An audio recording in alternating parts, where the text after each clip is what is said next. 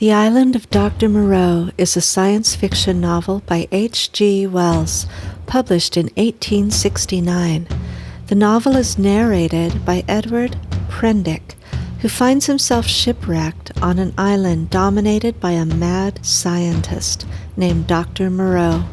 Prendick suspects that experiments are being carried out on humans, resulting in hybrid forms. However, the doctor explains that he has actually been changing animals into people, which he calls beast folk, with him as their leader and God.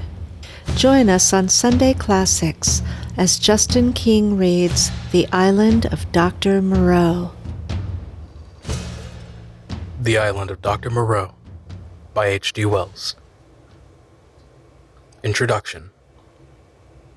On February the 1st of 1887, the Lady Vane was lost by collision with a derelict, when about the latitude 1 degree south and longitude 107 degree west. On January the 5th of 1888, that is 11 months and 4 days after, my uncle, Edward Prendick, a private gentleman, who certainly went aboard the Lady Vane at Callao, and who had been considered drowned, was picked up in latitude 5 degrees 3 hours south and longitude 101 degrees west, in a small open boat in which the name was illegible, but which is supposed to have belonged to the missing schooner, Ipecacuanha. He gave such a strange account of himself that he was supposed demented. Subsequently, he alleged that his mind was a blank from the moment of his escape from the Lady Vane. His case was discussed among psychologists at the time, but is a curious instance of the lapse of memory consequent upon physical and mental stress. The following narrative was found among his papers by the undersigned, his nephew and heir, but unaccompanied by any definite request for publication. The only island known to exist in this region in which my uncle was picked up was Noble's Isle, a small volcanic islet and uninhabited. It was visited in 1891 by HMS Scorpion. A party of sailors then landed, but found nothing living thereon except certain curious white moths, some hogs and rabbits, and some rather peculiar rats, so that this narrative is without confirmation in its most essential particular.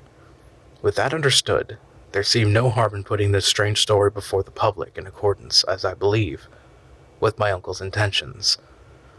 There is at least this much on its behalf. My uncle passed out of human knowledge about latitude 5 degrees south and longitude 105 degrees east, and reappeared in the same part of the ocean after a space of 11 months. In some way, he must have lived during the interval, and it seemed that a schooner called the Ipecacuanha was the drunken captain, John Davies, did start from Africa with a puma and certain other animals aboard in January of 1887. That the vessel was well known at several ports in the South Pacific, and that it finally disappeared from those seas, with a considerable amount of corpora aboard, sailing to his unknown fate from Bahia in December of 1887, a date that tallies entirely with my uncle's story. Chapter 1. In the Dinghy of the Lady Vane. I do not propose to add anything to what has already been written concerning the loss of the Lady Vane. As everyone knows, she collided with a derelict when 10 days out from Callao. The longboat, with 7 of the crew, was picked up 18 days after by H.M. gunboat Myrtle, and the story of their terrible privations has become quite as well known as the far more horrible Medusa case. But I have to add to the published story of the Lady Vane another, possibly as horrible and far stranger. It has hitherto been supposed that the 4 men who were in the dinghy perished, but this is incorrect. I have the best evidence for this assertion. I was one of the 4 men.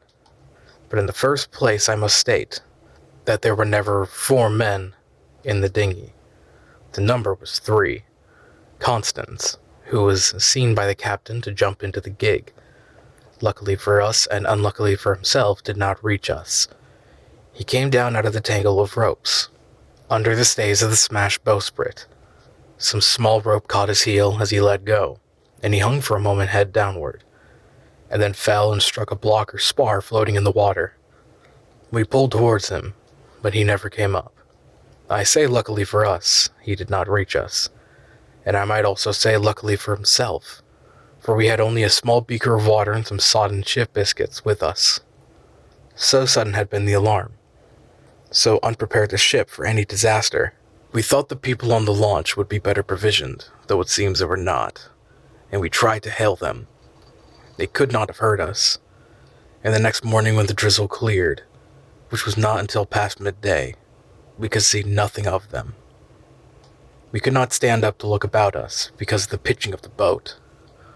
The two of the men who had escaped so far with me were a man named Helmar, a passenger like myself, and a seaman whose name I don't know, a short, sturdy man with a stammer.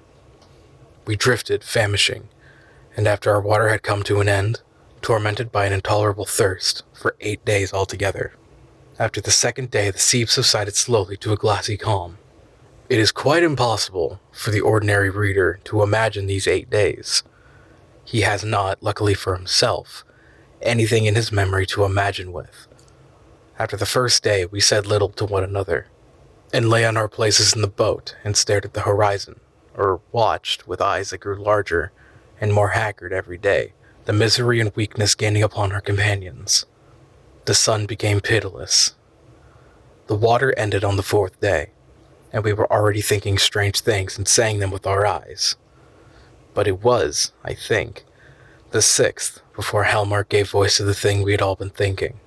I remember our voices were dry and thin, so that we bent towards one another and spared our words.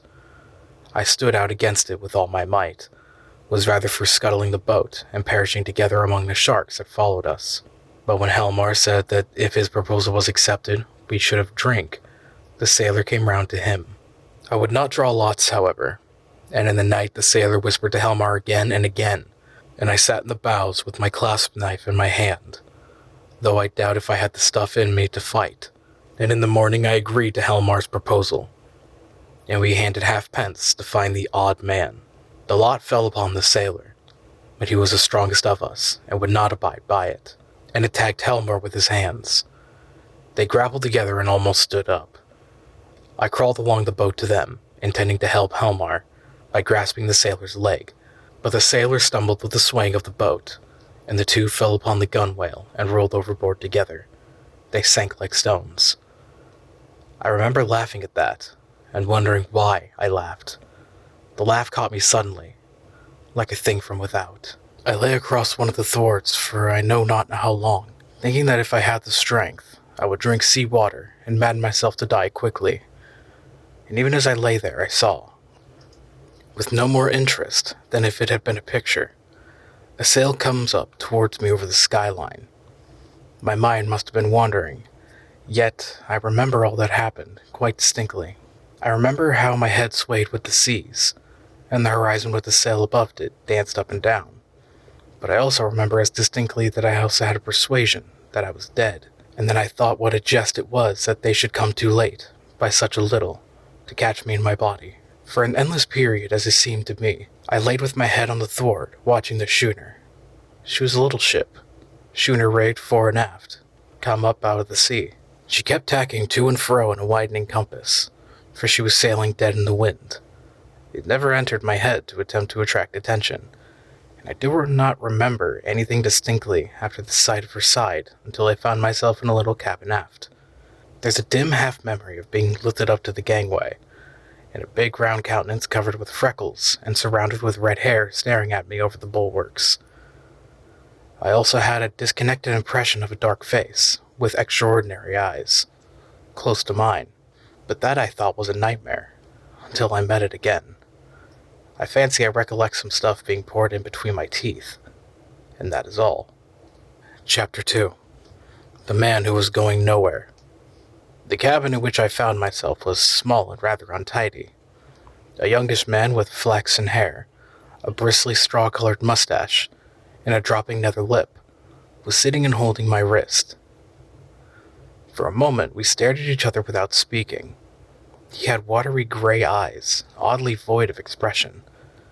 Then just overhead came a sound like an iron bedstead being knocked about, and the low, angry growling of some large animal. At the same time, the man spoke. He repeated his question. "How do you feel now?" I think I said I felt all right. I could not recollect how I had got there. He must have seen the question in my face, for my voice was inaccessible to me. You were picked up in a boat, starving. The name of the boat was the Lady Vane, and there were spots of blood on the gunwale. At the same time, my eye caught my hand, so thin that it looked like a dirty skin purse full of loose bones, and all the business of the boat came back to me. Have some of this, said he, and gave me a dose of some scarlet stuff, iced. It tasted like blood, and made me feel stronger. You were in luck, said he, to get picked up by a ship with a medical man aboard. He spoke with a slobbering articulation, but the ghost of a lisp. Whose ship is this? I said slowly, hoarse from my long silence. It's a little trader from Marika to Calo. I never asked where she came from in the beginning. Out of the land of born fools, I guess. I am a passenger myself from Marika. The silly ass who owns her. He's captain too, named Davies. He's lost his certificate or something. You know the kind of man. Calls the things the Ipechuana of all silly infernal names. Though when there's much of a sea without any wind, she certainly acts according. Then the noise overhead began again, a snarling growl, and the voice of a human being together. Then another voice telling some heaven-forsaken idiot to desist. You were nearly dead, said my interlocutor. It's a very near thing indeed, but I've put some stuff into you now. Notice your arm's sore. Injections. You've been insensible for nearly 30 hours. I thought slowly. I was distracted now by the yelping of a number of dogs. Am I eligible for solid food? I asked. Thanks to me, he said. Even now the mutton is boiling. Yes, I said with assurance. I could eat some mutton. But, said he with a momentary hesitation, you know I'm dying to hear about how you came to be alone in that boat. Damn that howling.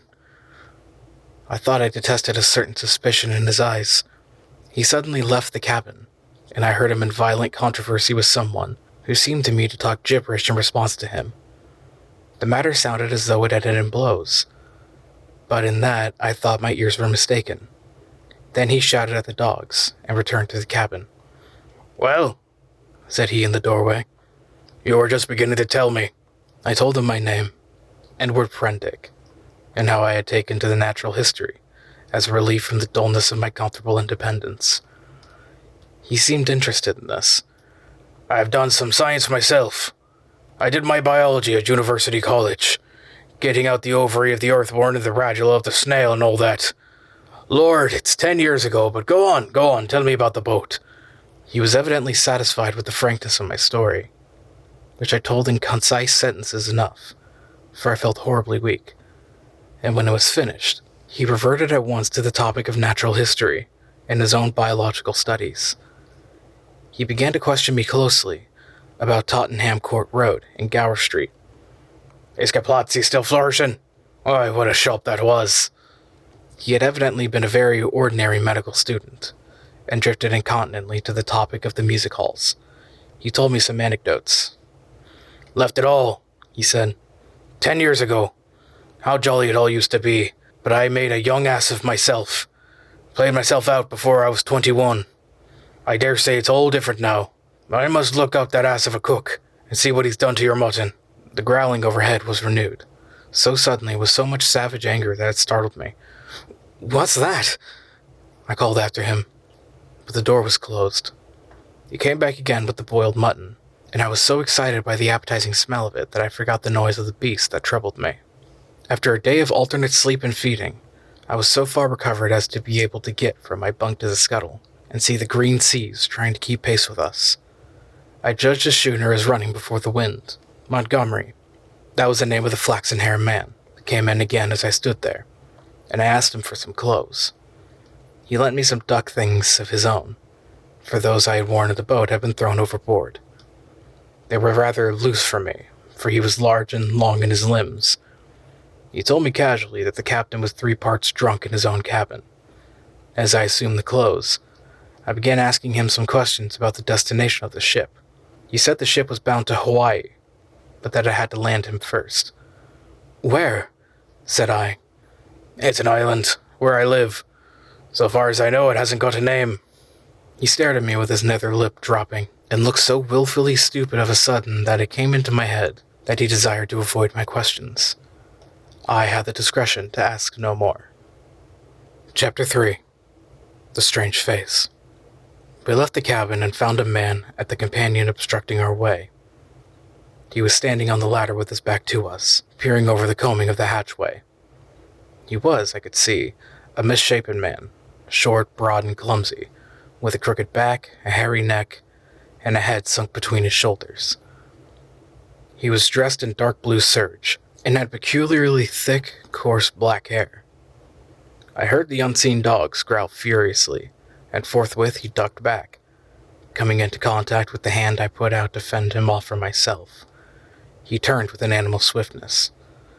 In some indefinable way, the black face thus flashed upon me shocked me profoundly. It was a singularly deformed one. The facial part projected, forming something dimly suggestive of a muzzle, and the huge half-open mouth showed as big white teeth as I had ever seen in a human mouth. His eyes were bloodshot at the edges, with scarcely a rim of white round the hazel pupils. There was a curious glow of excitement in his face. "Confound you!" said Montgomery. "Why the devil don't you get out of the way?" The black-faced man started aside without a word. I went up the companion, staring at him instinctively as I did so. Montgomery stayed at the foot for a moment. "You have no business here, you know," he said in a deliberate tone. "Your place is forward." The black-faced man cowered. They won't have me forward." He spoke slowly with a queer hoarse quality in his voice. "Won't have you forward," said Montgomery in a menacing voice. "But I tell you to go." He was on the brink of saying something further, then looked up at me suddenly and followed me up the ladder. I had paused halfway through the hatchway, looking back, still astonished beyond measure at the grotesque ugliness of this black-faced creature. I had never beheld such a repulsive and extraordinary face before, and yet, if the contradiction is credible, I experienced at the same time an odd feeling that in some way I had already encountered exactly the features and gestures that now amazed me. Afterwards it occurred to me that probably I had seen him as I was lifted aboard, and yet that scarcely satisfied my suspicion of a previous acquaintance. Yet how one could have set eyes on so singular a face, and yet have forgotten the precise occasion, passed my imagination. Montgomery's movement to follow me released my attention, and I turned and looked about me at the flush deck of the little schooner. I was already half prepared by the sounds I had heard for what I saw. Certainly I never beheld the deck so dirty. It was littered with scraps of carrot, shreds of green stuff, and indescribable filth. Fastened by chains to the main mast were a number of grisly staghounds, who now began leaping and barking at me, and by the mizzen a huge puma was cramped in a little iron cage, far too small even to give it turning room. Farther under the starboard bulwark were some of the big hutches containing a number of rabbits, and a solitary llama was squeezed in a mere box of a cage forward. The dogs were muzzled by leather straps. The only human being on deck was a gaunt and silent sailor at the wheel. The patched and dirty spankers were tense before the wind, and up aloft the little ship seemed carrying every sail she had. The sky was clear, the sun midway down the western sky. Long waves, capped by the breeze with froth, were running with us. We went past the steersman to the taffrail, and saw the water come foaming under the stern, and the bubbles go dancing and vanishing in her wake. I turned and surveyed the unsavory length of the ship. "Is this an Oja menagerie?" said I. "Looks like it," said Montgomery. "What are these beasts for? Merchandise? Curios? Does the captain think he's going to sell them somewhere in the South Seas?" "It looks like it, doesn't it?" said Montgomery, and turned towards the wake again. Suddenly we heard a yelp and a volley of furious blasphemy from the companion hatchway, and the deformed man with the black face came up hurriedly. He was immediately followed by a heavy red-haired man in a white cap. At the sight of the former, the staghounds, who had all tired of barking at me at this time, became furiously excited, howling and leaping against their chains. The black hesitated before them, and this gave the red-haired man time to come up with him, and deliver a tremendous blow between the shoulder blades. The poor devil went down like a felled ox, and rolled in the dirt among the furiously excited dogs. It was lucky for him that they were muzzled. The red-haired man gave a yelp of exultation, and stood staggering, and as it seemed to me in serious danger of either going backwards down the companion hatchway, or forwards upon his victim. So soon as the second man had appeared, Montgomery had started forward. "Steady on there!" he cried in a tone of remonstrance. A couple of sailors appeared in the forecastle. The black-faced man, howling in a singular voice, rolled about under the feet of the dogs. No one attempted to help him. The brutes did their best to worry him, butting their muzzles at him. There was a quick dance of their lithe, gray-figured bodies over the clumsy, prostrate figure. The sailors forward shouted, as though it was an admirable sport. Montgomery gave an angry exclamation and went striding down the deck, and I followed him. The black-faced man scrambled up and staggered forward, going and leaning over the bulwark by the main shrouds, where he remained, panting and glaring over his shoulder at the dogs. The red-haired man laughed a satisfied laugh. "Look here, Captain," said Montgomery with his lisp a little accentuated, gripping the elbows of the red-haired man. "This won't do." I stood behind Montgomery. The captain came half round, and regarded him with the dull and solemn eyes of a drunken man. "What won't do?" he said, and added, after looking sleepily into Montgomery's face for a minute, "I blasted sawbones." With a sudden movement he shook his arms free, and after two ineffectual attempts struck his freckled fists into his side pockets. "That man's a passenger," said Montgomery. "I'd advise you to keep your hands off him." "Ah, go to hell," said the captain loudly. He suddenly turned and staggered toward the side. "Do what I like on my own ship," he said. I think Montgomery might have left him then, seeing the brute was drunk, but he only turned a shade paler, and followed the captain to the bulwarks. "Look you here, Captain," he said. "That man of mine is not to be ill-treated. He has been hazed ever since he came aboard." For a minute, alcoholic fumes kept the captain speechless. "Blasted sawbones," was all he considered necessary. I could see that Montgomery had one of those slow, pertinacious tempers that will warm day after day with a white heat, and never again cool to forgiveness. And I saw, too, that this quarrel had been some time growing. "The man's drunk," said I, perhaps officiously. "You'll do no good." Montgomery gave an ugly twist to his dropping lip. "He's always drunk. Do you think that excuses his assaulting his passengers?" "My ship," began the captain, waving his hand unsteadily toward the cages, "was a clean ship. Look at it now." It was certainly anything but clean. "Crew," continued the captain. "Clean, respectable crew. You agreed to take the beasts. I wish I'd never set eyes on your infernal island. What the devil? Want beasts for on an island like that? Then that man of yours understood he was a man. He's a lunatic, and he hadn't no business aft. Do you think the whole damned ship belongs to you? Your sailors began to haze the poor devil as soon as he came aboard." "That's just what he is. He's a devil. An ugly devil. My men can't stand him. I can't stand him. None of us can't stand him. Nor you either." Montgomery turned away. "You leave that man alone anyhow," he said, nodding his head as he spoke. But the captain meant to quarrel now. He raised his voice. "If he comes this end of this ship again, I'll cut his insides out, I tell you. Cut out his blasted insides. Who are you to tell me what I'm to do? I tell you I'm captain of this ship, captain and owner. I'm the law here, I tell you. The law and the prophets. I bargained to take a man and his attendant to and from Mauritius, and bring back some animals. I never bargained to carry a mad devil and a silly sawbones. Well, never mind what he called Montgomery. I saw the latter take a step forward and interposed. "He's drunk," said I. The captain began some abuse even fouler than the last. "Shut up," I said, turning on him sharply, for I had seen dangers in Montgomery's white face. With that I brought the downpour on myself.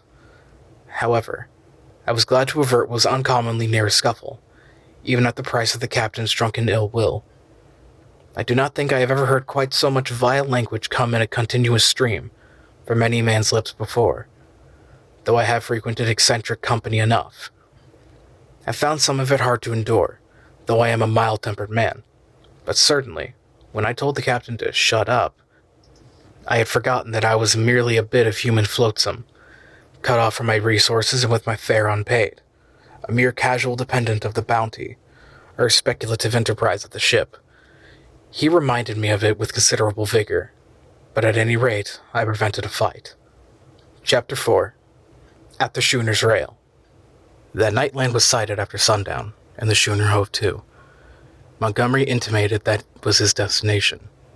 It was too far to see any details. It seemed to me then simply a low-lying patch of dim blue in the uncertain blue-gray sea. An almost vertical streak of smoke went up from it into the sky. The captain was not on deck when it was sighted. After he had vented his wrath on me, he had staggered below, and I understand he went to sleep on the floor of his own cabin. The mate practically assumed the command. He was the gaunt, taciturn individual we had seen at the wheel. Apparently, he was in an evil temper with Montgomery. He took not the slightest notice of either of us. We dined with him in a sulky silence, after a few ineffectual efforts on my part to talk. It struck me, too, that the men regarded my companion and his animals in a singularly unfriendly manner. I found Montgomery was very reticent about his purpose with these creatures, and about his destination, and though I was sensible of a growing curiosity as to both, I did not press him. We remained talking on the quarterdeck until the sky was thick with stars, except for an occasional sound in the yellow-lit forecastle, and a movement of the animals now and then. The night was very still. The puma lay crouched together, watching us with shining eyes, a black heap in the corner of its cage. Montgomery produced some cigars. He talked to me of London in a tone of half-painful reminiscence, asking all kinds of questions about changes that had taken place. He spoke like a man who had loved his life there, and had been suddenly and irrevocably cut off from it. I gossiped as well as I could of this and that. All the time, the strangeness of him was shaping itself in my mind, and as I talked, I peered at his odd, pallid face in the dim light of the binnacle lantern behind me. Then I looked out at the darkling sea, where in the dimness his little island was hidden. This man, it seemed to me, had come out of immensity merely to save my life. Tomorrow he would drop over the side and vanish again out of my existence. Even had it been under commonplace circumstances, it would have made me a trifle thoughtful. But in the first place was the singularity of an educated man living on this unknown little island, and coupled with that the extraordinary nature of his luggage. I found myself repeating the captain's question. What did he want with the beasts? Why, too, had he pretended they were not his when I had remarked about them at first? Then again, in his personal attendant there was a bizarre quality which had impressed me profoundly. These circumstances threw a haze of mystery round the man. They laid hold of my imagination, and hampered my tongue. Towards midnight, our talk of London died away, and we stood side by side leaning over the bulwark, and staring dreamily over the silent, starlit sea, each pursuing his own thoughts. It was the atmosphere for sentiment, and I began upon my gratitude. "If I may say it," said I, after a time, "you have saved my life." "By chance," he answered. "Just chance. I prefer to make my thanks to the accessible agent." "I thank no one. You had the need, and I had the knowledge. And I injected and fed you much as I might have collected a specimen. I was bored and wanted something to do. If I'd been jaded that day or hadn't liked your face, well, it's a curious question where you would have been now." This dampened my mood a little. "At any rate," I began. "It's chance, I tell you," he interrupted. "As everything is in a man's life. Only the asses won't see it. Why am I here now, an outcast from civilization, instead of being a happy man enjoying all the pleasures of London? Simply because 11 years ago, I lost my head for 10 minutes on a foggy night." He stopped. "Yes?" said I. That's all." We relapsed into silence. Presently he laughed. "There is something in this starlight that loosens one's tongue. I'm an ass, and yet somehow I would like to tell you." "Whatever you tell me, you may rely upon my keeping to myself, if that's it." He was on the point of beginning, and then shook his head doubtfully. "Don't," said I. "It is all the same to me. After all, it is better to keep your secret. There's nothing gained but a little relief if I respect your confidence. If I don't, well, he grunted undecidedly. I felt I had him at a disadvantage, had caught him in the mood of indiscretion. And to tell the truth, I was not curious to learn what might have driven a young medical student out of London. I have an imagination. I shrugged my shoulders and turned away. Over the taffrail leant a silent black figure, watching the stars. It was Montgomery's strange attendant. I looked over its shoulder quickly with my movement, then looked away again. It may seem a little thing to you, perhaps, but it came like a sudden blow to me. The only light near us was a lantern at the wheel. The creature's face was turned for one brief instant out of the dimness of the stern towards the illumination, and I saw that the eyes that glanced at me shone with the pale green light. I did not know that a reddish luminosity, at least, is not uncommon in human eyes. The thing came to me as a stark inhumanity. That black figure with its eyes of fire struck down through all my adult thoughts and feelings, and for a moment, the forgotten horrors of childhood came back to my mind. Then the effect passed as it had come. An uncouth black figure of a man, a figure of no particular import, hung over the taffrail against the starlight, and I found Montgomery was speaking to me. "I'm thinking of turning in then," said he, "if you've had enough of this." I answered him incredulously. We went below, and he wished me good night at the door of my cabin. That night I had some very unpleasant dreams. The waning moon rose late. Its light struck a ghostly white beam across my cabin, and made an ominous shape on the planking by my bunk. Then the staghounds woke, and began howling and baying, so that I dreamt fitfully and scarcely slept until the approach of dawn.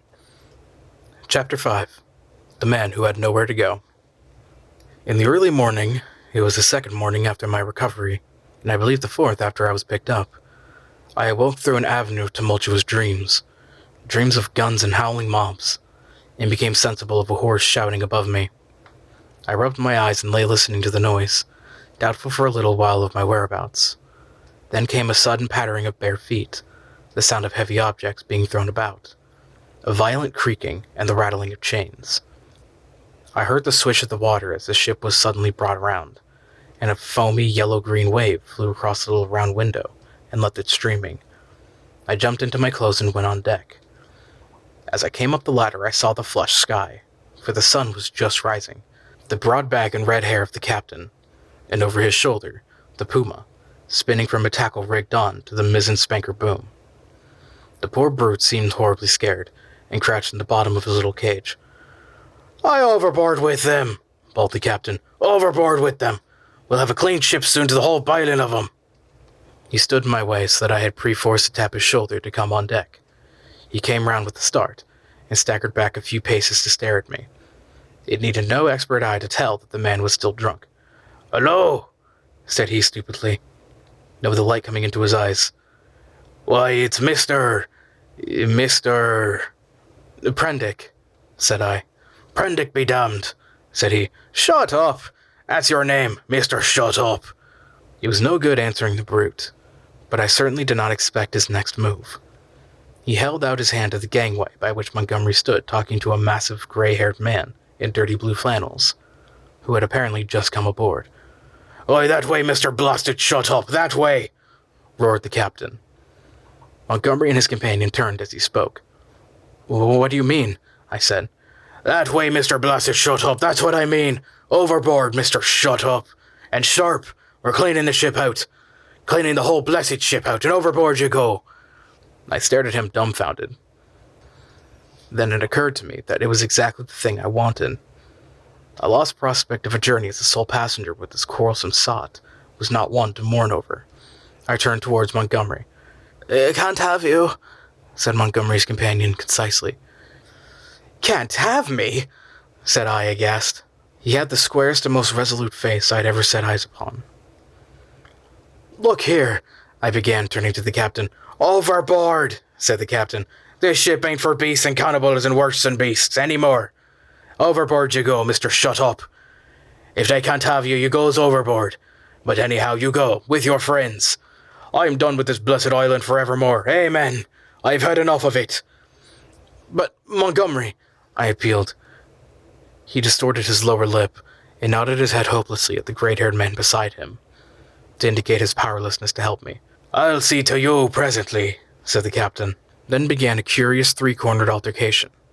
Apparently I appealed to one and another of the three men. First to the gray-haired man to let me land, and then to the drunken captain to keep me aboard. I even bawled entreaties to the sailors, and Montgomery never said a word, only shook his head. "You're going overboard, I tell you," was the captain's refrain. "Law be damned, I'm king here." At last I must confess my voice suddenly broke in the middle of a vigorous threat.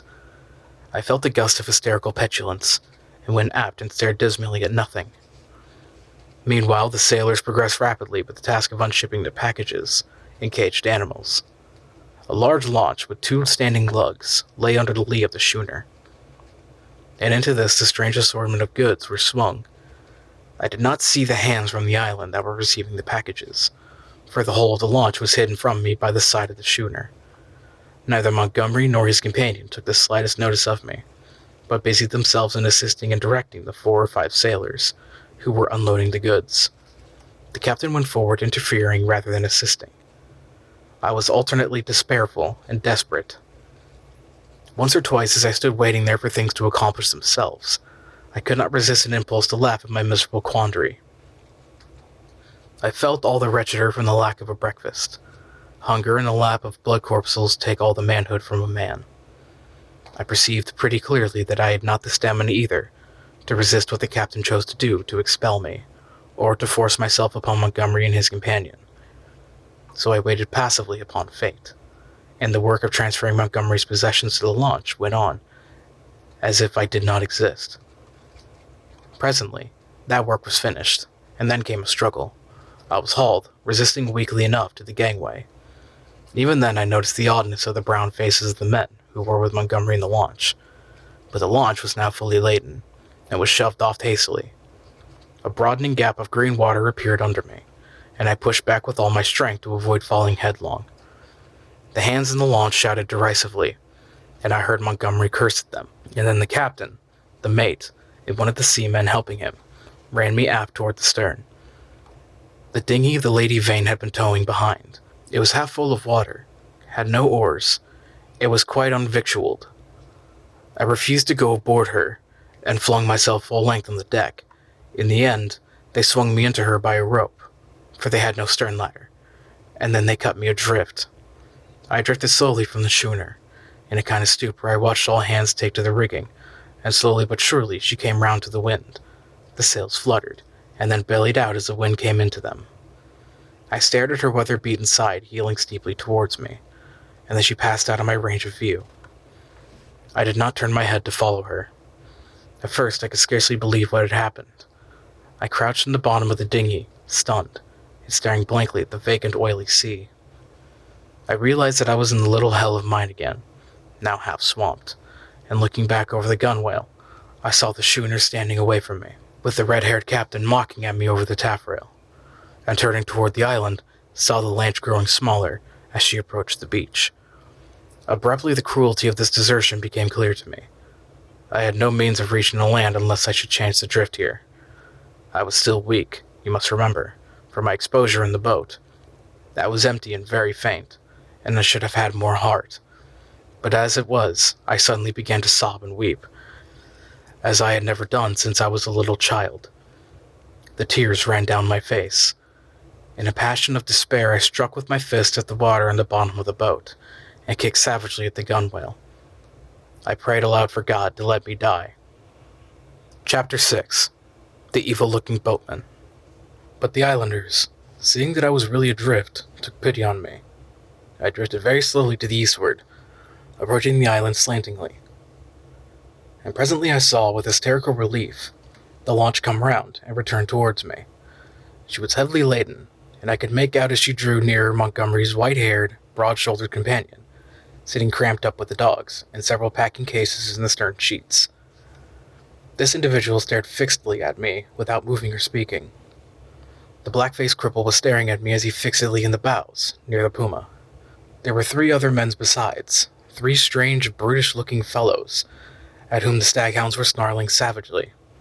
Montgomery, who was steering, brought the boat by me, and rising, caught and fastened my painter to the tiller to tow me, for there was no room aboard, I had recovered from my hysterical phase by this time, and answered his hail as he approached, bravely enough. I told him the dinghy was nearly swamped, and he reached me a biggin. It was jerked back as the rope tightened between the boats. For some time I was busy bawling. It was not until I had got the water under, for the water in the dinghy had been shipped, the boat was perfectly sound, that I had leisure to look at the people in the launch again. The white-haired man I found was still regarding me steadfastly, but with an expression, as I now fancied, of some perplexity. When my eyes met his, he looked down at the staghound that sat between his knees. He was a powerfully built man, as I have said, with a fine forehead and rather heavy features, but his eyes had that odd drooping of the skin above the lids, which often comes with advancing years, and the fall of his heavy mouth at the corners gave him an expression of pugnacious resolution. He talked to Montgomery in a tone too low for me to hear. From him my eyes traveled to his three men, and a strange crew they were. I saw only their faces, yet there was something in their faces, I knew not what, that gave me a queer spasm of disgust. I looked steadily at them, and the impression did not pass, though I failed to see what had occasioned it. They seemed to me to be brown men, but their limbs were oddly swathed in some thin, dirty white stuff down even to the fingers and feet. I had never seen men so wrapped up before, and women so only in the East.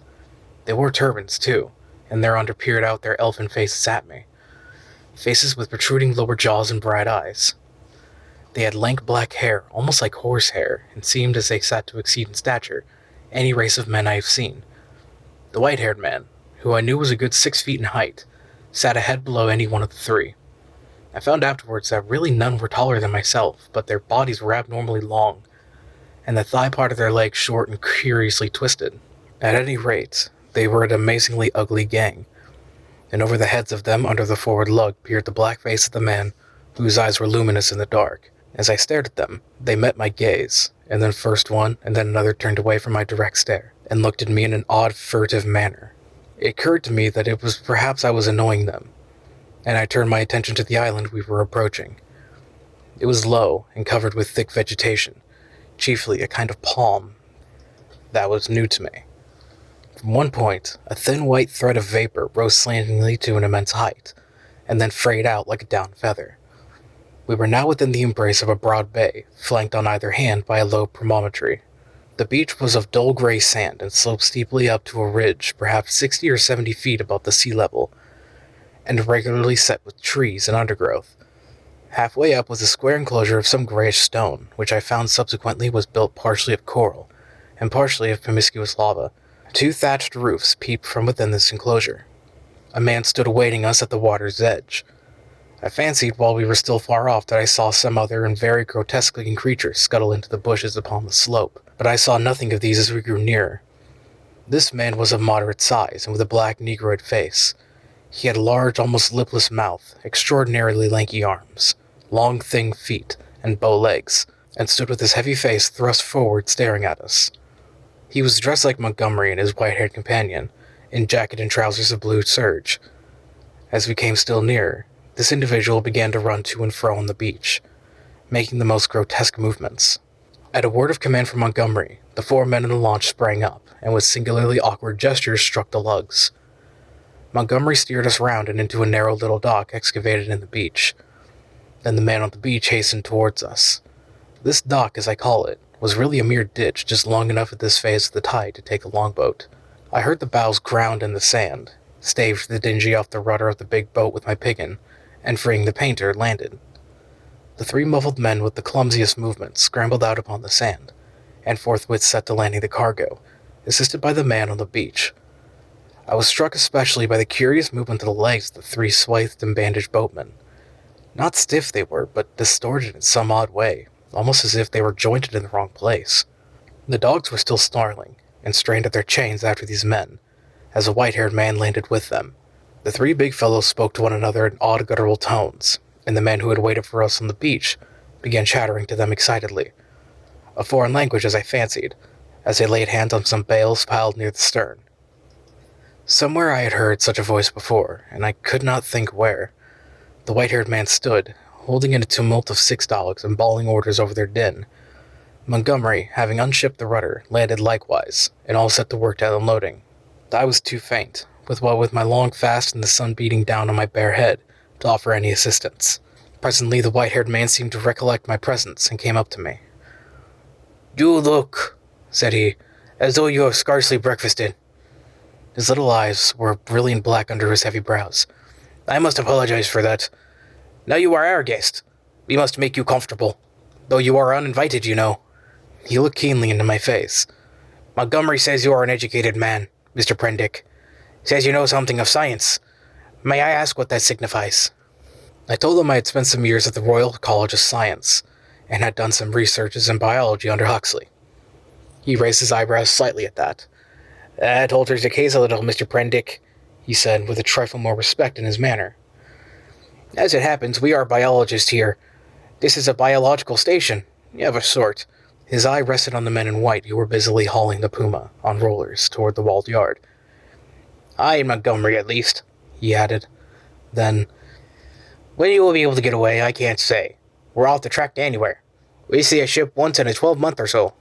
He left me abruptly and went up the beach past this group, and I think entered the enclosure. The other two men were with Montgomery, erecting a pile of smaller packages on a low-wheeled truck. The llama was still on the launch with the rabbit hutches. The staghounds were still lashed to the thwarts. The pile of things completed, all three men lay hold of the truck, and began shoving the ton weight or so upon it after the puma. Presently, Montgomery left them, and coming back to me held out his hand. "I'm glad," said he, "for my own part. That captain was a silly ass. He'd have made things lively for you." "It was you," said I, "that saved me again." "Nay, that depends. You'll find this island an infernally rum place, I promise you. I'd watch my goings carefully. If I were you, He hesitated, and seemed to alter his mind about what was on his lips. "I wish you'd help me with these rabbits," he said. His procedure with the rabbits was singular. I waded in with him and helped him lug one of the hutches ashore. No sooner was that done than he opened the door of it, and tilting the thing on one end, turned its living contents out on the ground. They fell in a struggling heap, one on top of the other. He clapped his hands, and forthwith they went off with that hopping run of theirs, 15 or 20 of them, I should think, up the beach.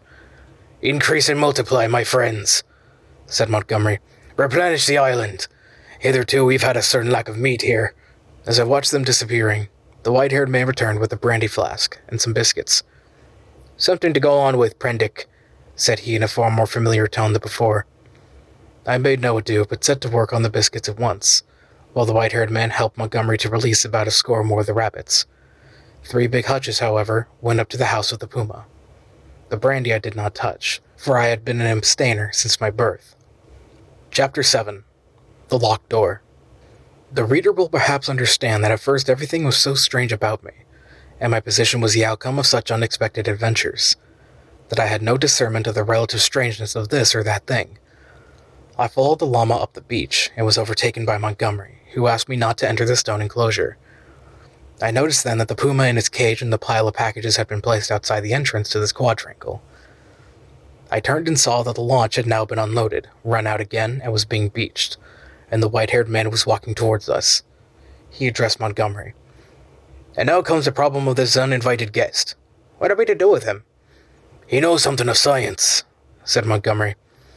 "I mentioned to get to work again, with this new stuff," said the white-haired man, nodding towards the enclosure. His eyes grew brighter. "I dare say you are," said Montgomery, in anything but a cordial tone. "We can't send him over there, and we can't spare the time to build him a new shanty, and we certainly can't take him into our confidence just yet." "I'm in your hands," said I. I had no idea what he meant by over there. "I've been thinking of the same things," Montgomery answered. "There's my room with the outer door." "That's it," said the elder man promptly, looking at Montgomery. Now 3 of us went toward the enclosure. "I'm sorry to make a mystery, Mr. Prendick, but you'll remember you're uninvited. Our little establishment here contains a secret or so. It is a kind of Bluebeard's chamber, in fact. Nothing very dreadful, really, to a sane man. But just now, as we don't know you—" "Decidedly," said I. "I should be a fool to take offense at any want of confidence." He twisted his heavy mouth into a faint smile. He was one of those saturnine people who smile with the corners of the mouth down, and bowed his acknowledgment of my complaisance. The main entrance to the enclosure was passed. It was a heavy wooden gate, framed in iron and locked, with a cargo of the launch pile outside it, and at the corner we came to a small doorway I had not previously observed. The white-haired man produced a bundle of keys from the pocket of his greasy blue jacket, opened his door, and entered. His keys, and the elaborate locking up of the place even while it was still under his eye, struck me as peculiar. I followed him, and found myself in a small apartment, plainly but not uncomfortably furnished, and with its inner door, which was slightly ajar, opening into a paved courtyard. This inner door Montgomery at once closed. A hammock was slung outside the darker corner of the room, and a small unglazed window defended by an iron bar looked out toward the sea. This the white-haired man told me was to be my apartment, and the inner door, which, for fear of accidents, he said, he would lock on the other side, was my limit inward. He called my attention to a convenient desk chair before the window, and to an array of old books, chiefly, I found, surgical works and editions of the Latin and Greek classics, languages I cannot read with any comfort, on a shelf near the hammock. He left the room by the outer door, as if to avoid opening the inner once again. "We usually have our meals in here," said Montgomery, and then, as if in doubt, went out after the other. "Moreau!" I heard him call, and for the moment I did not think I noticed. Then, as I handed the books off the shelf, it came up in consciousness. Where had I heard the name of Moreau before? I sat down before the window, took out the biscuits that still remained to me, and ate them with an excellent appetite. Moreau! Through the window I saw one of those unaccountable men in white, lugging a packing case along the beach. Presently a window frame hit him. Then I heard a key inserted and turned in the lock behind me. After a little while I heard through the locked door the noise of the staghounds that had now been brought up from the beach. They were not barking, but sniffing and growling in a curious fashion. I could hear the rapid patter of their feet, and Montgomery's voice soothing them. I was very much impressed by the elaborate secrecy of these two men regarding the contents of this place, and for some time I was thinking of that, and of the unaccountable familiarity of the name of Moreau. But so odd is the human memory that I could not then recall that well-known name in its proper connection. From that, my thoughts went to the indefinable queerness of the deformed man on the beach. I never saw such a gait, such odd motions as he pulled at the box. I recalled that none of these men had spoken to me, though most of them I had found looking at me at one time or another, in a peculiarly furtive manner, quite unlike the frank stare of your unsophisticated savage. Indeed, they all seemed remarkably taciturn, and when they did speak, endowed with very uncanny voices. What was wrong with them? Then I recalled the eyes of Montgomery's ungainly attendant. Just as I was thinking of him, he came in. He was now dressed in white, and carried a little tray with some coffee and boiled vegetables thereon. I could hardly repress a shuddering recoil as he came, bending amiably, and placed the tray before me on the table. Then astonishment paralyzed me. Under his stringy black locks I saw his ear. It jumped upon me suddenly close to my face. The man had pointed ears, covered with a fine brown fur. "Your breakfast, sire," he said. I stared at his face without attempting to answer him. He turned and went toward the door, regarding me oddly over his shoulder. I followed him out with my eyes, and as I did so, by some odd trick of unconscious cerebration, there came surging into my head the phrase, "The Moreau Hollows." Was it? The Moreau... Ah, you sent my memory back 10 years. The Moreau Horrors! The phrase drifted loose in my mind for a moment, and then I saw it in red lettering on a little buff-colored pamphlet, to read which made one shiver and creep. Then I remembered distinctly all about it. That long-forgotten pamphlet came back with startling vividness to my mind. I had been a mere lad then, and Moreau was, I suppose, about 50, a prominent, masterful physiologist, well known in scientific circles for his extraordinary imagination, and his brutal directness in discussion. Was this the same Moreau? He had published some very astonishing facts in connection with the transfusion of blood, and in addition was known to be doing valuable work on morbid growths. Then suddenly his career was closed. He had to leave England. A journalist obtained access to his laboratory in the capacity of laboratory assistant, with the deliberate intention of making sensational exposures. And by the help of a shocking accident, if it was an accident, his gruesome pamphlet became notorious. On the day of its publication, a wretched dog, flayed and otherwise mutilated, escaped from Moreau's house. It was in the silly season, and a prominent editor, a cousin of the temporary laboratory assistant, appealed to the conscience of the nation. It was not the first time that conscience had turned against the methods of research. The doctor was simply howled out of the country. It may be that he deserved to be, but I still think that the tepid support of his fellow investigators and his desertion by the great body of scientific workers, it was a shameful thing. Yet some of his experiments, by the journalist's account, were wantonly cruel.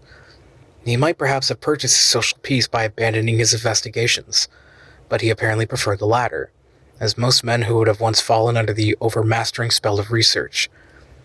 He was unmarried, and had indeed nothing but his own interest to consider. I felt convinced that this must be the same man. Everything pointed to it. It dawned upon me to what end the puma and the other animals, which had now been brought with their luggage into the enclosure behind the house, were destined. In a curious faint odor, the halitus of something similar. An odor that had been in the background of my consciousness hitherto, suddenly came forward into the forefront of my thoughts. It was the antiseptic odor of the dissecting room. I heard the puma growling through the wall, and one of the dogs yelled as though it had been struck. Yet surely, and especially to another scientific man, there was nothing so horrible in vivisection as to account for this secrecy. And by some odd leap of my thoughts, the pointed ears and luminous eyes of Montgomery's attendant came back again before me with the sharpest definition. I stared before me out at the green sea, frothing under a freshening breeze, and let these and the other strange memories of the last few days chase one another through my mind. What could it all mean? A locked enclosure on a lonely island? A notorious vivisector? And these crippled and distorted men. Chapter 8. The Crying of the Puma. Montgomery interrupted my tangle of mystification and suspicion about 1 o'clock, and his grotesque attendant followed him with a tray bearing bread, some herbs and some other eatables, a flask of whiskey, a jug of water, and 3 glasses and knives. I glanced askance at this strange creature and found him watching me with his queer, restless eyes. Montgomery said he would lunch with me, but that Moreau was too preoccupied with some work to come. "Moreau," said I. "I know that name." "Why the devil you do," said he. "What an ass I was to mention it to you. I might have thought. Anyhow, it will give you an inkling of our mysteries. Whiskey?" "No thanks, I'm an abstainer." "I wish I'd been. But it's no use locking the door after the steed is stolen. It was that infernal stuff which led to my coming here. That and a foggy night. I thought myself in luck at the time, when Moreau offered to get me off. It's queer. Montgomery," said I suddenly as the outer door closed. "Why has your man pointed ears?" "Damn," he said over his first mouthful of food. He stared at me for a moment, and then repeated, "Pointed ears?" "Little points to them," said I as calmly as possible to catch my breath. "And a fine black fur at the edges?" He helped himself to whiskey and water with great deliberation. "I was under the impression that his hair covered his ears. I saw them as you stooped by me to put that coffee you sent to me on the table, and his eyes shine in the dark." By this time, Montgomery had recovered from the surprise of my question. "I always thought," he said deliberately, with a certain accentuation of his flavoring of lisp, "that there was something the matter with his ears from the way he covered them. What were they like?" I was persuaded from his manner that this ignorance was pretense. Still, I could hardly tell the man that I thought him a liar. "Pointed," I said, "rather small and furry, distinctly furry.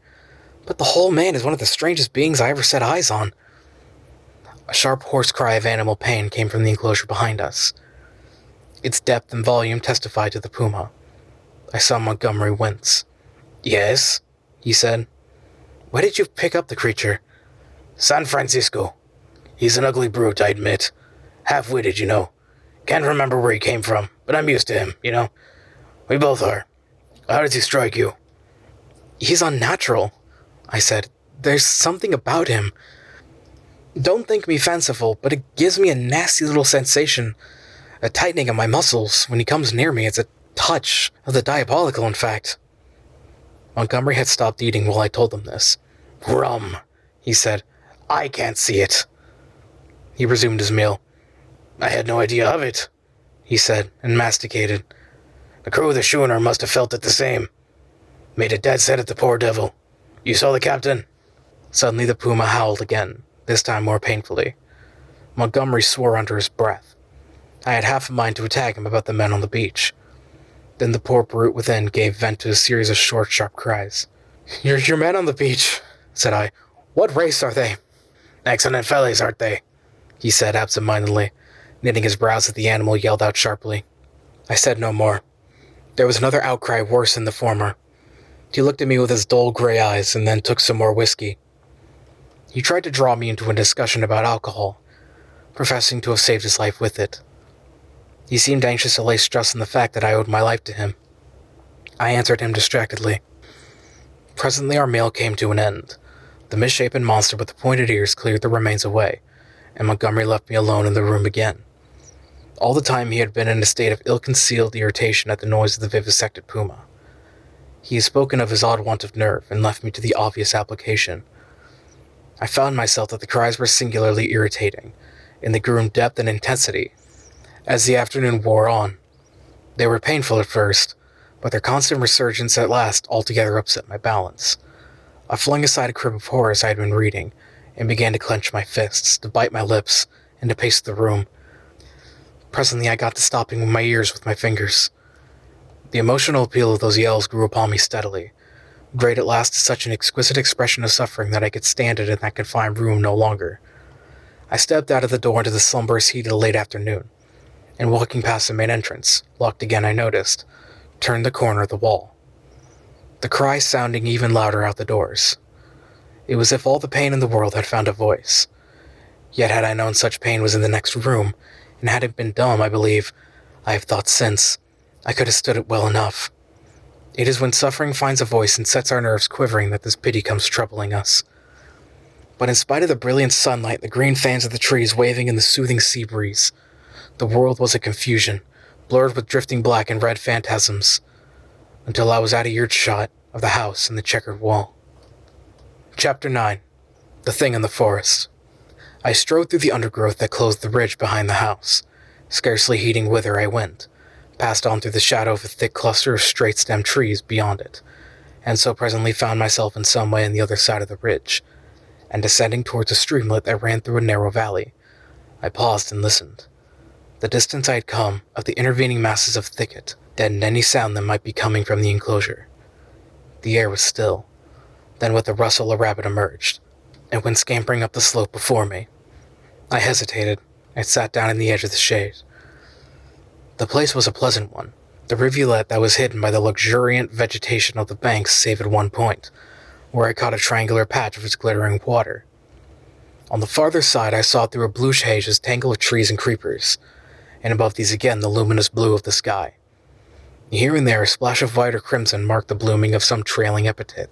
I let my eyes wander over the scene for quite a while, and then began to turn over in my mind again the strange peculiarities of Montgomery's man. But it was too hot to think elaborately, and presently I fell into a tranquil state midway between dozing and waking. From this I was aroused, after I know not how long, by rustling amidst the greenery of the other side of the stream. For a moment I could see nothing but the waving summits of the ferns and reeds. Then suddenly upon the bank of the stream appeared something. At first I could not distinguish what it was. It bowed its round head to the water and began to drink. Then I saw it was a man, going on all fours like a beast. He was clothed in bluish cloth, and was of a copper-colored hue with black hair. It seemed that grotesque ugliness was an invariable character of these islanders. I could hear the suck of the water at his lips as he drank. I leaned forward to see him better, and a piece of lava detached by my hand went pattering down the slope. He looked up guiltily, and his eyes met mine. Forthwith he scrambled to his feet, and stood wiping his clumsy hands across his mouth and regarding me. His legs were scarcely half the length of his body, so staring one another at a countenance, we remained for perhaps the space of a minute. Then, stopping to look back once or twice, he slunk off among the bushes to the right of me, and I heard the swish of the fronds grow faint in the distance and die away. Long after he had disappeared, I remained sitting up staring in the direction of his retreat. My drowsy tranquility had gone. I was startled by a noise behind me, and turning suddenly saw the flapping white tail of a rabbit vanishing up the slope. I jumped to my feet. The apparition of this grotesque half-bestial creature had suddenly populated the stillness of the afternoon for me. I looked around me rather nervously, and regretted that I was unarmed. Then I thought that the man I had just seen had been clothed in bluish cloth, had not been naked as a savage would have been. And I tried to persuade myself from that fact that he was, after all, probably a peaceful creature, that the dull ferocity of his countenance belied him. Yet I was greatly disturbed at the apparition. I walked to the left along the slope, turning my head about and peering this way and that among the straight stems of the trees. Why should a man go on all fours and drink with his lips? Presently I heard an animal wailing again, and taking this to be the puma, I turned about and walked in a direction diametrically opposite to the sound. This led me down the stream, across which I stepped and pushed my way up through the undergrowth beyond. I was startled by a great patch of vivid scarlet on the ground, and going up to it found it to be a peculiar fungus. Branched and corrugated like a fallacious lichen, but deliquescing into slime at the touch. And then in the shadow of some luxuriant ferns I came across an unpleasant thing. The dead body of a rabbit covered with shining flies, but still warm and with the head torn off. I stopped aghast at the sight of the scattered blood. Here at least was one visitor to the island disposed of. There were no traces of other violence about it. It looked as though it had been suddenly snatched up and killed. And as I stared at the little furry body came the difficulty of how the thing had been done. The vague dread that had been in my mind since I had seen the inhuman face of the man at the stream grew distincter as I stood there. I began to realize the hardihood of my expedition among these unknown people. The thicket about me became altered to my imagination. Every shadow became something more than a shadow, became an ambush. Every rustle became a threat. Invisible things seemed watching me. I resolved to go back to the enclosure on the beach. I suddenly turned away and thrust myself violently, possibly even frantically, through the bushes, anxious to clear space about me again. I stopped just in time to prevent myself emerging upon an open space. It was a kind of glade in the forest made by a fall. Seedlings were already starting up to struggle for the vacant space, and beyond, the dense growths of stems and twining vines, and splashes of fungus and flowers closed in again. Before me, squatting together upon the fungoid ruins of a huge fallen tree and still unaware of my approach, were three grotesque human figures. One was evidently a female, the other two were men. They were naked, save for swathings of scarlet cloth about the middle, and their skins were of a dull pinkish drab color, such as I had seen in no savages before. They had fat, heavy, chinless faces, retreating foreheads, and a scantly bristly hair upon their heads. I never saw such bestial-looking creatures. They were talking, or at least one of the men was talking to the other two, and all three had been too closely interested to heed the rustling of my approach. They swayed their heads and shoulders from side to side. The speaker's words came thick and sloppy, and though I could hear them distinctly, I could not distinguish what he said. He seemed to me to be reciting some complicated gibberish. Presently his articulation became shriller, and spreading his hands he rose to his feet. At that the others began to gibber in unison, also rising to their feet, spreading their hands and swaying their bodies in rhythm with their chant. I noticed then the abnormal shortness of their legs, and their lank, clumsy feet. All three began slowly to circle around, raising and stamping their feet and waving their arms. A kind of tune crept into their rhythmic recitation, and a refrain, Alula, or Balula, it sounded like. Their eyes began to sparkle, and their ugly faces to brighten, with an expression of strange pleasure. Saliva dripped from their lipless mouths. Suddenly, as I watched their grotesque and unaccountable gestures, I perceived clearly for the first time what it was that had offended me, what had given me two inconsistent and conflicting impressions of utter strangeness and yet of the strangest familiarity. The three creatures engaged in this mysterious rite were human in shape, and yet human beings with the strangest air about them and some familiar animal. Each of these creatures, despite its human form, its rag of clothing and the rough humanity of its bodily form, had woven into it, into its movements, into the expression of its countenance, into its whole presence, some now irresistible suggestion of a hog, a swindish taint, the unmistakable mark of the beast. I stood, overcome by this amazing realization, and then the most horrible questionings came rushing into my mind. They began leaping in the air, first one and then the other, whooping and grunting. Then one slipped, and for a moment was on all fours, to recover indeed forthwith. But that transitory gleam of the true animalism of these monsters was enough. I turned as noiselessly as possible, becoming every now and then rigid with the fear of being discovered, as a branch cracked or a leaf rustled. I pushed back into the bushes. It was long before I grew bolder and dared to move freely. My only idea for the moment was to get away from these foul beings, and I scarcely noticed that I had emerged upon a faint pathway amidst the trees.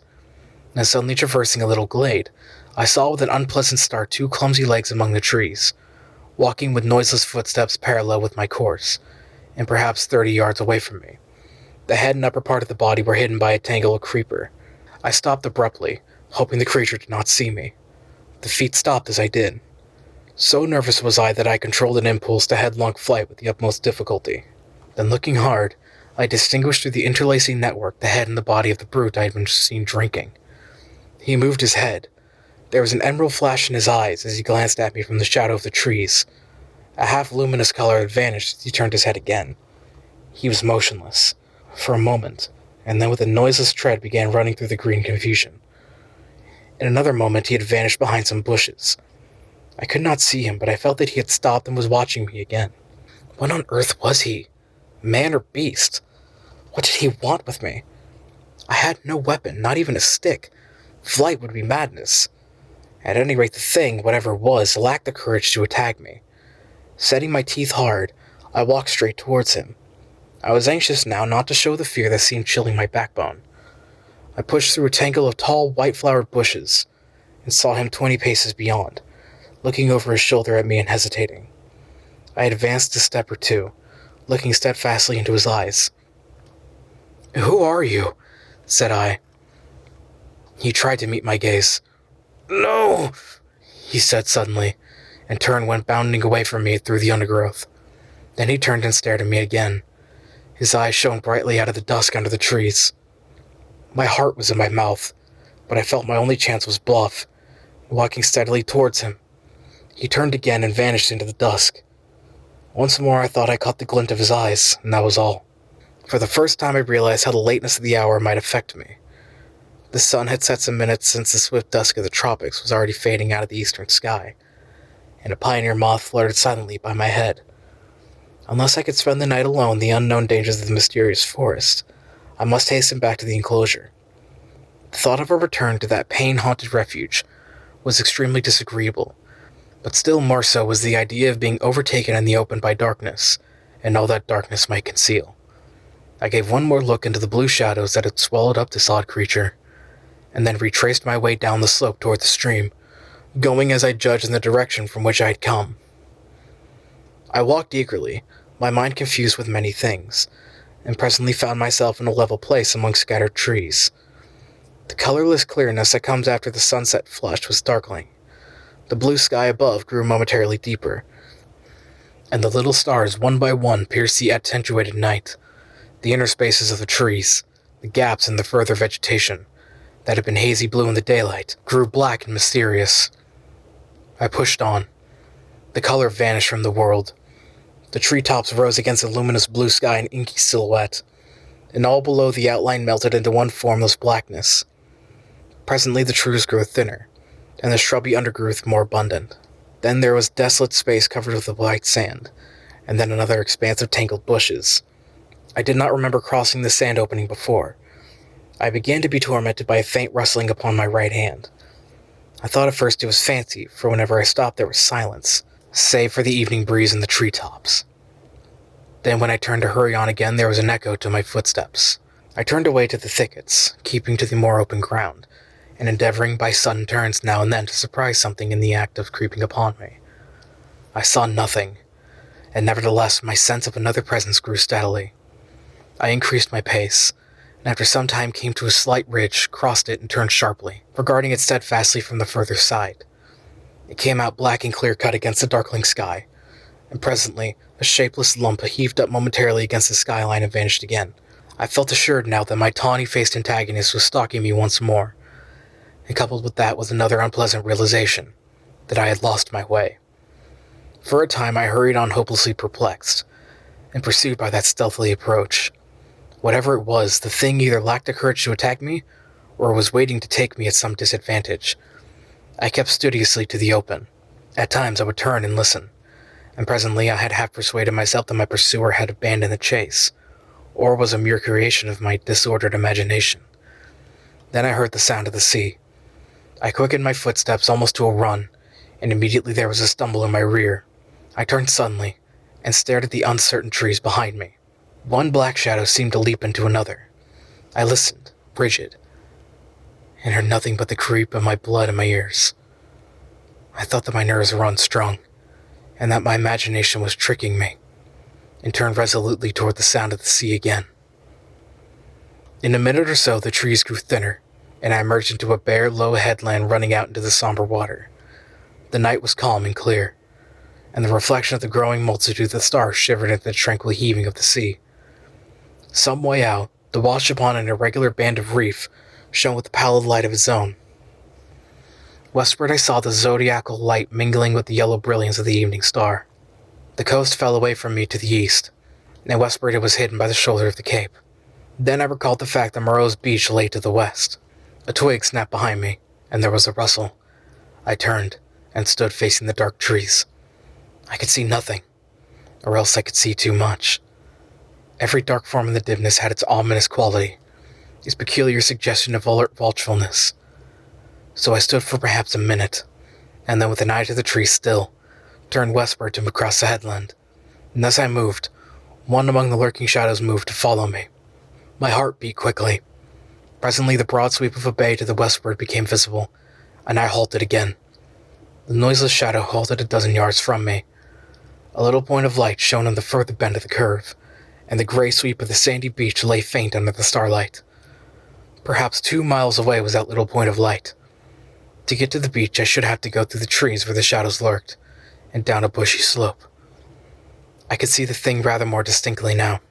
It was no animal, for it stood erect, and at that I opened my mouth to speak and found a hoarse phlegm choke my voice. I tried again and shouted, "Who's there?" There was no answer. I advanced a step. The thing did not move, only gathered itself together. My foot struck a stone. That gave me an idea. Without taking my eyes off the black form before me, I stooped and picked up this lump of rock. But at my motion, the thing turned abruptly as a dog might have done, and slunk obliquely into the further darkness. Then I recalled the schoolboy expedient against big dogs, and twisted the rock into my handkerchief, and gave this a turn around my wrist. I heard a movement further among the shadows, as if the thing was in retreat. Then suddenly my tense excitement gave way. I broke into a profuse perspiration and fell a-trembling, with my adversary routed and this weapon in my hand. It was some time before I could summon resolution to go down through the trees and bushes upon the flank of the headland to the beach. At last I did it at a run, and as I emerged from the thicket upon the sand, I heard some other body come crashing after me. At that I completely lost my head with fear, and began running along the sand. Forthwith there came the swift patter of soft feet in pursuit. I gave a wild cry and redoubled my pace. Some dim, black thing about 3 or 4 times the size of rabbits went running and hopping up from the beach toward the bushes as I passed. So long as I live, I shall remember the terror of that chase. I ran near the water's edge, and heard every now and then the splash of the feet that gained upon me. Far away, hopelessly far, was the yellow light. All the night about us was black and still. Splash, splash came the pursuing feet, nearer and nearer. I felt my breath going, for I was quite out of training. It whooped as I drew it, and I felt the pain like a knife at my side. I perceived the thing would come up with me long before I reached the enclosure, and desperate and sobbing for my breath, I wheeled around upon it and struck it as hard as I came up to me. Struck with all of my strength. The stone came out of the sling of the handkerchief as I did so. As I turned, the thing, which had been running on all fours, rose to its feet, and the missile fell fair on his left temple. The skull rang loud, and the animal man blundered into me, thrust me back with its hands, and went staggering past me to fall headlong upon the sand with its face in the water. And there it lay still. I could not bring myself to approach that black heap. I left it there, with the water rippling round it, until the still stars, and giving it a wide berth, pursued my way toward the yellow glow of the house. And presently, with a positive effect of relief, came the pitiful moaning of the puma, the sound that had originally driven me out to explore this mysterious island. At that, though I was faint and horribly fatigued, I gathered together all of my strength, and began running again toward the light.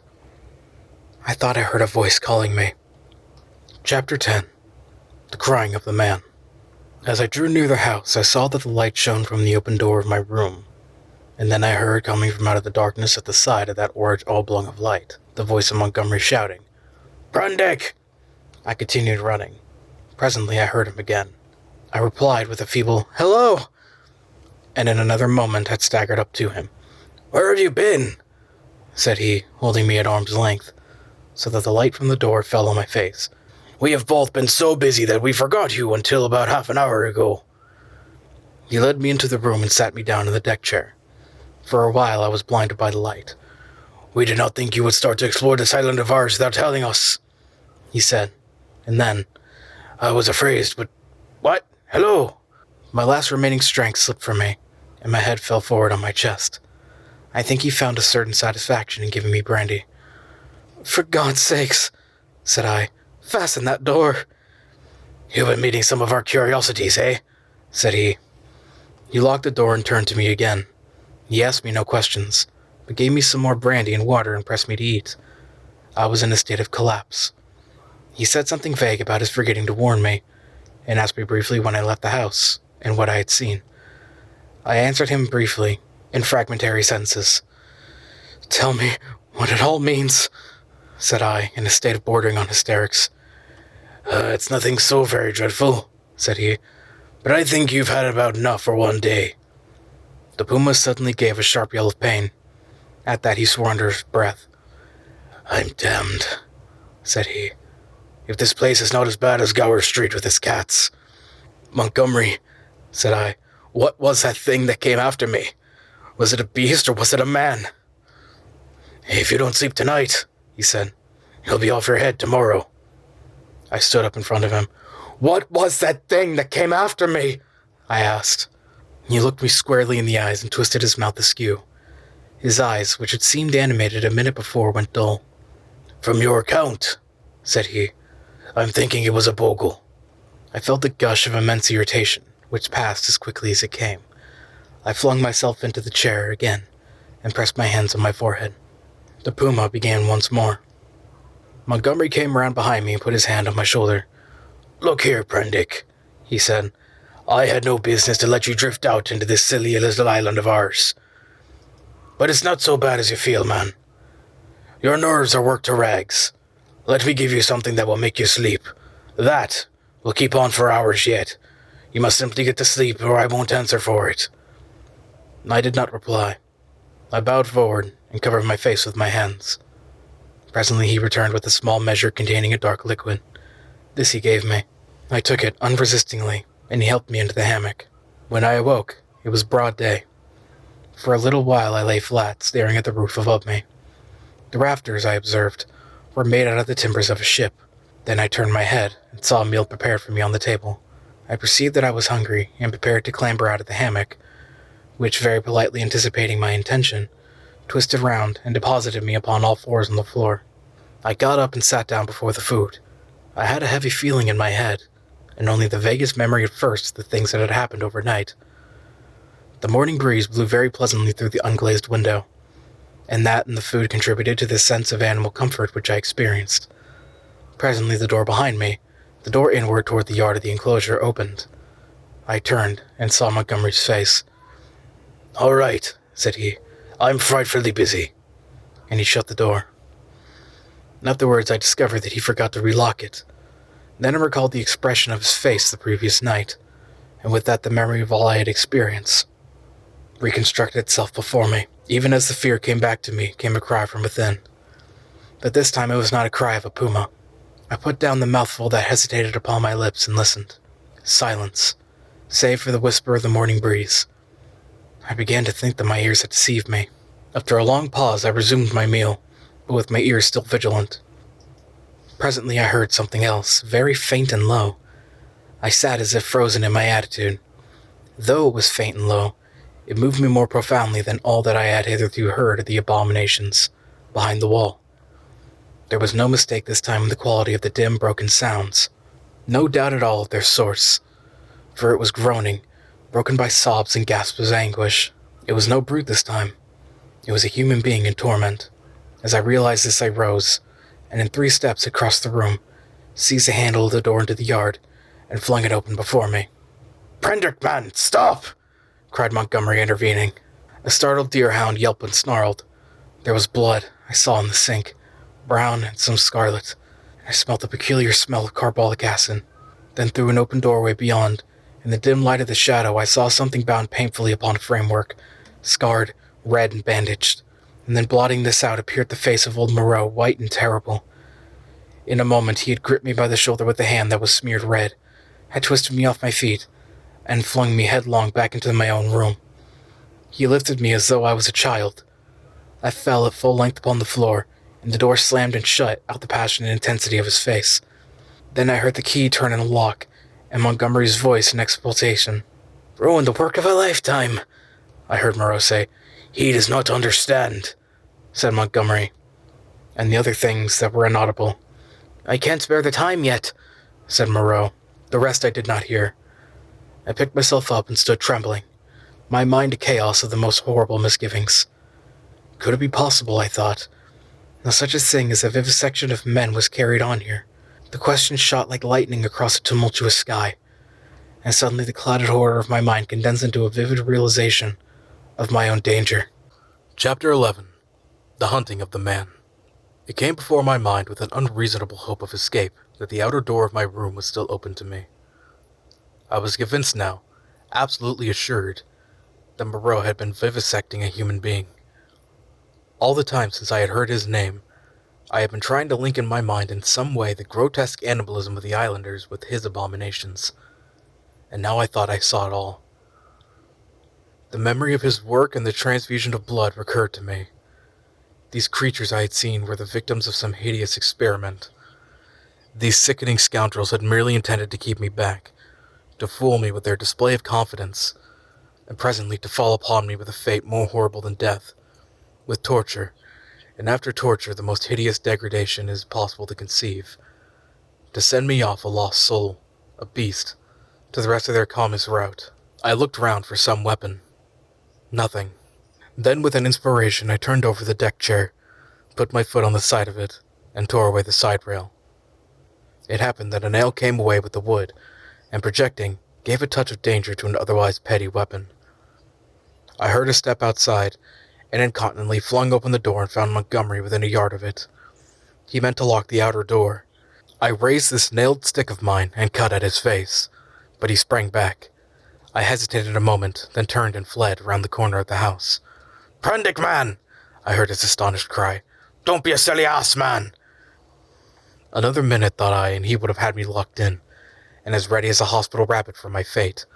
He emerged behind the corner, for I heard him shout, "Prendick!" And he began to run after me, shouting things as he ran, this time running blindly. I went northeastward in a direction at right angles to my previous expedition. Once as I went running headlong up the beach, I glanced over my shoulder and saw his attendant with him. I ran furiously up the slope, over it, then turning eastward along a rocky valley, fringed on either side with jungle. As I ran for perhaps a mile altogether, my chest straining, my heart beating in my ears, and then hearing nothing of Montgomery or his man, and feeling upon the verge of exhaustion, I doubled sharply back toward the beach as I judged, and lay down in the shelter of a canebrake. There I remained for a long time, too fearful to move, and indeed too fearful even to plan a course of action. The wild scene about me lay sleeping silently under the sun, and the only sound near me was the thin hum of some small gnats that had discovered me. Presently, I became aware of a drowsy breathing sound, the soughing of the sea upon the beach. After about an hour I heard Montgomery shouting my name, far away to the north. That set me thinking of my plan of action. As I interpreted it then, this island was inhabited only by these two vivisectors and their animalized victims. Some of these no doubt they could press into their service against me if need arose. I knew both Moreau and Montgomery carried revolvers, and save for a feeble barbed-heeled spike with a small nail, the merest mockery of a mace, I was unarmed. So I lay there, until I began to think of food and drink, and at that thought the real hopelessness of my position came home to me. I knew no way of getting anything to eat. I was too ignorant of botany to discover any resort of root or fruit that might lie about me. I had no means of trapping the few rabbits upon the island. It grew blanker the more I turned the prospect over. At last, in the desperation of my position, my mind turned to the animal men I had encountered. I tried to find some hope in what I remembered of them. In turn, I recalled each one I had seen, and tried to draw some augury of assistance from my memory. Then suddenly, I heard a staghound bay, and at that realized a new danger. I took little time to think, or they would have caught me then, but snatching up my nailed stick, rushed headlong from my hiding place toward the sound of the sea. I remember a growth of thorny plants with spines that stab like penknives. I emerged bleeding and with torn clothes upon the lip of a long creek opening northward. I went straight into the water without a minute's hesitation, wading up the creek, and presently finding myself knee-deep in a little stream. I scrambled out at last on the westward bank, and with my heart beating loudly in my ears, crept into a tangle of ferns to await the issue. I heard the dog, there was only one, draw nearer, and yelp when it came to the thorns. Then I heard no more, and presently began to think that I had escaped. The minutes passed, the silence lengthened out, and at last, after an hour of security, my courage began to return to me. By this time I was no longer very much terrified or very miserable. I had, as it were, passed the limit of terror and despair. I felt now that my life was practically lost, and that persuasion made me capable of daring anything. I had even a certain wish to encounter Moreau face to face, and as I waded in the water, I remembered that if I were too hard pressed, at least one path of escape from torment still lay open to me. They could not very well prevent my drowning myself. I had half a mind to drown myself then, but an odd wish to see the whole adventure out, a queer, impersonal, spectacular interest in myself restrained me.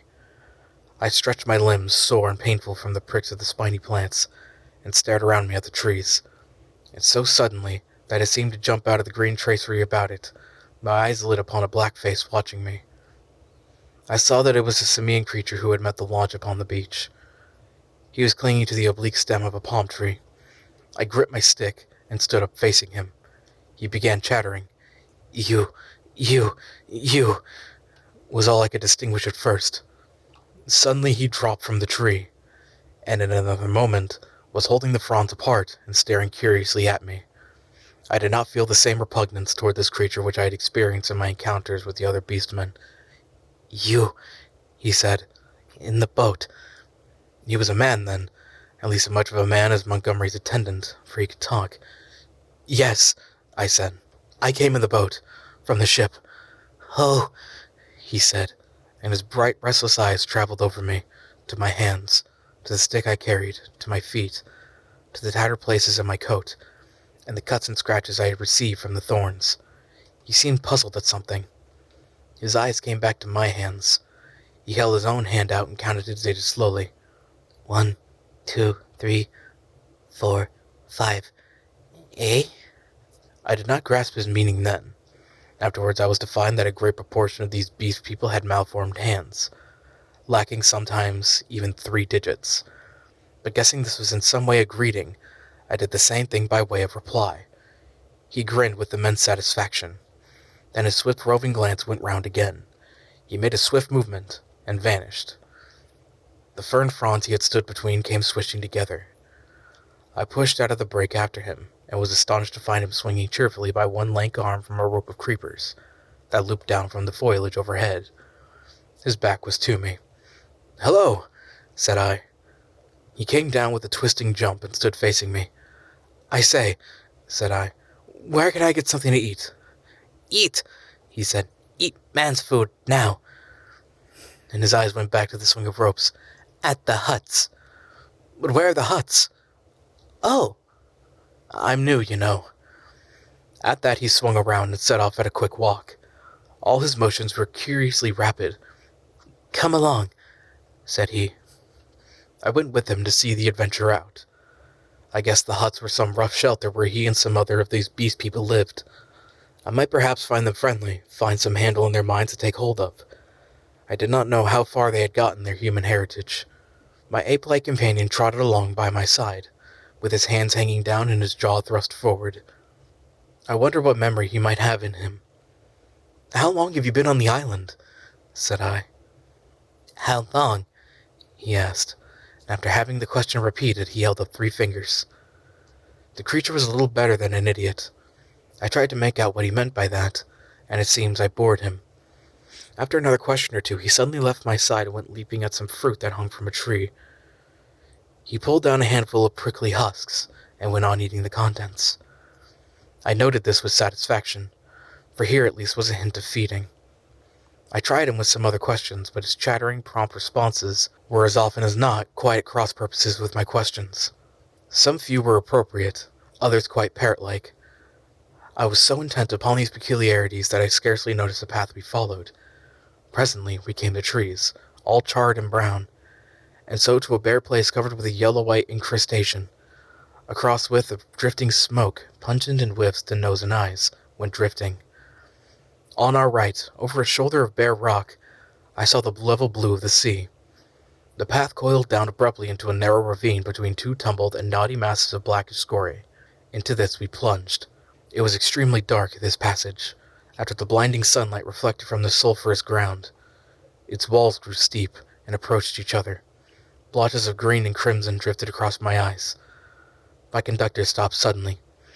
"Home," said he, and I stood in the floor of a chasm that was at first absolutely dark to me. I heard some strange noises, and thrust the knuckles of my left hand into my eyes.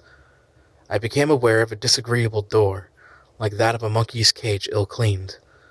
Beyond, the rock opened again upon a gradual slope of sunlit greenery, and on either hand the light smote down through narrow ways into the central gloom. Chapter 12. The Sayers of the Law. Then something cold touched my hand. I started violently and saw close to me a dim pinkish thing, looking more like a flayed child than anything else in the world.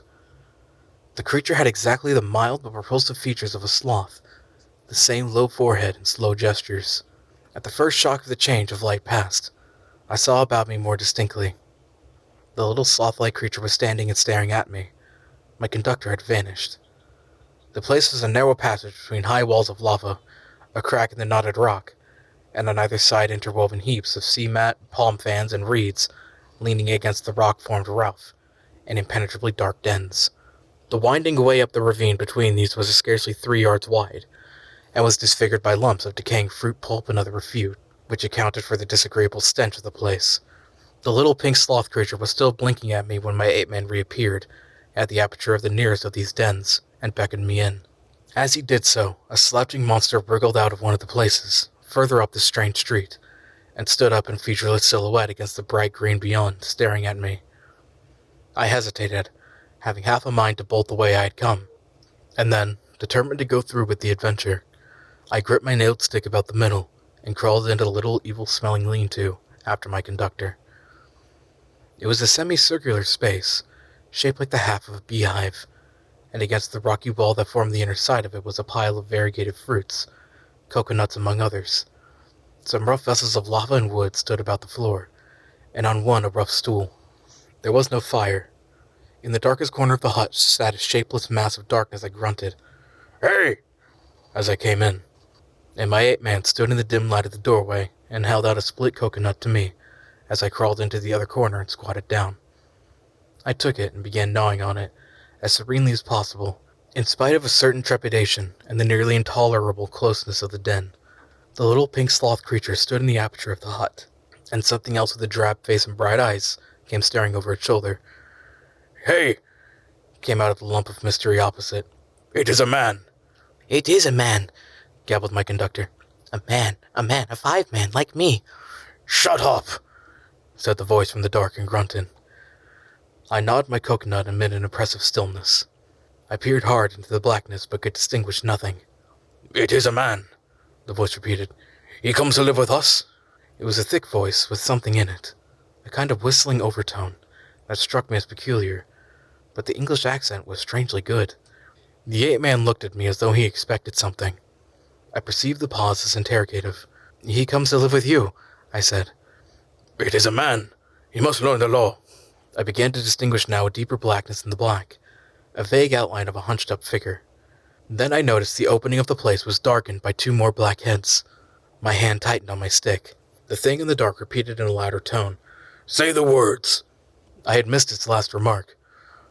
"Not to go on all fours. This is a law," he repeated in a kind of sing-song. I was puzzled. "Say the words," said the ape-man, repeating, and the figures in the doorway echoed this, with a threat in the tone of their voices. I realized that I had to repeat this idiotic formula, and then began the insanest ceremony. The voice in the dark began intoning a mad litany line by line, and I and the rest repeated. As they did so, they swayed from side to side in the oddest way, and beat their hands upon their knees, and I followed their example. I could have imagined I was already dead and in another world. That dark hut, these grotesque dim figures, just flecked here and there by a glimmer of light, and all of them swayed in unison and chanting, "Not to go on all fours, this is the law. Are we not men? Not to suck up drink, this is the law. Are we not men? Not to eat fish or flesh, that is the law. Are we not men? Not to claw the bark of trees, that is the law. Are we not men?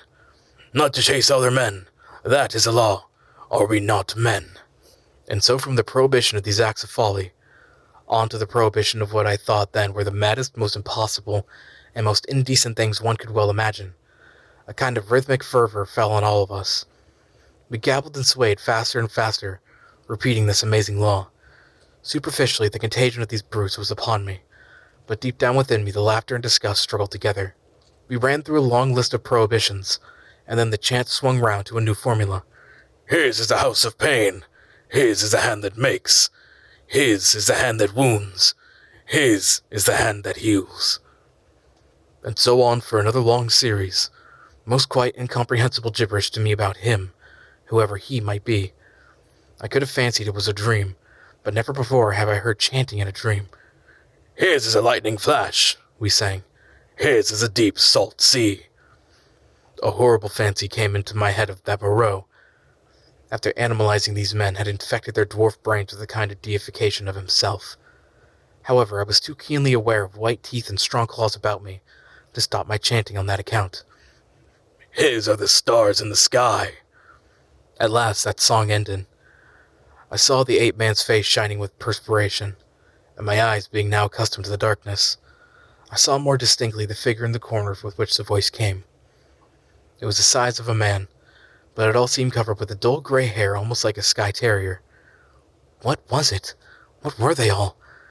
Imagine yourself surrounded by all the most horrible cripples and maniacs it is possible to conceive, and you may understand a little of my feelings with these grotesque caricatures of humanity about me. He is a five-man, like me, said the ape-man. I held out my hands. The great creature in the corner leant forward. Not to run on all fours. That is the law. Are we not men? He said. He pulled out a strangely distorted talon and gripped my fingers. The thing was almost like the hoof of a deer produced into claws. I could have yelled with surprise and pain. His face came forward and peered at my nails, came forward into the light of the opening of the hut, and I saw with the quivering disgust that it was like the face of neither man nor beast, but a mere shock of gray hair, with 3 shadowy overarchings to mark the eyes and mouth. He has little nails, said this grisly creature in his hairy beard. It is well. He threw my hand down, and instinctively I gripped my stick. Eat roots and herbs, it is his will, said the ape-man. I am the sayer of the law, said the great figure. Here come all that be new to learn the law. I sit in the darkness and say the law. It is even so, said one of the beasts in the doorway. Evil are the punishments of those who break the law. None escape. None escape, said the beast folk, glancing furtively at one another. None, said the ape-man. None escape. See, I did a little thing, a wrong thing once. I jabbered, stopped talking. No one could understand. I am burnt, branded in the hand. He is great, he is good. None escape, said the great creature in the corner. None escape, said the beast people, looking askance at one another. For every one that wants is bad, said the great sayer of the law. What would you want me to do not know? We shall know. Some want to follow things that move, to watch and slink and wait and spring, to kill and bite deep and rich, sucking the blood. It is bad. Not to chase other men, that is a law. Are we not men? Not to eat flesh or fish, that is a law. Are we not men? None escape, said a dappled brute standing in the doorway. For every one that want is bad, said the great sayer of the law. Some want to go tearing with the teeth and hands into the roots of things, snuffing into the earth. It is bad. None escape, said the man at the door. Some go clawing trees, some go scratching at the graves of the dead, some go fighting with foreheads or feet or claws, some bite suddenly, none giving occasion. Some love uncleanness. "None escape," said the ape-man, scratching his calf. "None escape," said the little pink sloth creature. "Punishment is sharp and sure. Therefore learn the law. Say the words." And incontinently he began again the strange litany of the law. And again I and all these creatures began singing and swaying. My head reeled with this jabbering and the close stench of the place, but I kept on, trusting to find presently some chance of a new development. "Not to go on all fours. That is the law. Are we not men?" We were making such a noise that I noticed nothing of a tumult outside, until someone, who I think was one of the two swine men I had seen, thrust his head over the little pink sloth creature and shouted something excitedly, something that I did not catch. Incontinently, those at the opening of the hut vanished. My ape-man rushed out. The thing that had sat in the dark followed him. I only observed that it was big and clumsy and covered with silvery hair, and I was left alone. Then before I reached the aperture, I heard the yelp of a staghound. In another moment I was standing outside the hovel, my chair rail in my hand, every muscle of me quivering. Before me were the clumsy backs of perhaps a score of these beast people, their misshapen heads half hidden by their shoulder blades. They were gesticulating excitedly. Other half-animal faces glared interrogation out of the hovels. Looking in the direction in which they faced, I saw coming through the haze under the trees, beyond the end of the passage of dens, the dark figure and awful white face of Moreau. He was holding the leaping staghound back, and close behind him came Montgomery, revolver in hand. For a moment I stood horror-struck. I turned and saw the passage behind me blocked by another heavy brute, with a huge gray face and twinkling little eyes. I looked round and saw to the right of me and a half-dozen yards in front of me a narrow gap in the wall of rock, through which a ray of light slanted into the shadows. "Stop!" cried Moreau as I strode toward this, and then, "Hold him!" At that, first one face turned towards me and then others. Their bestial minds were happily slow. I dashed my shoulder into a clumsy monster who was turning to see what Moreau meant, and flung him forward into another. I felt his hand fly round, clutching at me and missing me. The little pink sloth creature dashed at me, and I gashed down its ugly face with a nail in my stick, and in another minute was scrambling up a steep side pathway, a kind of sloping chimney out of the ravine. I heard a howl behind me and cries of, "Catch him! Hold him!" and the gray-faced creature appeared behind me and jammed his huge bulk into the cleft. "Go on! Go on!" they howled. I clambered up the narrow cleft of the rock and came out upon the sulphur of the westward side of the village of the beast men. The gap was altogether fortunate for me, for the narrow chimney, slanting obliquely upward, must have impeded the nearer pursuers. I ran over the white space and down its steep slope, through a scattered growth of trees, and came to a low-lying stretch of tall reeds, through which I pushed into a dark, thick undergrowth that was black and succulent underfoot. As I plunged into the reeds, my foremost pursuers emerged from the gap. I broke my way through this undergrowth for some minutes. The air behind me and about me was soon full of threatening cries. I heard the tumult of my pursuers in the gap up the slope, then the crashing of the reeds, and every now and then the crackling crash of a branch. Some of the creatures roared like excited beasts of prey. The staghound yelped to the left. I heard Moreau and Montgomery shouting in the same direction. I turned sharply to the right. It seemed even to me that I heard Montgomery shouting for me to run for my life. Presently the ground gave rich and oozy under my feet, but I was desperate and went headlong into it, struggling through knee-deep, and so came to a winding path among tall canes. The noise of my pursuers passed away to my left. In one place 3 strange pink-hopping animals about the size of cats bolted before my footsteps. This pathway ran uphill, across another open space covered with white incrustation, and plunged into a canebrake again. Then suddenly it turned parallel with the edge of a steep bald gap, which came without warning, like the ha-ha of an English park.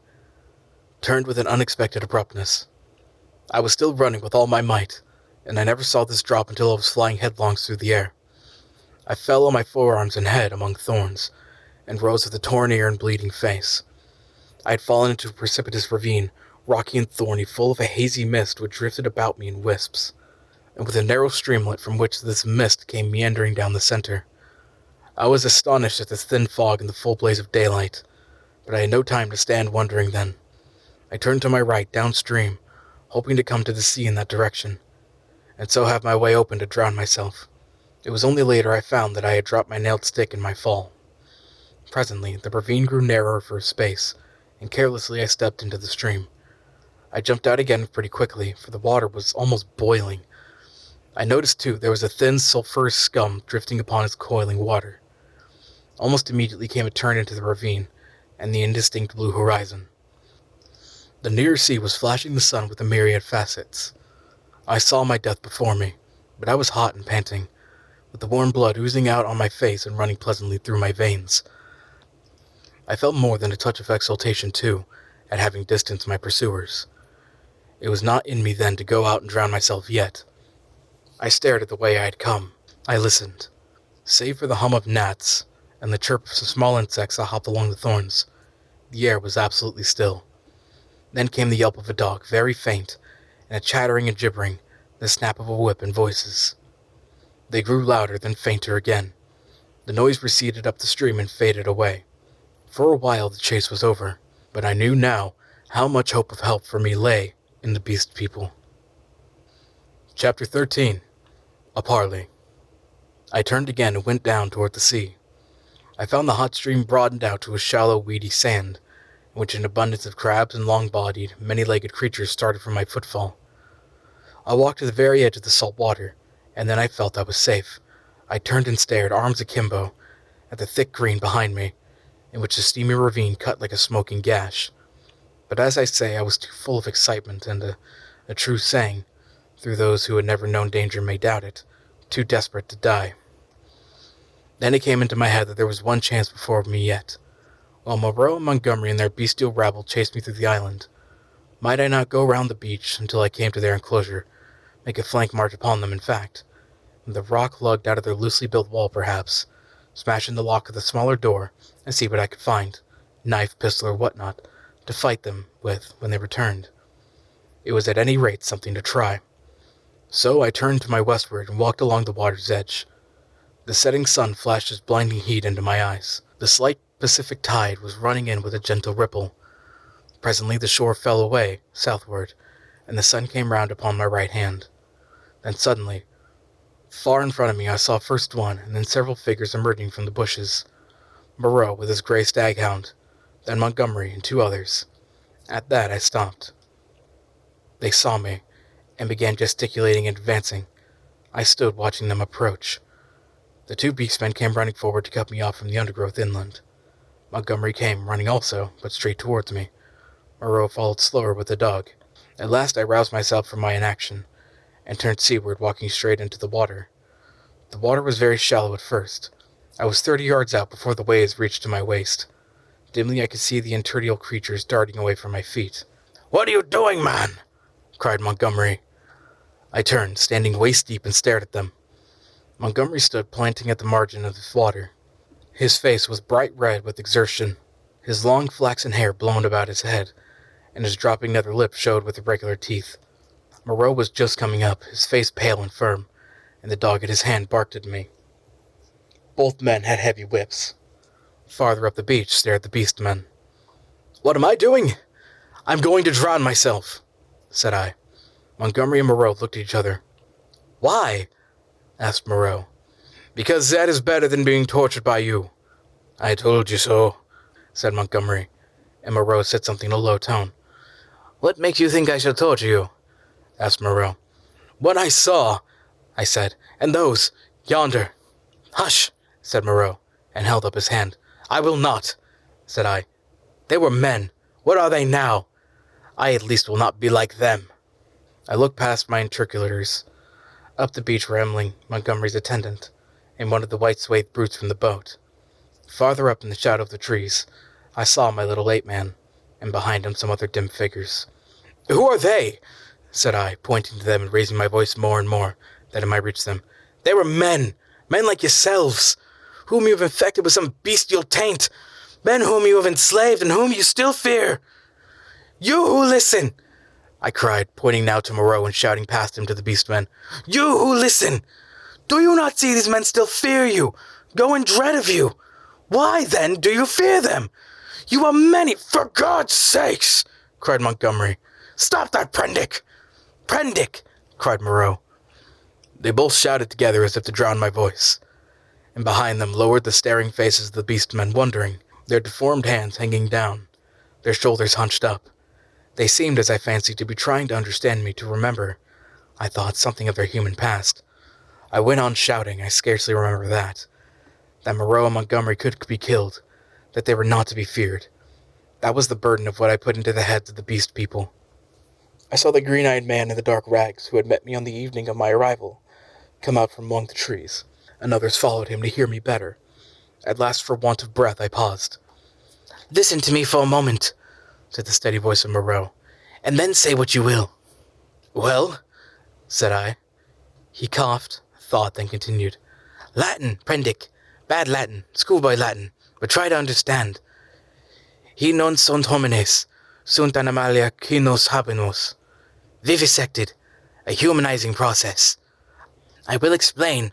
Come ashore." I laughed. "A pretty story," said I. "They talk, build houses. They were men. It's likely I'll come ashore. The water just beyond where you stand is deep and full of sharks." "That's my way," said I. "Short and sharp. Presently." "Wait a minute." He took something out of his pocket, then flashed back the sun, and dropped the object at his feet. "That's a loaded revolver," said he. "Montgomery here will do the same. Now we are going up the beach until you are satisfied the distance is safe. Then come and take the revolvers." "Not I. You have a third between you. I want you to think over things, Prendick. In the first place, I never asked you to come upon this island. If we vivisected men, we should import men, not beasts. In the end, we had you drugged last night, had we wanted to work you any mischief. And then the next, now your first panic is over and you can think a little. Is Montgomery here quite up the character you give him? We have chased you for your good, because this island is full of inimical phenomena. Besides, why should we want to shoot you when you have just offered to drown yourself? Why did you set your people onto me when I was in the hut? We felt sure of catching you and bringing you out of danger. Afterwards, we drew away from the scent for your good." I mused. It seemed just possible. Then I remembered something again. "But I saw," said I, "in the enclosure, that was the puma." "Look here, Prendick," said Montgomery. "You're a silly ass. Come out to the water and take these revolvers and talk. We can't do anything more than we could do now." I will confess that then, and indeed always, I distrusted and dreaded Moreau. But Montgomery was a man I felt understood. "Go up to the beach," said I, after thinking, and added, "holding your hands up." "Can't do that," said Montgomery, with an explanatory nod over his shoulder. "Undignified." "Go up to the trees, then," said I, "as you please." "It's a damn silly ceremony," said Montgomery. Both turned and faced the 6 or 7 grotesque creatures, who stood there in the sunlight, solid, casting shadows, moving, and yet so incredibly unreal. Montgomery cracked his whip at them, and forthwith they all turned and fled helter-skelter into the trees. And when Montgomery and Moreau were at a distance I judged sufficient, I waded ashore and picked up and examined the revolvers. To satisfy myself against the subtlest trickery, I discharged one at the round lump of the lava, and had the satisfaction of seeing the stone pulverized and the beach splashed with lead. Still I hesitated for a moment. "I'll take the risk," said I, at last, and with the revolver in each hand I walked up to the beach towards them. "That's better," said Moreau, without affectation. "As it is, you have wasted the best part of my day with your confounded imagination." With a touch of contempt which humiliated me, he and Montgomery turned and went on in silence before me. The knot of beastmen, still wondering, stood back among the trees. I passed them as serenely as possible. One started to follow me, but retreated again when Montgomery cracked his whip. The rest stood silent, watching. They may have once been animals, but I never saw an animal before trying to think. Chapter 14. Dr. Moreau Explains. "And now, Prendick, I must explain," said Dr. Moreau, so soon as we had eaten and drunk. "I must confess that you are the most dictatorial guest I ever entertained. I warn you that this is the least I shall do to oblige you. The next thing you threaten to commit suicide about, I shan't do, even at some personal inconvenience." He sat in my deck chair, a cigar half consumed in his white, dexterous-looking fingers. The light of the swinging lamp fell on his white hair. He stared through the little window out at the starlight. I sat as far away from him as possible, the table between us and the revolvers to hand. Montgomery was not present.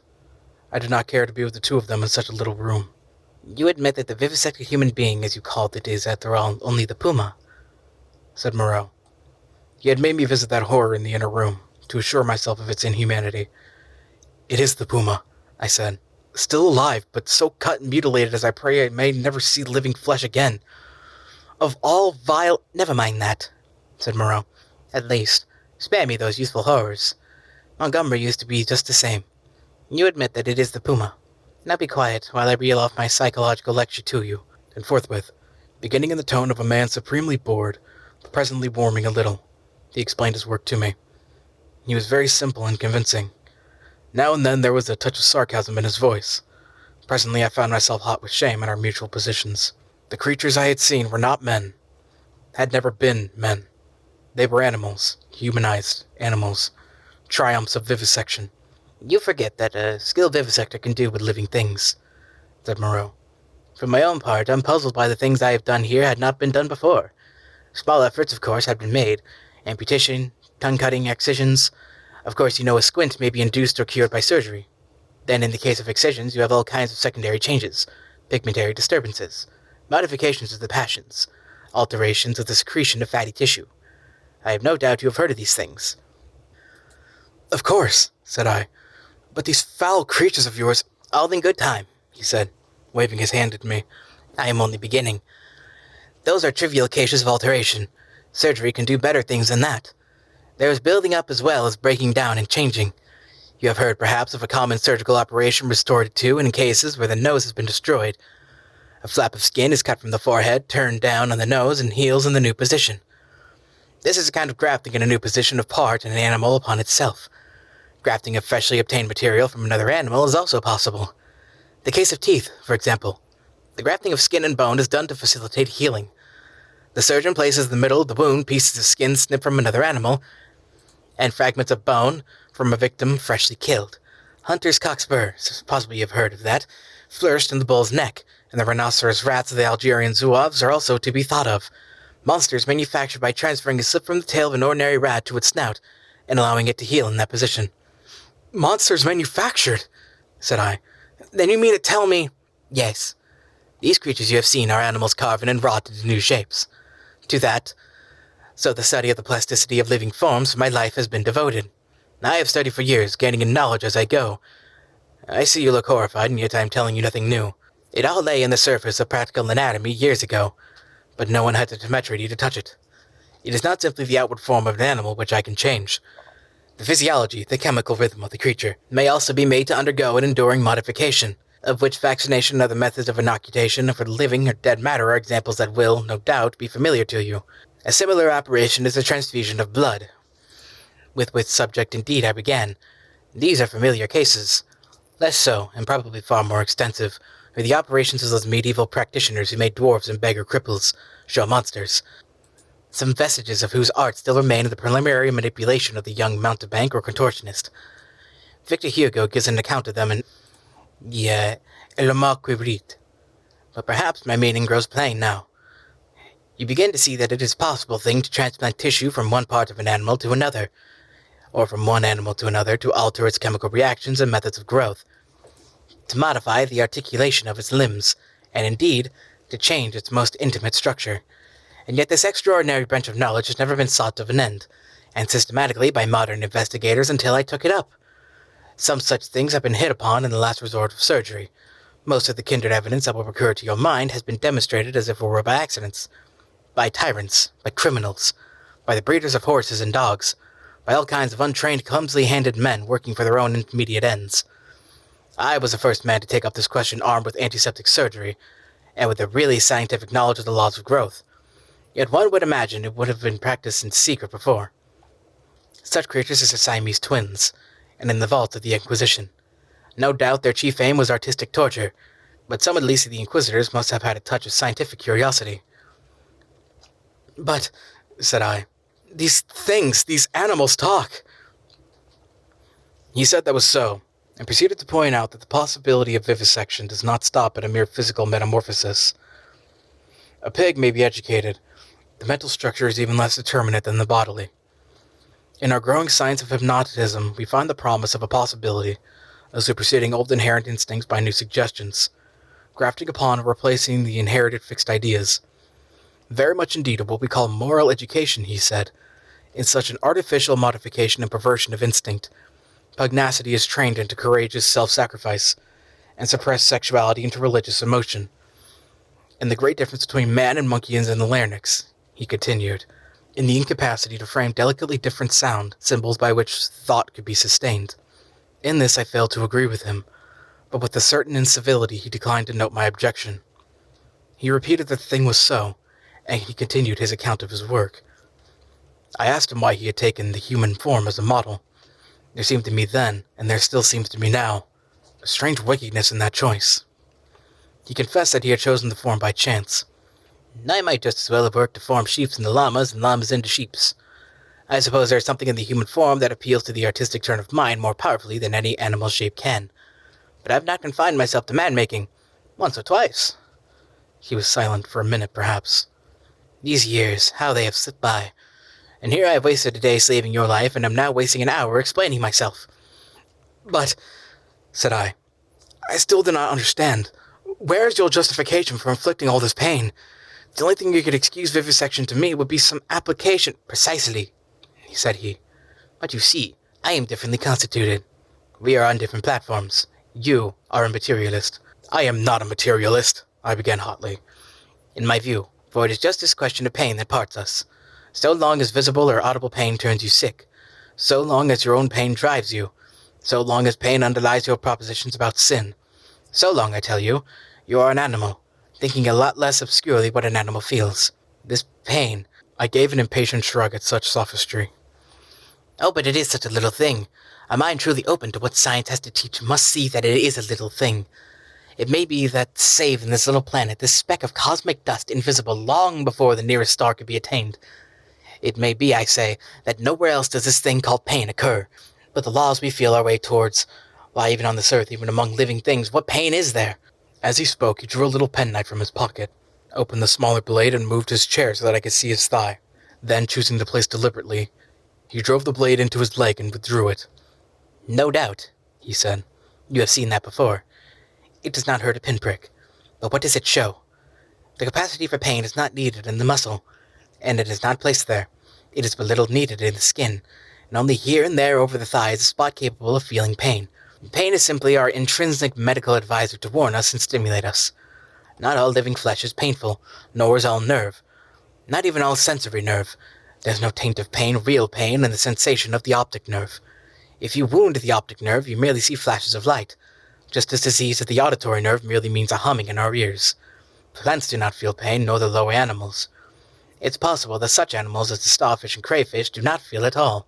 Then with men, the more intelligent they become, the more intelligently they will see after their own welfare, and the less they will need to go to keep them out of danger. I never yet heard of a useless thing that was not ground out of existence by evolution sooner or later. Did you? In painting it's needless. Then I am a religious man, Prendick, as every sane man must be. It may be, I fancy, that I have seen more of the ways of this world's maker than you, for I have sought his laws in my way all my life, while you, I understand, have been collecting butterflies. And I tell you, pleasure and pain have nothing to do with heaven nor hell. Pleasure and pain, bah! What is your theologian's ecstasy but Mahomet's hurry in the dark? This store which men and women set on pleasure and pain, Prendick, is the mark of the beast upon them. The mark of the beast from which they came. Pain and pleasure. They are for us only so long as we wriggle in the dust. You see, I went on with this research just the way it led me. This is the only way I ever heard of true research going. I asked a question, devised some method of obtaining an answer, and got a fresh question. Was this possible, or that possible? You cannot imagine what this means to be an investigator, what an intellectual passion grows upon him. You cannot imagine the strange, colorless delight of these intellectual desires. The thing before you is no longer an animal, a fellow creature, but a problem. Sympathetic pain, all I know of it I remember as a thing I used to suffer from years ago. It was the one thing I wanted, to find out the extreme limit of plasticity in a living shape. But, said I, the thing is an abomination. To this day I have never troubled about the ethics of the matter, he continued. The study of nature makes a man as last as remorseless as nature. I have gone on not heeding anything but the question I was pursuing, and the material has dripped into the huts yonder. It is nearly 11 years since we came here, I and Montgomery and 6 Kanakas.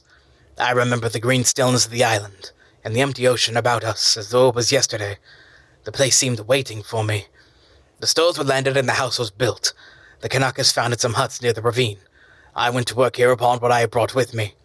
There were some disagreeable things happened at first. I began with sheep and killed it after a day and a half by a slip by the scalpel. I took another sheep and made a thing of pain and fear and left it bound up to heal. It looked quite human to me when I had finished it, but when I went to it, I was discontented with it. It remembered me and was terrified beyond imagination, and it had no more than the wits of a sheep. The more I looked at it, the clumsier it seemed, until I at last put the monster out of its misery. These animals without courage, those fear-haunted, pain-driven things without a spark of pugnacious energy, to face torment, they are no good for man-making. Then I took the gorilla I had, and upon that, working with infinite care and mastering difficulty after difficulty, I made my first man. All the week, night and day, I molded him. With him, I was chiefly the brain that needed molding. Much had to be added, much changed.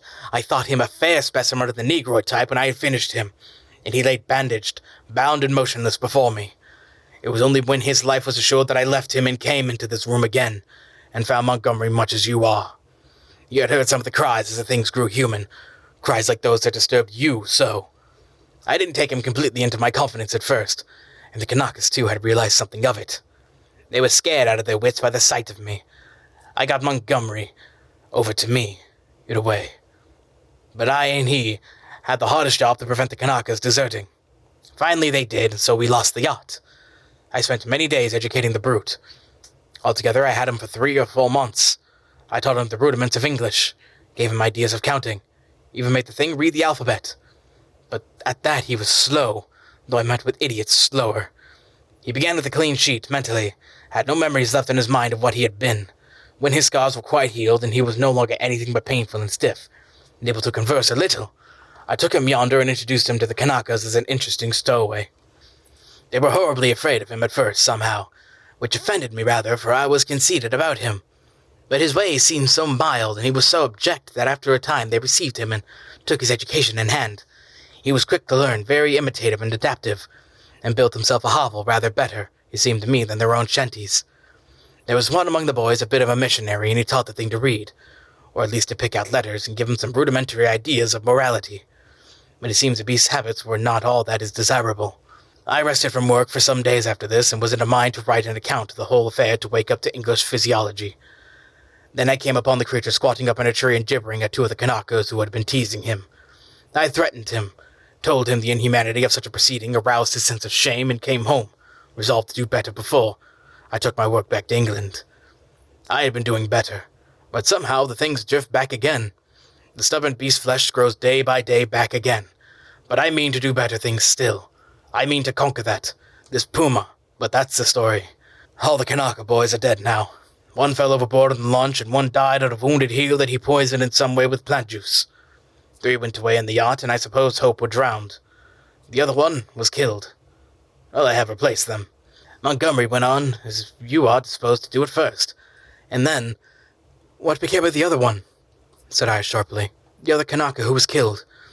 The fact of the matter is, I made a nerve of human creatures. I made a thing. He hesitated. Yes, said I. It was killed. I don't understand, said I. Do you mean to say it killed the Kanaka? Yes. It killed several other things that it caught. We chased it for a couple of days. It only got loose by accident. I never meant it to get away. It wasn't finished. It was purely an experiment. It was a limbless thing with a horrible face that writhed along the ground in a serpentine fashion. It was immensely strong and an infuriating pain. It lurked in the woods for some days until we hunted it, and then it wriggled into the northern part of the island, and we divided the party to close in upon it.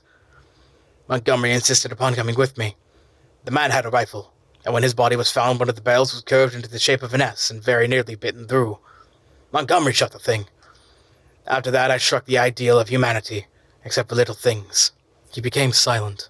I sat in silence, watching his face. So for 20 years altogether, counting 9 years in England, I have been going on. And there's still something in everything they do that defeats me, makes me dissatisfied, challenges me to further effort. Sometimes I rise above my level, sometimes I fall below it. But I always fall short of the things I dream. The human shape I can get now almost with ease, so that it is lithe and graceful, all thick and strong, but often there is trouble with the hands and the claws. Painful things that I dare not shape too freely. but it is a subtle grafting and reshaping one must need to do to the brain that my trouble lies. The intelligence is often oddly low, with unaccountable blank ends, unexpected gaps, and least satisfactory of all is something that I cannot touch somewhere. I cannot determine where in the seat of the emotions. Cravings, instincts, desires that harm humanity. A strange hidden reservoir to burst forth suddenly and inundate the whole being of the creature with anger, hate, and fear.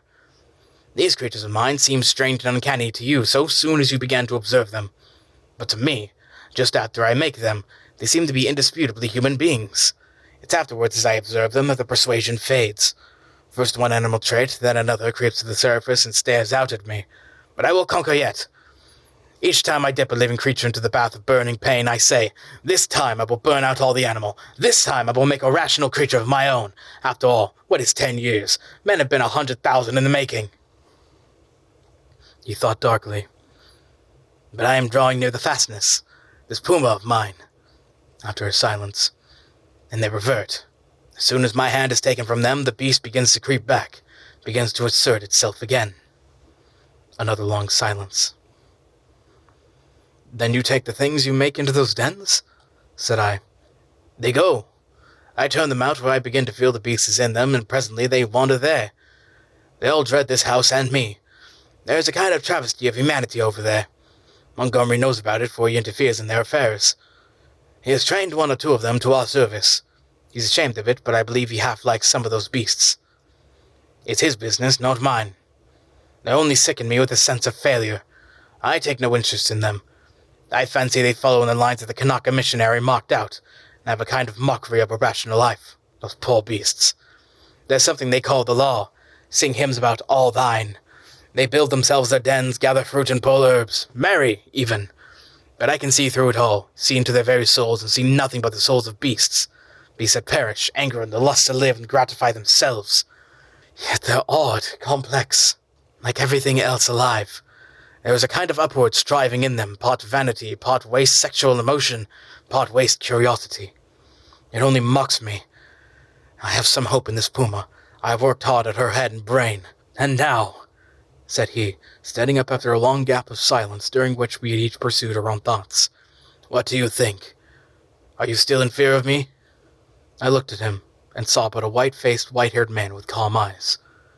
Save for his serenity, a touch almost of beauty that resoluted from his set tranquillity, and his magnificent build, he might have passed muster among 100 other comfortable old gentlemen. Then I shivered. By way of answer to his second question, I handed him a revolver with either hand. I keep them, he said, and snatched at a yawn. He stood up, stared at me for a moment, and smiled. You have had 2 eventful days, said he. I should advise some sleep. I'm glad it's all clear. Good night. He thought me over for a moment, then went out by the inner door. I immediately turned the key in the outer one. I sat down again. Sat for a time in a kind of stagnant mood, so weary, emotionally, mentally, and physically, that I could not think beyond the point at which he had left me. The black window stared at me like an eye. At last, with an effort, I put out the light and got into the hammock. Very soon I was asleep. Chapter 15. Concerning the beast folk. I woke early. Moreau's explanation stood before my mind, clear and definite, from that moment of my awakening. I got out of the hammock and went to the door to assure myself that the key was turned. Then I tried the window bar and found it firmly fixed. That these man-like creatures were in truth only bestial monsters, mere grotesque travesties of men, filled me with a vague uncertainty of their possibilities which is far worse than any definite fear. A tapping came at the door, and I heard the gluttonous accents of mumbling speaking. I pocketed one of the revolvers, keeping one hand upon it, and opened to him. Good morning, sire, he said, bringing in addition to the customary herb breakfast an ill-cooked rabbit. Montgomery followed him. His roving eye caught the position of my arm, and he smiled askew. The puma was resting to heal that day, but Moreau, who was singularly solitary in his habits, did not join us. I talked with Montgomery to clear my ideas of the way in which the beast folk lived. In particular, I was urgent to know how these inhuman monsters were kept from falling upon Moreau and Montgomery, and from rending one another. He explained to me that the comparative safety of Moreau and himself was due to the limited mental scope of these monsters. In spite of their increased intelligence and the tendency of their animal instincts to reawaken, they had certain fixed ideas implanted by Moreau in their minds, which absolutely bounded their imaginations. They were really hypnotized, had been told that certain things were impossible and that certain things were not to be done, and these prohibitions were woven into the textures of their mind beyond any possibility of disobedience or dispute. Certain matters, however, in which Old's instinct was at war with Moreau's convenience, were in a less stable condition. A series of propositions called the law, I had already heard them recited, battled in their minds with the deep-seated, ever-rebellious cravings of their animal natures. This law that they were repeating, I found, and never breaking. Both Montgomery and Moreau displayed particular solicitude to keep them ignorant of the taste of blood. They feared the inevitable suggestions of that flavor. Montgomery told me that the law, especially among the feline beast people, became oddly weakened about nightfall, that then the animal was at its strongest, that a spirit of adventure sprang up in them at the dusk, where they would dare things they never seemed to dream about by day. To that I owed my stalking by the leopard man on the night of my arrival, but during these earlier days of my stay they broke the law only furtively and after dark. In the daylight there was a general atmosphere of respect for these multifarious prohibitions. And here perhaps I may give a few general facts about the island and the beast people. The island, which was of irregular outline and lay low upon the wide sea, had a total area, I suppose, of 7 or 8 square miles. It was volcanic in origin, and was now fringed on 3 sides by coral reefs, some fumaroles to the northward, and a hot spring, where the only vestiges of the forests that had long since originated it. Now and then a faint quiver of earthquake would be sensible, and sometimes the ascent of the spire of smoke would be rendered tumultuous by gusts of steam. But that was all. The population of the island, Montgomery informed me, now numbered rather more than 60 of these strange creations of Moreau's art, not counting the smaller monstrosities which lived in the undergrowth, and were without human form. Altogether he had made nearly 120, but many had died, and others, like the writhing, footless thing of which he had told me, had come by violent ends. In answer to my question, Montgomery said they actually bore offspring, but that these generally died. When they lived, Moreau took them and stamped the human form upon them. There was no evidence of the inheritance of their acquired human characteristics. The females were less numerous than the men, and liable to much furtive persecution in spite of the monogamy the law enjoined. It would be impossible for me to describe these beast people in detail. My eye has had no training in details, and unhappily I cannot sketch. The most striking detail, perhaps, in their general appearance was the disproportion between the legs of these creatures and the lengths of their bodies. So relative is our idea of grace. My eye became habituated to their forms, and at last I even fell in with their persuasion that my own long thighs were ungainly. Another point was the forward carriage of the head and the clumsy and inhuman curvature of the spine. Even when the ape-man lacked that inward sinuous curve of the back which makes a human figure so graceful. Most had their shoulders hunched clumsily, and their short forearms hung weakly at their sides. Few of them were conspicuously hairy, at least until the end of my time upon the island. The next most obvious deformity was in their faces, almost all of which were prognathous, malformed about the ears, with large and protuberant noses, very furry or very bristly hair, and often strangely colored or strangely placed eyes. None could laugh, though the ape-man had a chattering titter. Beyond these general characters, their heads had little in common. Each preserved the quality of its particular species. The human mark distorted, but did not hide the leopard, the ox, or the sow, or other animal, or animals, from which the creature had been molded. The voices, too, varied exceedingly. The hands were always malformed, and though some surprised me by their unexpected human appearance, almost all were deficient in the number of the digits, clumsy about the fingernails, and lacking any tactile sensibility. The 2 most formidable animal men were my leopard man and a creature made of hyena and swine. Larger than these were the 3 bull creatures who pulled in the boat. Then came the silvery hairy man, who was also the sayer of the law, Emling, and a satyr-like creature of ape and goat. There were 3 swine men and a swine woman, a mare rhinoceros creature, and several other females, whose sources I did not ascertain. There were several wolf creatures, a bear bull, and a St. Bernard man. I have already described the ape-man, and there's a particularly hateful and evil-smelling old woman made of vixen and bear, whom I hated from the beginning. She was said to be a passionate votary of the law. Smaller creatures were certain dappled youths and my little sloth creature. But enough of this catalogue. At first I had a shivering horror of the brutes, felt all too keenly that they were still brutes, but insensibly I became a little habituated to the idea of them. And moreover, I was affected by Montgomery's attitude towards them. He had been with them so long that he had come to regard them as almost normal human beings. His London days seemed a glorious, impossible past to him. Only once in a year or so did he go to Africa to deal with Moreau's agent, a trader in animals there. He hardly met the finest type of mankind in that seafaring village of the Spanish mongrels. The men aboard ship, he told me, seemed at first just as strange to him as the beast men seemed to me. Unnaturally long in the leg, flat in the face, prominent in the forehead, suspicious, dangerous, and cold-hearted. In fact, he did not like men. His heart had warmed to me, he thought, because he had saved my life. I fancied even then that he had a sneaking kindness for some of these metamorphosed brutes, a vicious sympathy with some of their ways, but that he attempted to veil it from me at first. Imling, the black-faced man, Montgomery's attendant, the first of the beast folk I had encountered, did not live with the others across the island, but in a small kennel at the back of the enclosure. The creature was scarcely so intelligent as the ape-man, but far more docile and the most human-looking of all the beast folk, and Montgomery had trained it to prepare food, and indeed to discharge all the trivial domestic offices that were required. It was a complex trophy of Moreau's horrible skill, a bear tainted with dog and ox, and one of the most elaborately made of all his creatures. He treated Montgomery with a strange tenderness and devotion. Sometimes he would notice it, pat it, call it half mocking, half jocular names, and so make it caper with extraordinary delight. Sometimes he was ill-treated, especially after he had been in the whiskey, kicking it, beating it, pelting it with stones or lighted feces. But whether he treated it well or ill, it loved nothing so much as to be near him. I say I became habituated to the beast people, that 1,000 things which had seemed unnatural and repulsive speedily became natural and ordinary to me. I suppose everything in existence takes its color from the average hue of our surroundings.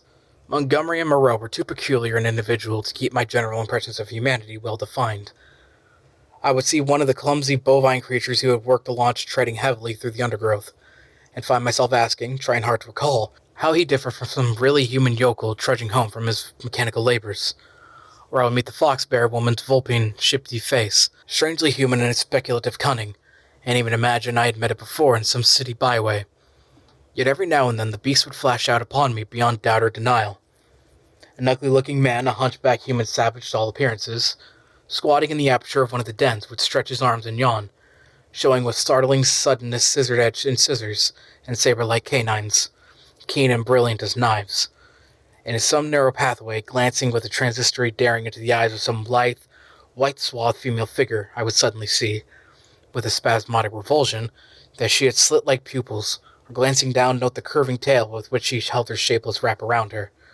It was a curious thing, by the by, for which I am quite unable to account, that these weird creatures, the females I mean, had in the earlier days of my stay an instinctive sense of their own repulsive clumsiness, and displayed in consequence a more than human regard for the decency and decorum of extensive costume. Chapter 16. How the Beast Folk Taste Blood. My inexperience as a writer betrays me, and I wander from the thread of my story. As I had breakfast with Montgomery, he took me across the island to see the Moreau, and the source of the hot springs into whose scalding waters I had blundered on the previous day. Both of us carried whips and loaded revolvers. While going through a leafy jungle on our road thither, we heard a rabbit squealing. We stopped and listened, but we heard no more. And presently we went on our way, and the incident dropped out of our minds. Montgomery called my attention to certain little pink animals with long hind legs that went leaping through the undergrowth. He told me they were creatures made of the offspring of the beast people that Moreau had invented. He had fancied they might serve for meat, but a rabbit-like habit of devouring their young had defeated this intention. I had already encountered some of these creatures, once during my moonlight flight from the leopard men, and once during my pursuit for Moreau on the previous day. By chance, one hopping to avoid us leapt into the hole caused by the uprooting of a wind-blown tree. Before it could extricate itself, we managed to catch it. It spat like a cat, scratched and kicked vigorously with its hind legs, and made an attempt to bite, but his teeth were too feeble to inflict more than a painless pinch. It seemed to me rather a petty little creature, and as Montgomery stated that it never destroyed the turf by burrowing, and was very cleanly in its habits. I should imagine it might prove a convenient substitute for the common rabbit in gentlemen's parks. We also saw on our way the trunk of a tree barked in long strips and splintered deeply. Montgomery called my attention to this. "Not to cut bark of trees, that is the law," he said. "Much some of them care for it." It was after this, I think, that we met the satyr and the ape-man. The satyr was a gleam of classical memory on the part of Moreau, his face ovine in expression, like the coarser Hebrew type, his voice a harsh bleat, his nether extremities satanic. He was gnawing the husk of a pod-like fruit as he passed us. Both of them saluted Montgomery. "Hail," said they, "to the other of the whip." "There's a third with the whip now," said Montgomery. "So you'd better mind." "Was he not made?" said the ape-man. He said he was made." The satyr man looked curiously at me. "The third with the whip." "He that walks weeping into the sea has a thin white face." "He has a thin long whip," said Montgomery. "Yesterday he bled and wept," said the satyr. "You never bleed nor weep. The master does not bleed nor weep."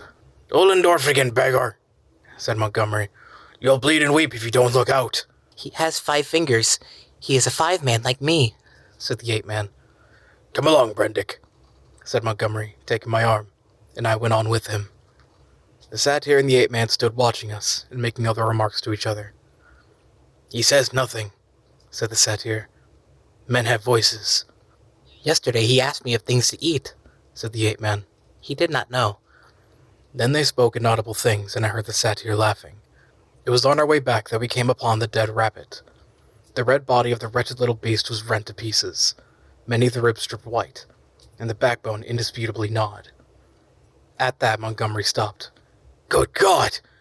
said he, stooping down and picking up some of the crushed vertebrae to examine them more closely. "Good God!" he repeated. "What can this mean?" "Some carnivore of yours has remembered its old habits," I said after a pause. "This backbone has been bitten through." He stood staring, with his face white and his lip pulled askew. "I don't like this," he said slowly. "I saw something of the same kind," said I, "the first day I came here." "The devil you did! What was it?" "A rabbit with its head twisted off." "The day you came here?" "The day I came here. In the undergrowth at the back of the enclosure, when I went out in the evening, the head was completely wrung off." He gave a long, low whistle.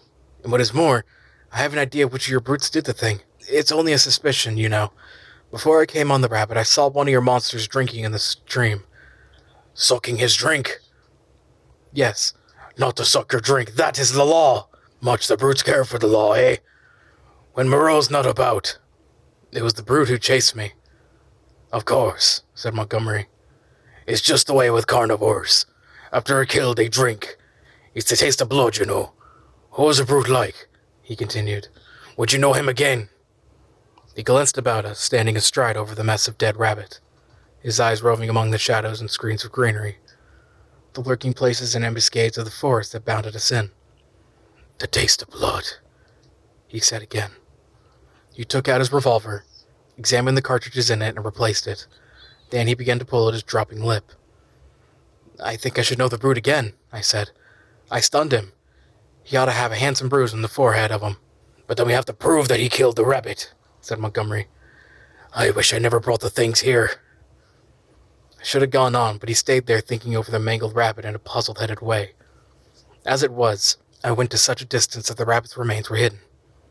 "Come on," I said. Presently he woke up and came towards me. "You see," he said, almost in a whisper, "they are all supposed to have a fixed idea against eating anything that runs on land.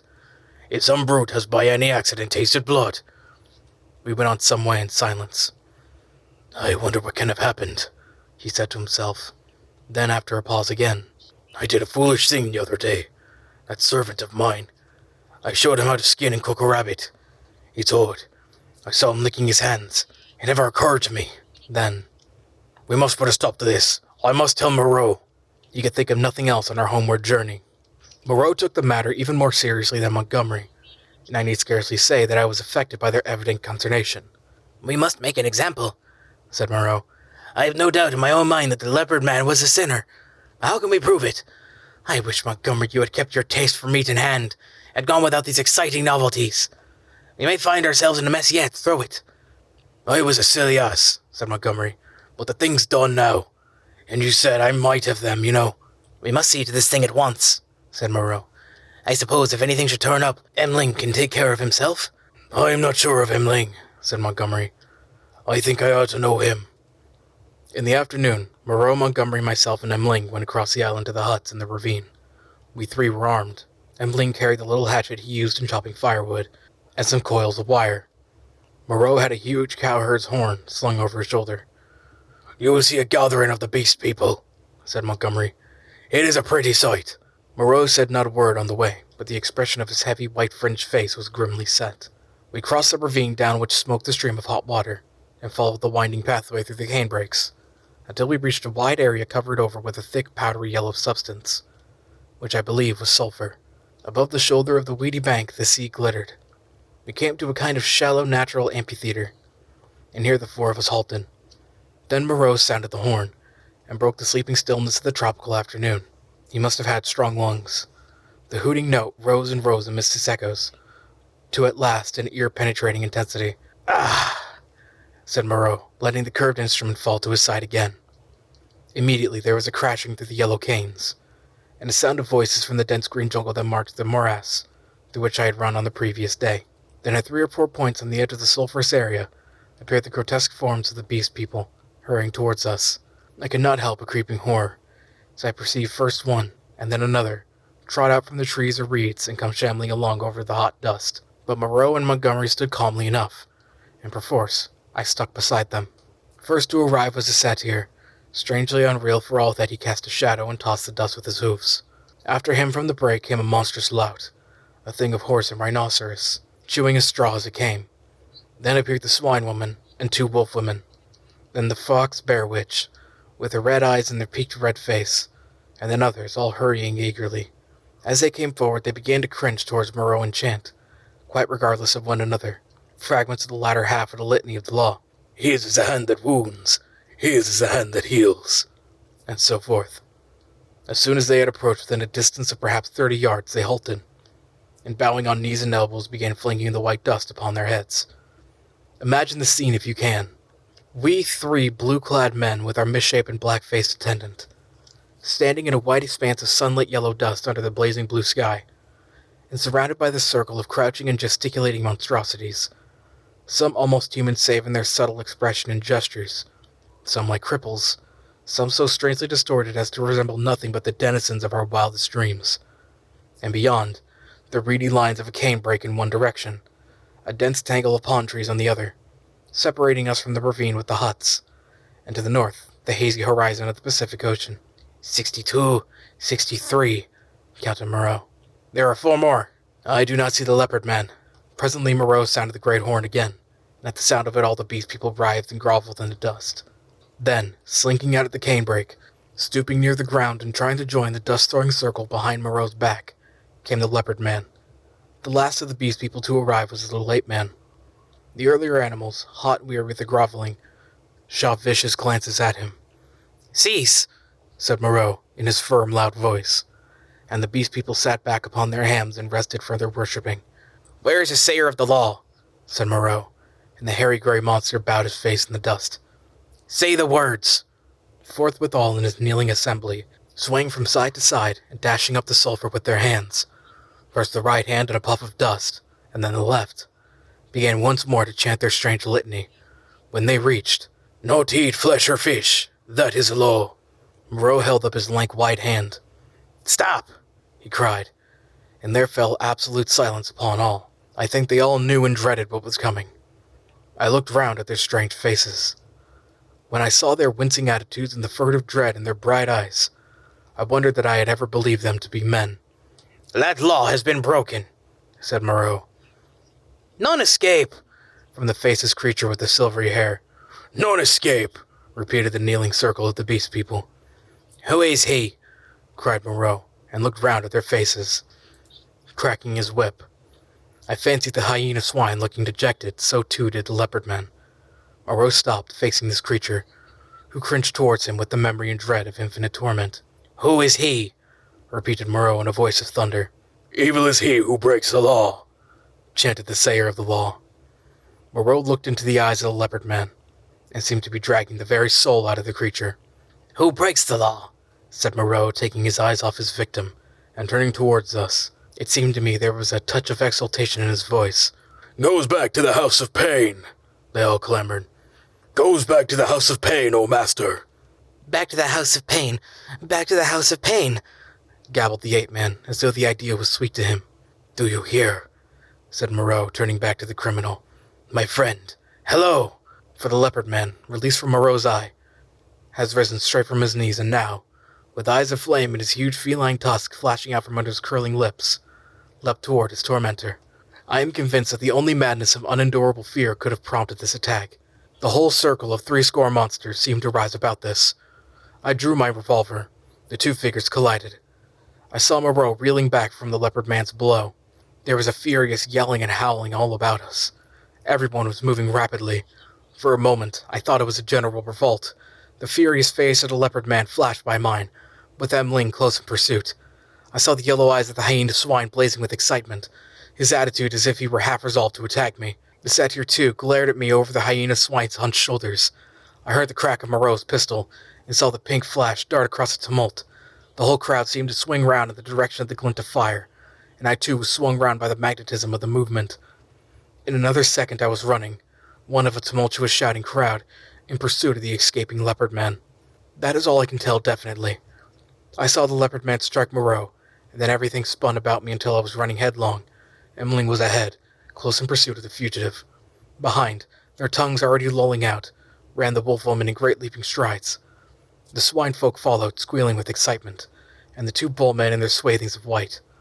Then came Moreau in a cluster of the beast people, his wide-brimmed straw hat blown off, his revolver in hand, and his lank white hair streaming out. The hyena swine ran beside me, keeping pace with me and glancing furtively at me out of his feline eyes, and the others came pattering and shouting behind us. The leopard man went bursting his way through the long canes, which sprang back as he passed, and rattled in Emling's face. We others in the rear found a trampled path before us when we reached the break.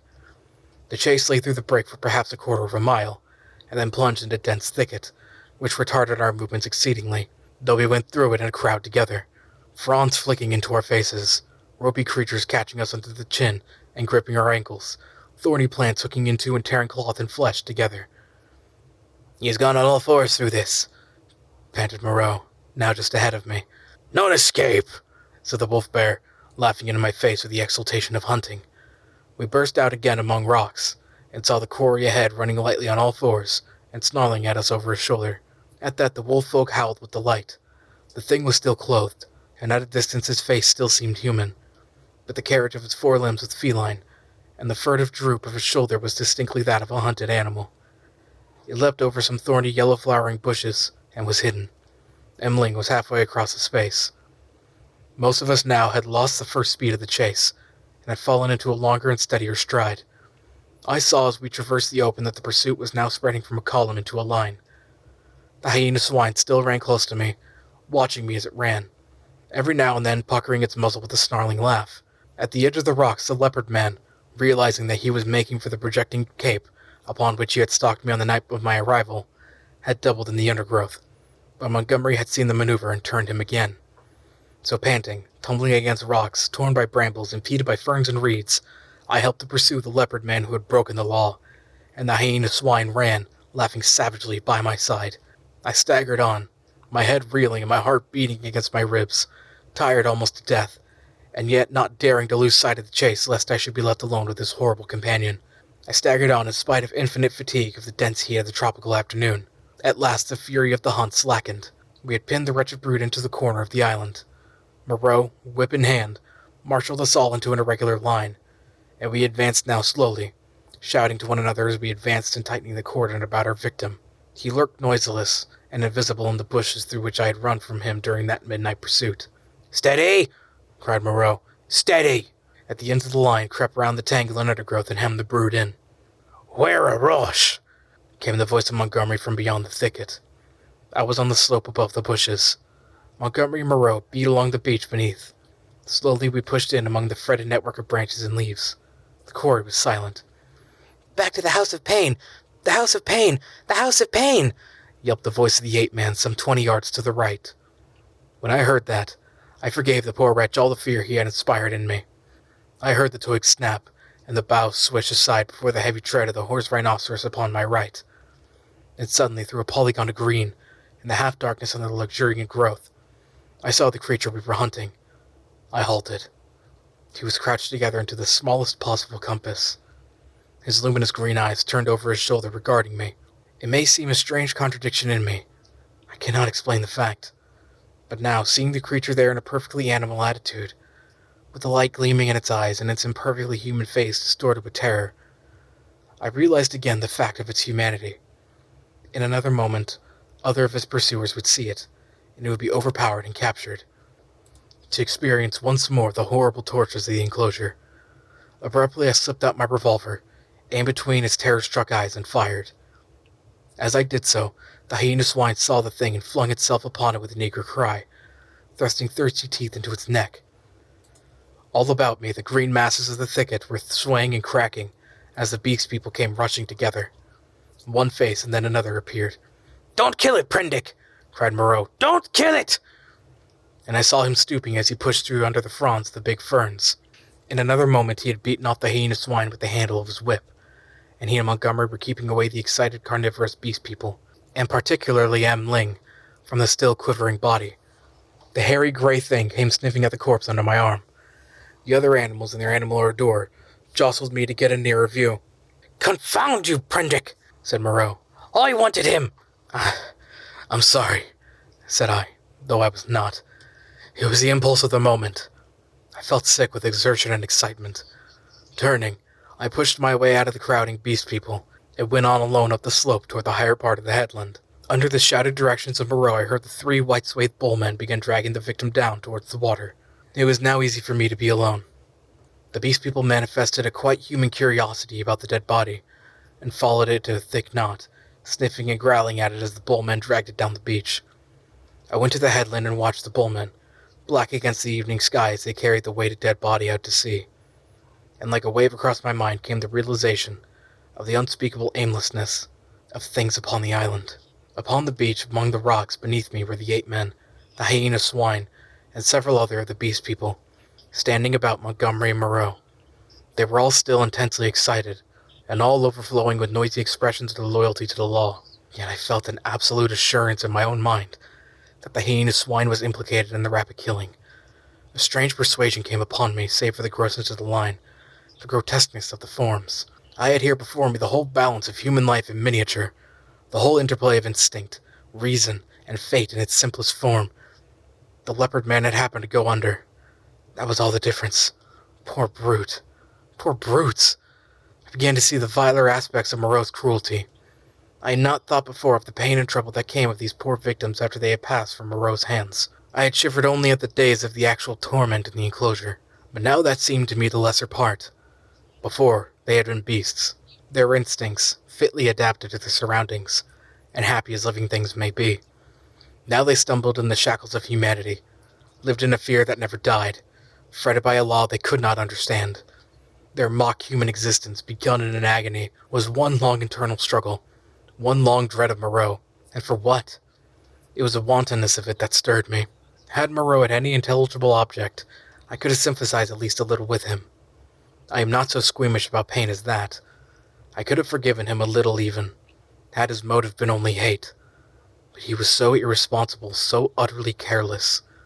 His curiosity, his mad, aimless investigations drove him on, and the things were thrown out to live a year or so, to struggle and blunder and suffer, and at last to die painfully.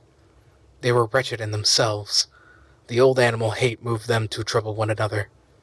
The law held them back from a brief hot struggle, and a decisive end to their natural animosities. In those days, my fear of the beast people went the way of my personal fear of Moreau. I fell indeed into a morbid state, deep and enduring and alien to fear, which had left permanent scars upon my mind. I must confess that I lost faith in the sanity of the world when I saw it suffering the painful disorder of this island.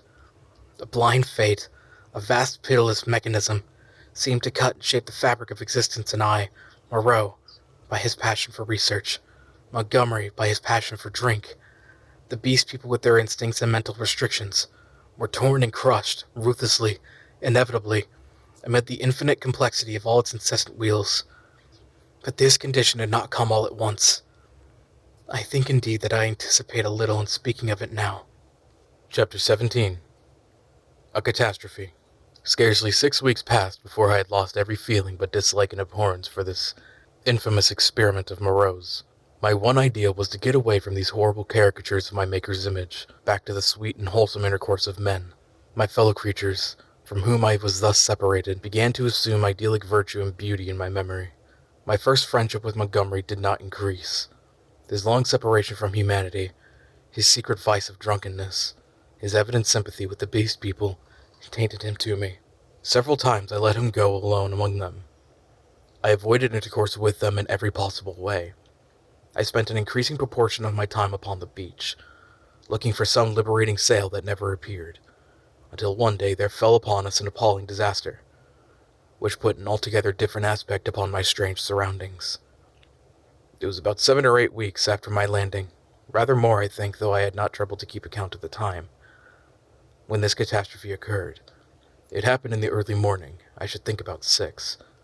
I had risen and breakfasted early, having been aroused by the noise of 3 beastmen carrying wood into the enclosure. After breakfast, I went to the open gateway of the enclosure, and stood there smoking a cigarette, and enjoying the freshness of the early morning. Moreau presently came round the corner of the enclosure and greeted me. He passed by me, and I heard him behind me unlock and enter his laboratory.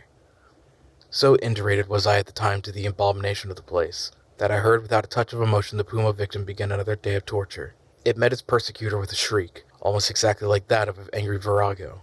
Then suddenly something happened. I do not know what to this day.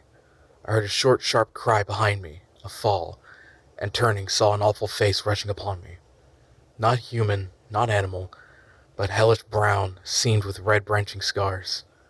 Red drops started out upon it, and the lidless eyes ablaze. I threw up my arm to defend myself from the blow that flung me headlong with the broken forearm, and the great monster, swathed in lint and with red-stained bandages fluttering about it, leapt over me and passed. I rolled over and over down to the beach, tried to sit up, and collapsed upon my broken arm. Then Moreau appeared, his massive white face all the more terrible for the blood that trickled from his forehead. He carried a revolver in one hand. He scarcely glanced at me, but rushed off at once in pursuit of the puma. I tried the other arm and sat up. The muffled figure in the front ran in great striding leaps along the beach, and Moreau followed her. She turned her head and saw him, then doubling abruptly made for the bushes. She gained upon him at every stride. I saw her plunge into them, and Moreau, running slantingly to intercept her, fired and missed as she disappeared. Then he too vanished in the green confusion. I stared after them, and then the pain in my arm flamed up, and with a groan I staggered to my feet. Montgomery appeared in the doorway, dressed, and with his revolver in his hand. "Great God, Prendick," he said, not noticing that I was hurt. "That brute's loose. Tore the fetter out of the wall. Have you seen them?"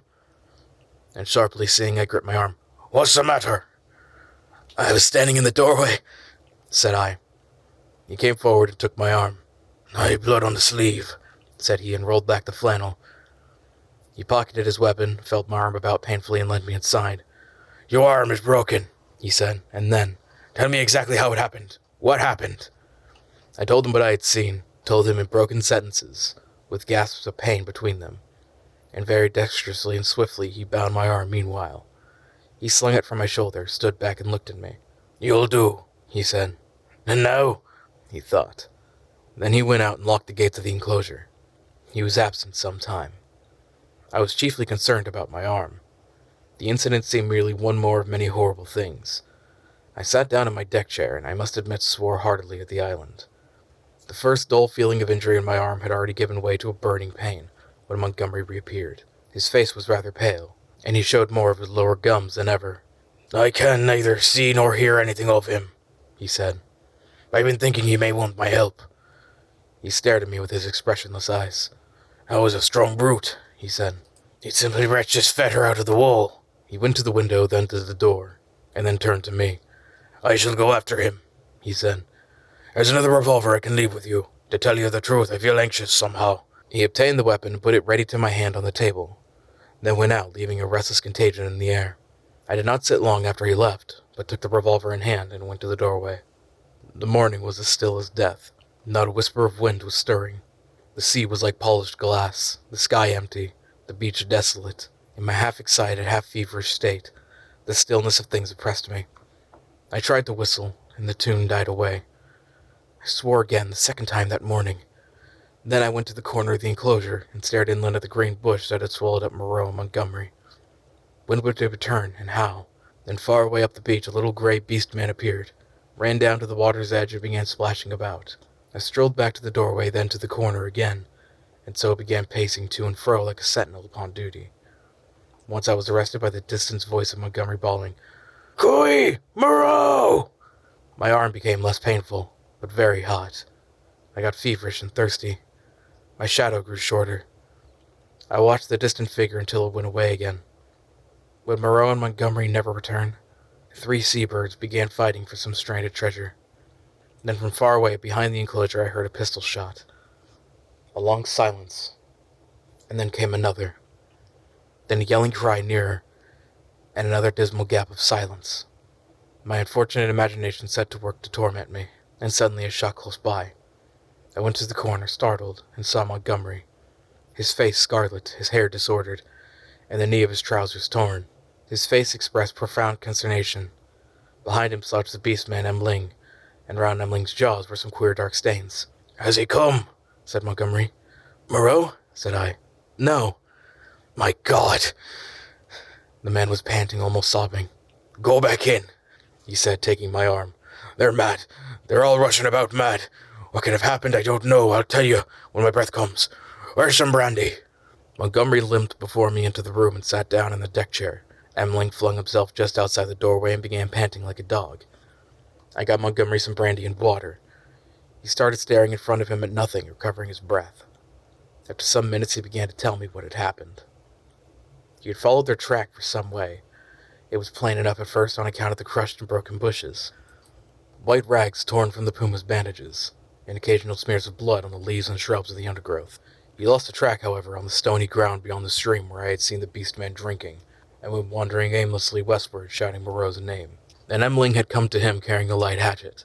Emling had seen nothing of the puma affair, had been felling wood and heard him calling. They went on shouting together. 2 beastmen came crouching, appearing at them through the undergrowth, with gestures and a furtive carriage that alarmed Montgomery by their strangeness. He hailed them, and they fled guiltily.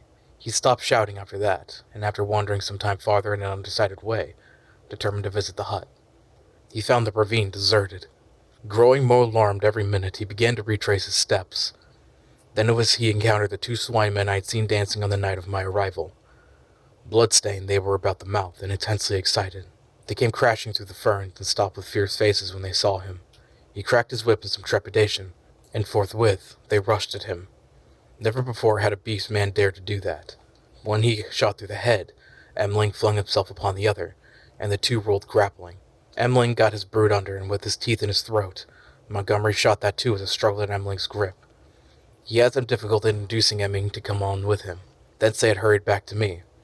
On the way, Emling had suddenly rushed into a thicket and drove out an undersized ocelot man, also bloodstained and lame through a wound in the foot. This brute had run a little way and then turned savagely at bay, and Montgomery, with a certain wantonness, I thought, had shot him. "What does this all mean?" said I.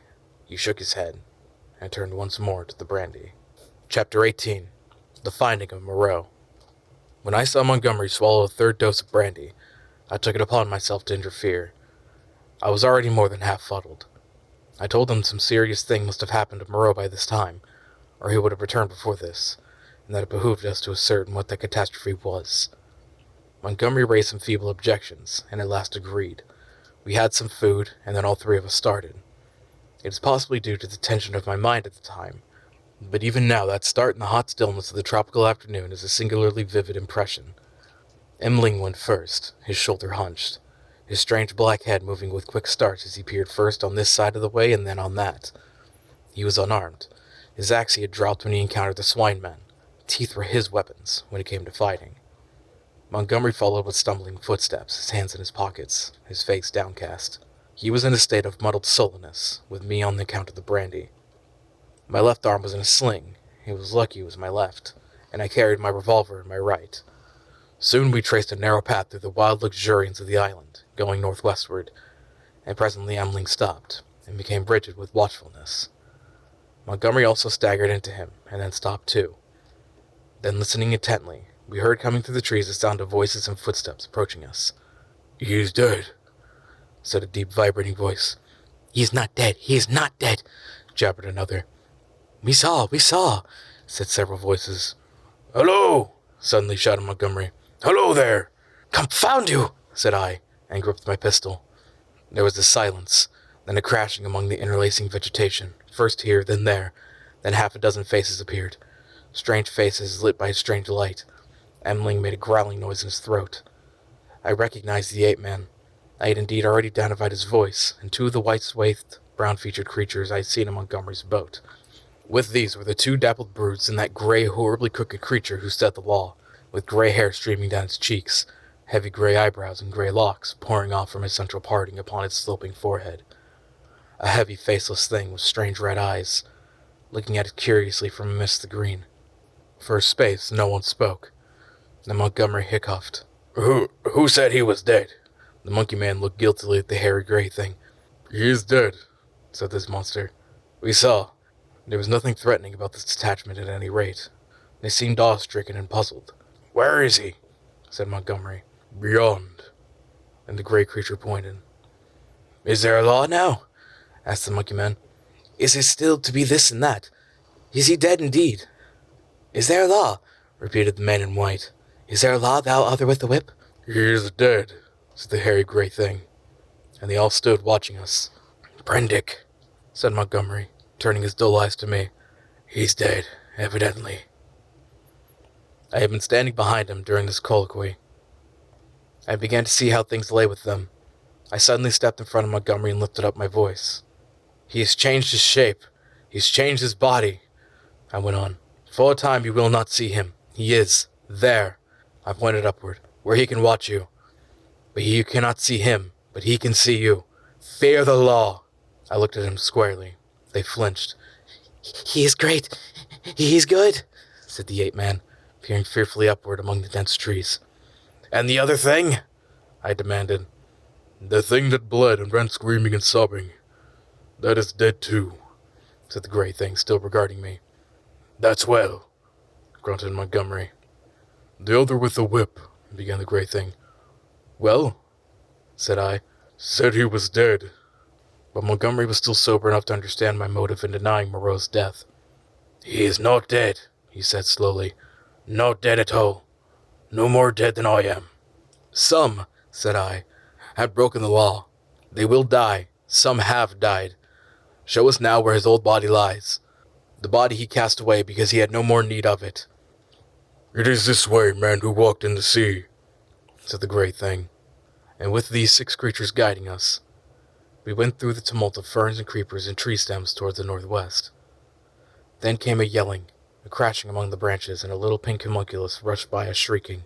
Immediately after, a monster in headlong pursuit, blood bedabbled, who was amongst us almost before he could stop his career. The gray thing leapt aside. Emling with a snarl flew at it and was struck aside.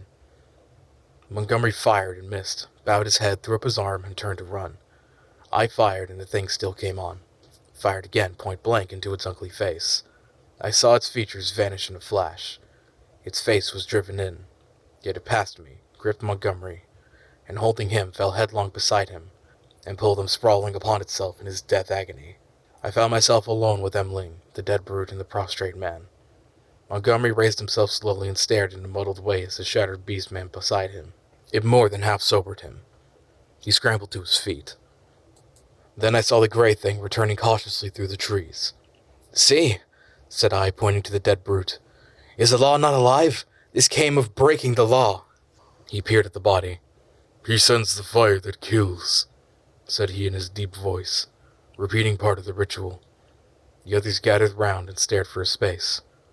At last we drew near the westwardly extremity of the island. We came upon the gnawed and mutilated body of the puma, its shoulder bone smashed by a bullet, and perhaps 20 yards farther found at last what we sought. Moreau lay face downward in a trampled space in a canebrake. One hand was almost severed at the wrist, and his silvery hair was dabbled in blood. His head had been battered in by the fetters of the puma. The broken canes beneath him were smeared with blood. His revolver we could not find. Montgomery turned him over, resting at intervals and with the help of the 7 beast people, for he was a heavy man. We carried Moreau back to the enclosure. The night was darkling. Tonight we heard unseen creatures howling and shrieking past our little band, and once a little pink sloth creature appeared and stared at us and vanished again. But we were not attacked again. At the gates of our enclosure, our company of beast people left us, Emling going with the rest. We locked ourselves in, and then took Moreau's mangled body into the yard, and laid upon a pile of brushwood. Then we went into the laboratory and put an end to all we found living there. Chapter 19.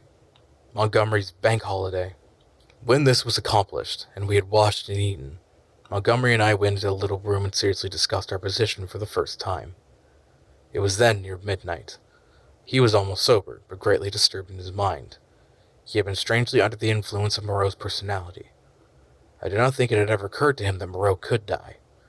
This disaster was the sudden collapse of the habits that had become part of his nature in the 10 or more monotonous years he had spent on the island. He talked vaguely, answered my questions crookedly, wandered into general questions. "This silly house of the world," he said. "What a muddle it all is. I haven't had any life. I wondered when it's going to begin. 16 years being bullied by nurses and schoolmasters at their own sweet will. 5 in London grinding hard at medicine, bad food, shabby lodging, shabby clothes, shabby vice. A blunder. I didn't know any better. And hustled off to this beastly island. 10 years here. What's it all for, Prendick?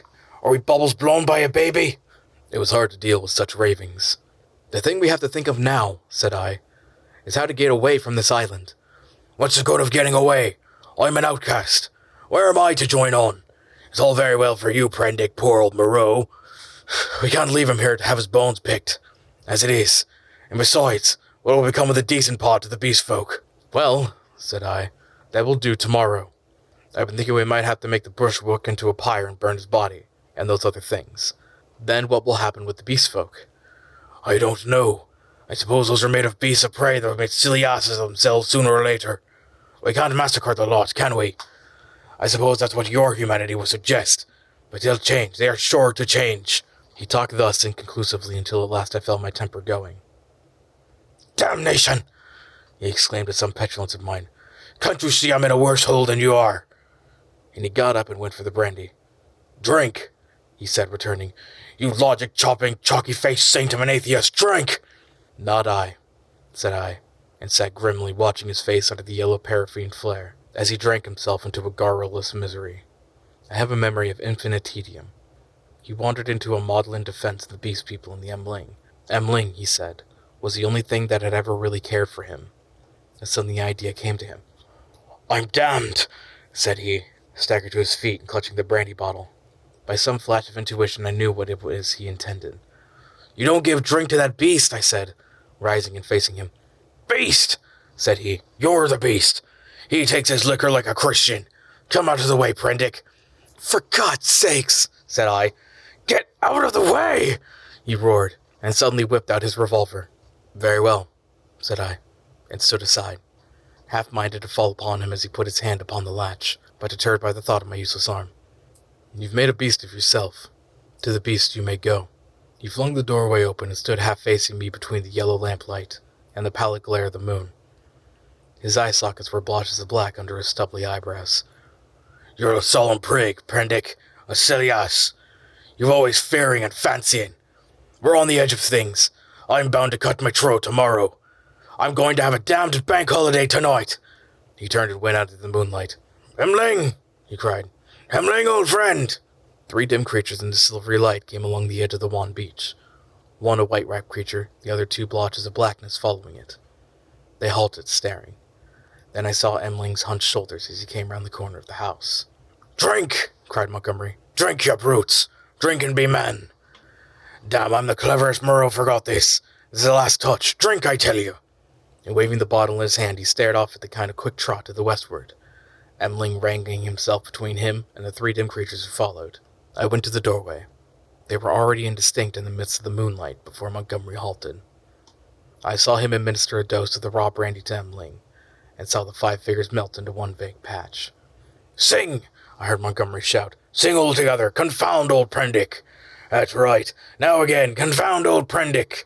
The black group broke up into 5 separate figures, and wound slowly away from me, among the band of shining beach, each one howling at his own sweet will, yelping insults at me, or giving whatever other vent this new inspiration of brandy demanded. Presently I heard Montgomery's voice shouting, "Right turn!" and they passed with their shouts and howls into the black of the landward trees. Slowly, very slowly, they receded into silence. The peaceful splendor of the night healed again. The moon was now past the meridian and traveling down the west. It was at its full, and very bright, riding through the empty blue sky. The shadow of the wall lay, a yard wide and of inky blackness at my feet. The eastward sea was a featureless gray, dark and mysterious. And between the sea and the shadow, the gray sands, of volcanic glass and crystals, flashed and shone like a beach of diamonds. Behind me, the paraffin lamp flared hot and ruddy. Then I shut the door, locked it, and went into the enclosure, where Moreau lay beside his latest victims, the staghounds, and the llama, and some other wretched brutes, with his massive face calm even after his terrible death, with the hard eyes open, staring at the dead white moon above. I sat down upon the edge of the sink, and with my eyes upon that ghastly pile of silvery light, and ominous shadows began to turn over my plans. In the morning I would gather some provisions in the dinghy, after setting fire to the pyre before me, push out into the desolation of the high sea once more. I felt for Montgomery there was no help, that he was in truth half akin to these beast folk, unfitted for human kindred. I do not know how long I sat there scheming. It must have been an hour or so. Then my planning was interrupted by the return of Montgomery to my neighborhood. I heard a yelling from many throats, a tumult of exulting cries passing down towards the beach, whooping and howling, and excited shrieks that seemed to come to a near stop at the water's edge. The riot rose and fell. I heard heavy blows and the splintering smash of wood, but I did not trouble me then. A discording chant began. My thoughts went back to my means of escape. I got up, brought the lamp, and went into a shed to look at some kegs I had seen there. Then I became interested in the contents of some biscuit tins, and opened one. I saw something out of the tail of my eye, a red figure, and turned sharply. Behind me lay the yard, vividly black and white in the moonlight, and the pile of wood and faggots on which Moreau and his mutilated victims lay, one over another. They seemed to be gripping one another in one last revengeful grapple. His wounds gaped, black as night, and the blood that had dripped lay in black patches upon the sand. Then I saw, without understanding the cause of my phantom, a ruddy glow that came and danced and went upon the wall opposite. I misinterpreted this, fancied it was a reflection of my flickering lamp, and turned again to the stores in the shed. I went on rummaging among them, as well as a one-armed man could, finding this convenient thing and that, and putting them aside for tomorrow's launch. My movements were slow, and the time passed quickly. Insensibly, the daylight crept upon me. The chanting died down, giving place to clamor. Then it began again, and suddenly broke into a tumult. I heard cries of "More! More!" a sound like quarreling, and a sudden wild shriek. The quality of the sounds changed so greatly that it arrested my attention. I went out into the yard and listened. Then, cutting like a knife across the confusion, came the crack of a revolver. I rushed at once through my room to the little doorway. As I did, I heard some of the packing cases behind me go sliding down and smash together with the clatter of glass on the floor of the shed. But I did not heed these. I flung the door open and looked out. Upon the beach by the boathouse a bonfire was burning, raining up sparks into the indistinctness of the dawn. Around this struggled a mass of black figures. I heard Montgomery call my name. I began to run at once toward this fire, revolver in hand. I saw the pink tongue of Montgomery's pistol lick out once, close to the ground. He was down. I shouted with all my strength and fired into the air. I heard someone cry, "The master!" The knotted black people broke into scattering units. The fire leapt and sank down. The crowd of beast people fled in sudden panic before me, beach. In my excitement, I fired at their retreating backs as they disappeared among the bushes. Then I turned to the black heaps upon the ground. Montgomery lay on his back with his hairy gray beast man sprawling across his body. The brute was dead, but still gripping Montgomery's throat with his curving claws. Nearby lay Emling on his face and quite still, his neck bitten open and the upper part of the smashed brandy bottle in his hand. 2 other figures lay near the fire, the one motionless, the one other groaning fitfully, every now and then raising its head slowly, then dropping it again. I caught hold of the gray man and pulled him off Montgomery's body. His claws drew down the torn coat reluctantly as I dragged him away. Montgomery was dark in the face and scarcely breathing. I splashed seawater on his face and pillowed his head on my rolled-up coat. Emling was dead. The wounded creature by the fire, it was a wolf brute with a bearded gray face, lay, I found, with the forepart of his body upon the still glowing timber. The wretched thing was injured so dreadfully that in mercy I blew its brains out at once. The other brute was one of the bullmen swathed in white. He, too, was dead. The rest of the beast people had vanished from the beach. I went to Montgomery again and knelt beside him, cursing my ignorance of medicine. The fire beside me had sunk down, and only charred beams of tinder, glowing at the central ends, had mixed with the gray ash of brushwood remained. I wondered casually where Montgomery had got his wood. Then I saw the dawn was upon us. The sky had grown brighter. The setting moon was becoming pale and opaque in the luminous blue of the day. The sky to the eastward was rimmed with red. Suddenly I heard a thud and a hissing behind me, and looking around, sprang to my feet with a cry of horror. Against the great, warm, tumultuous masses of black smoke were boiling up out of the enclosure. Through the stormy darkness shot flickering threads of blood-red flame. Then the thatched roof caught. I saw the curving charge of the flames across the sloping straw. A spurt of fire jetted from the window of my room. I knew at once what had happened. I remembered the crash I had heard. When I had rushed out to Montgomery's assistance, I had overturned the lamp. The hopelessness of saving any of the contents in the enclosure stared me in the face. My mind came back to my plan of flight, and turning swiftly I looked to see where the 2 boats lay upon the beach. They were gone. 2 axes lay upon the sands beside me, chips and splinters were scattered broadcast, and the ashes of the bonfire were blackening and smoking under the dawn. Montgomery had burned the boats to revenge himself upon me and prevent our return to mankind. A sudden convulsion of rage shook me. I was almost moved to batter his foolish head in as he lay there helpless at my feet. And suddenly his hand moved so feebly, so pitifully, that my wrath vanished. He groaned and opened his eyes for a minute. I knelt down beside him and raised his head. He opened his eyes again, staring silently at the dawn, and then they met mine. The lids fell. "Sorry," he said presently with an effort. He seemed trying to think. "The last," he murmured. "The last of the silly universe. What a mess." I listened. His head fell helplessly to one side. I thought some drink might revive him, but there was neither drink nor vessel in which to bring drink at hand. He seemed suddenly heavier. My heart went cold.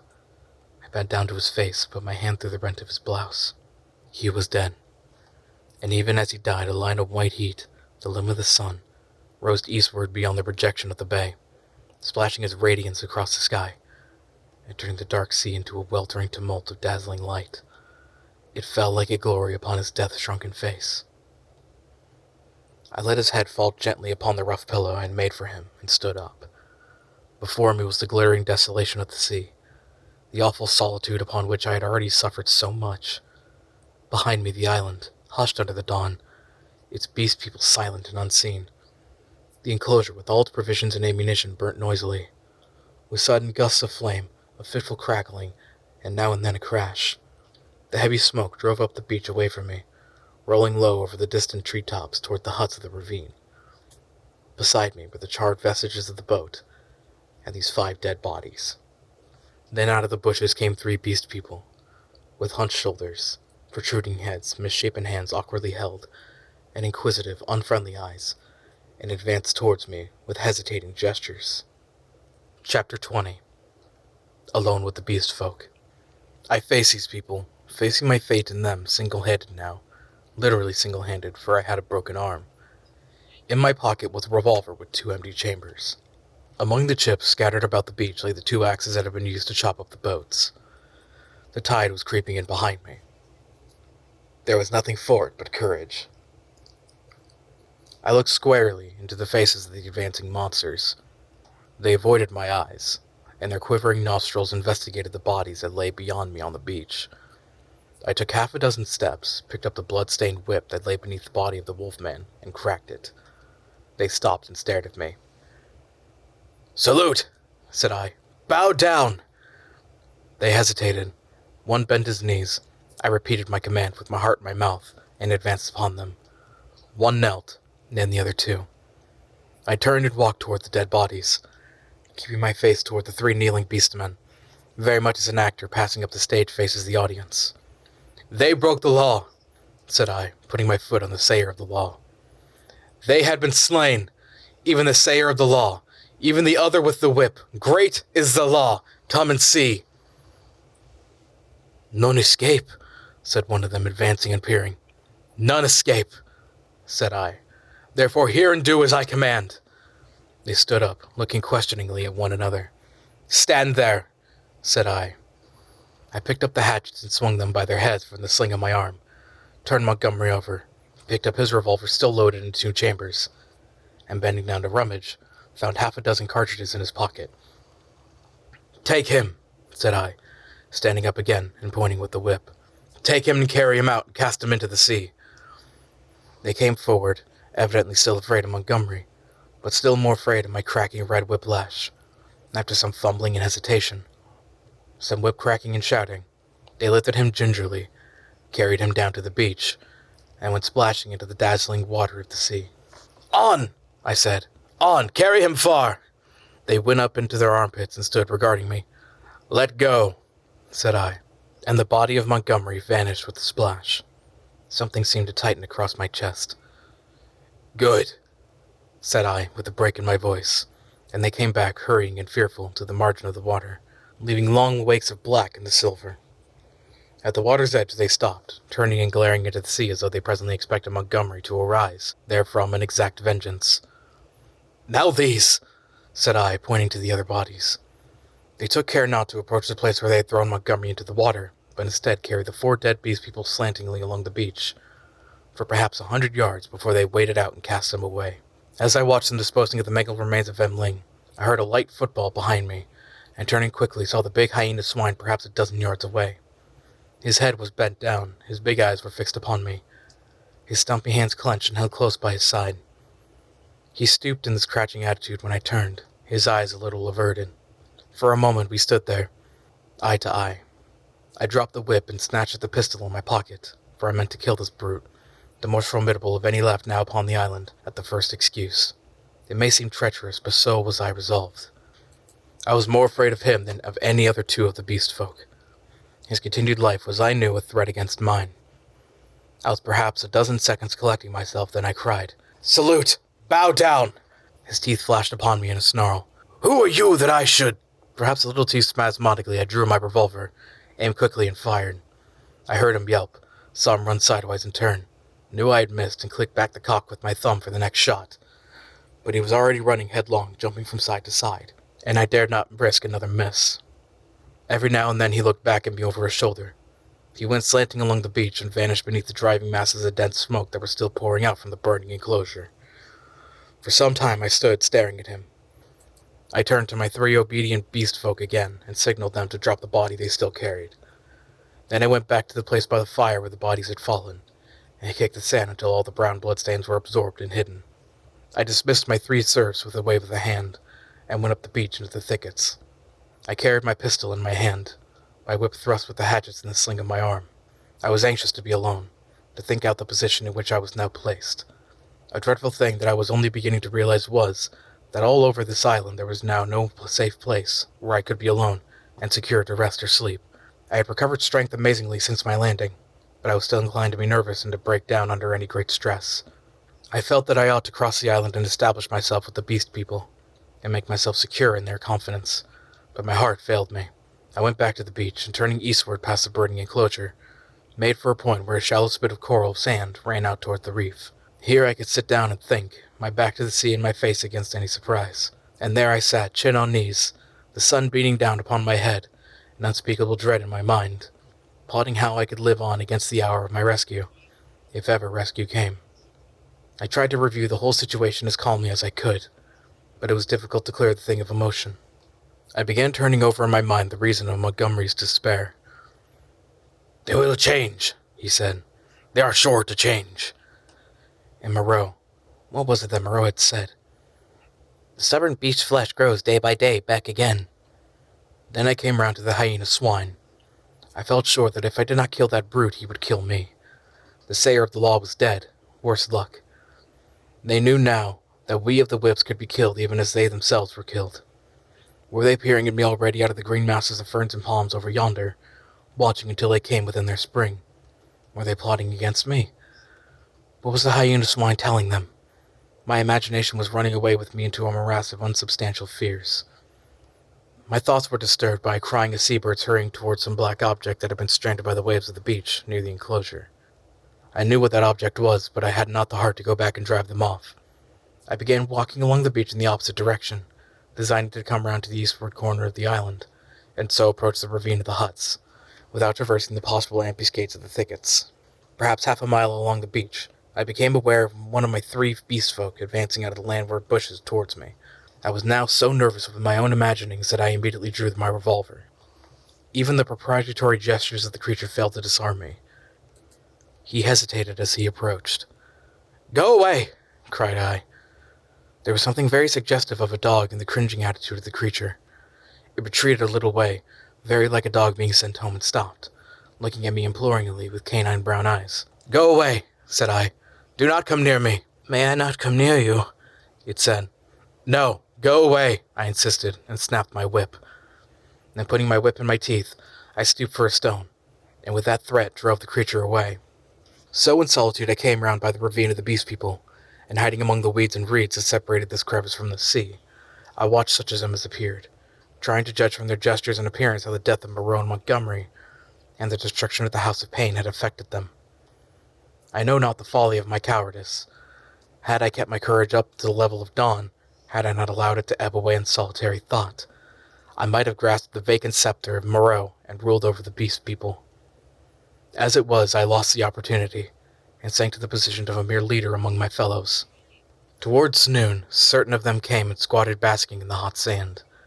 The imperious voices of hunger and thirst prevailed over my dread. I came out of the bushes and, revolver in hand, walked down toward these seated figures. One, a wolf woman, turned her head and stared at me, and then the others. None attempted to rise or salute me. I felt too faint and weary to insist, and I let the moment pass. "I want food," I said, almost apologetically, and drawing near. "There's food in the huts," said an ox-boar man drowsily and looking away from me. I passed them and went down into the shadow and odors of the almost deserted ravine. In an empty hut I feasted on some speckled and half-decayed fruit. Then after I had propped some branches and sticks about the opening, and placed myself with my face toward it and my hand upon my revolver, the exhaustion of the last 30 hours claimed its own, and I fell into a light slumber, hoping that the flimsy barricade I had erected would cause sufficient noise in its removal to save me from surprise. Chapter 21. The Reversion of the Beast Folk. In this way I became one among the Beast People in the island of Dr. Moreau. When I awoke, it was dark about me. My arm ached in its bandages. I sat up, wondering at first where I might be. I heard coarse voices talking outside.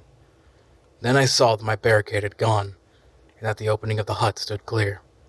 My revolver was still in my hand. I heard something breathe, saw something crouched together close beside me. I held my breath, trying to see what it was. It began to move slowly, interminably. Then something soft and warm and moist passed across my hand.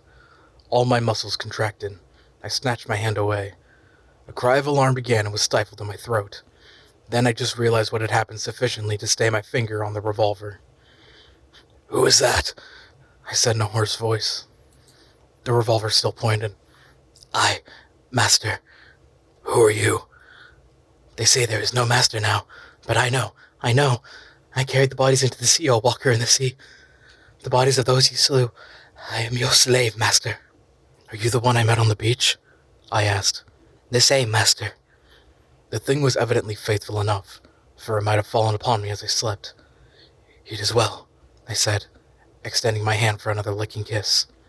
I began to realize what his presence meant, and the tide of my courage flowed. "Where are the others?" I asked. "They are mad. They are fools," said the dog-man. "Even now they talk together beyond there. They say the master is dead, the other with the whip is dead, the other who walked in the sea is as we are. We have no master, no whips, no House of Pain any more. There is an end. We love the law and will keep it, but there's no pain, no master, no whips forever again. So they say. But I know, master, I know." I felt in the darkness and patted the dog-man's head. "It is well," I said again. "Presently you will slay them all," said the dog-man. "Presently," I answered. "I will slay them all. After certain days and certain things have come to pass. Every one of them save those you spare, every one of them shall be slain." "What the master wishes to kill, the master kills," said the dog-man with a certain satisfaction in his voice. "And that their sins may grow," I said. "Let them live in their folly until their time is ripe. Let them not know that I am the master." "The master's will is sweet," said the dog-man, with the ready tact of his canine blood. "But one has sinned," said I. "Him I will kill, wherever I may meet him. When I say to you, that is he, see that you fall upon him. And now I will go to the men and women who were assembled together." For a moment, the opening of the hut was blackened by the exit of the dogman. Then I followed and stood up, almost in the exact spot where I had been when I heard Moreau and his staghound pursuing me. But now it was night, and all the miasmatic ravine about me was black, and beyond, instead of a green sunlit slope, I saw a red fire, before which hunched, grotesque figures moved to and fro. Farther were the thick trees, a bank of darkness, fringed above with the black lace of the upper branches. The moon was just riding up on the edge of the ravine, and like a bar across his face drove the spire of vapor that was forever streaming from the fumaroles of the island. "Walk by me," said I, nerving myself, and side by side we walked down the narrow way, taking little heed of the dim things that peered at us out of the huts. None about the fire attempted to salute me. Most of them disregarded me, ostentatiously. I looked around for the hyena swine, but he was not there. Altogether, perhaps 20 of the beast folk squatted, staring into the fire or talking to one another.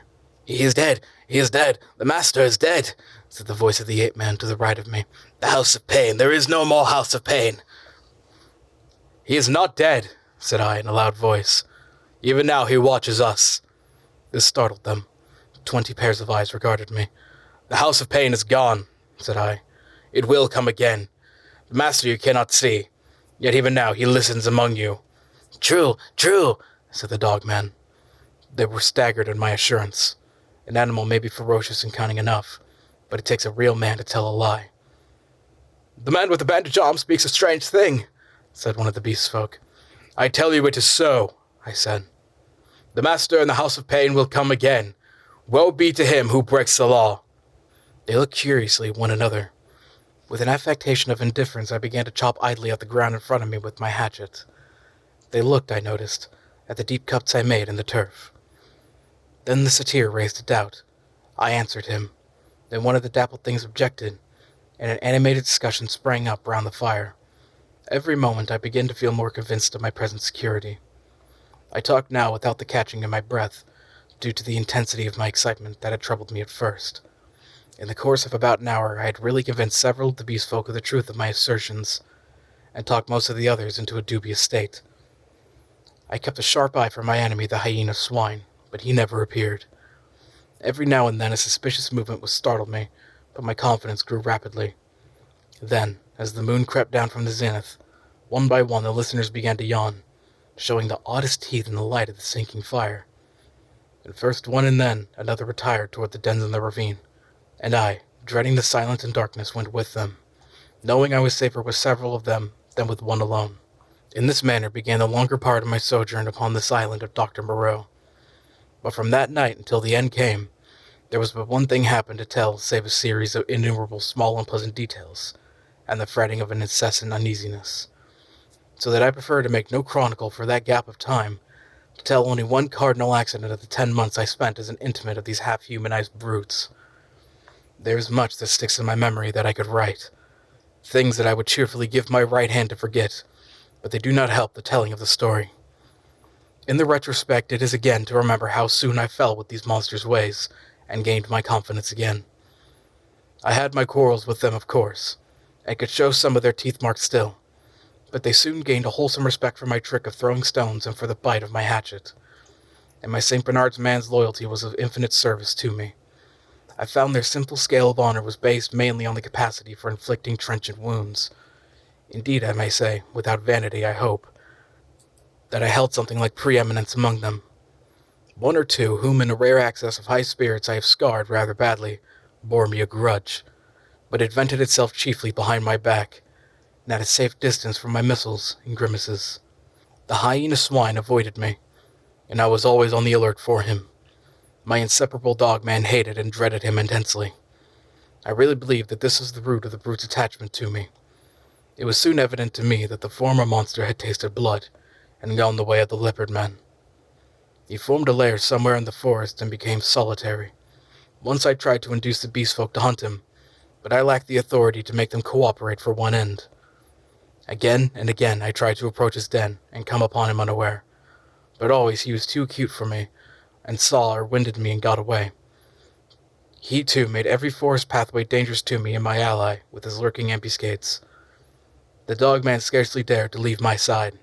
In the first month or so, the beast folk, compared with their latter condition, were human enough, and for one or two besides my canine friend, I even conceived a friendly tolerance. The little pink sloth creature displayed an odd affection for me, and took to following me about. The monkey man bored me, however. He assumed on the strength of his 5 digits that he was my equal, and was forever jabbering at me, jabbering the most errant nonsense. One thing about him entertained me a little. He had a fantastic trick of coining new words. He had an idea, I believe, that to gabble about names that meant nothing was the proper use of speech. He called it big thinks, to distinguish it from little thinks, the sane, everyday interests of life. If ever I made a remark he did not understand, he would praise it very much, ask me to say it again, learn it by heart, and go off repeating it, with a word wrong here and there, to all the milder of the beast people. He thought nothing of what was plain and comprehensible. I invented some very curious big thinks for his especial use. I think now that he was the silliest creature I ever met. He had developed in the most wonderful way the distinctive silliness of man, without losing one jot of the natural folly of a monkey. This, I say, was in the earlier weeks of my solitude among these brutes. During that time they respected the usage established by the law, and behaved with general decorum. Once I found another rabbit torn to pieces, by the hyena swine I am assured, but that was all. It was about May when I first distinctly perceived a growing difference in their speech and carriage, a growing coarseness of articulation, a growing disinclination to talk. My monkey man's jabber multiplied in volume but grew less and less comprehensible, more and more simian. Some of the others seemed altogether slipping their hold upon speech, though they still understood what I said to them at that time. Can you imagine language, one clear-cut and exact, softening and guttering, losing shape and import, becoming mere lumps of sound again? And they walked erect with an increasing difficulty.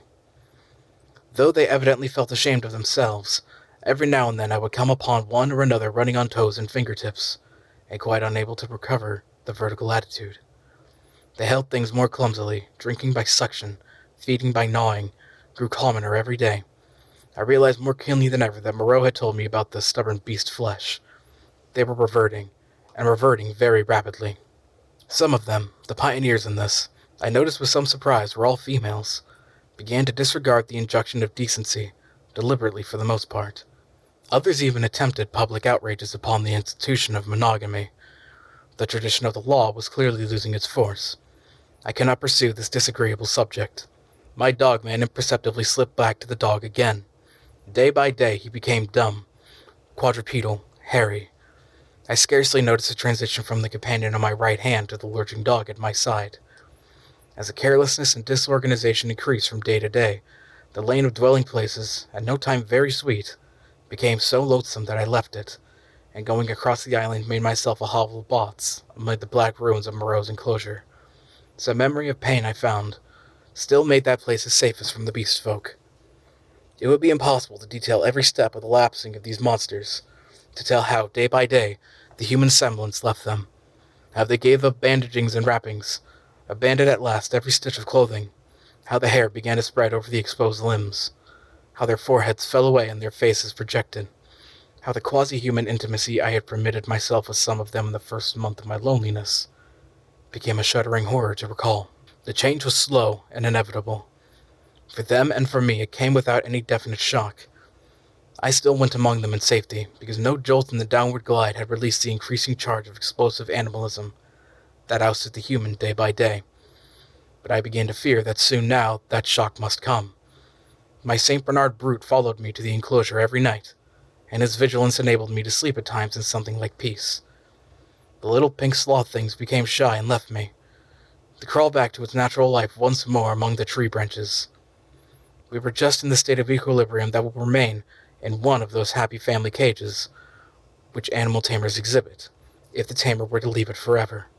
Of course, these creatures did not decline into such beasts as the reader had seen in zoological gardens, into ordinary bears, wolves, tigers, oxen, swine, and apes. There was still something strange about each, and each Moreau had blended this animal with that. One perhaps was ursine chiefly, another feline chiefly, another bovine chiefly, but each was tainted with other creatures, a kind of generalized animalism appearing through the specific dispositions, and the dwindling shreds of the humanity still startled me every now and then. A momentary recrudescence of speech perhaps, and unexpected dexterity of the forefeet. A pitiful attempt to walk erect. I too must have undergone strange changes. My clothes hung about me as yellow rags, through whose rents showed the tanned skin. My hair grew long and became matted together, and I am told now that even my eyes had a strange brightness, a swift alert of movement. At first I spent the daylight hours at the southward beach waiting for a ship, hoping and praying for a ship. I counted on the Ipechuana returning as the year wore on, but she never came. 5 times I saw sails, and thrice smoke, but nothing ever touched the island. I always had a bonfire ready, but no doubt the volcanic reputation of the island was taken into account for that. It was only about September or October that I began to think of making a raft. By that time my arm had healed, and both my hands were at my service again. At first I found my helplessness appalling.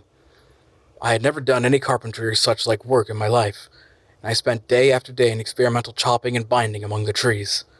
I had no rope, and could hit on nothing wherewith to make ropes.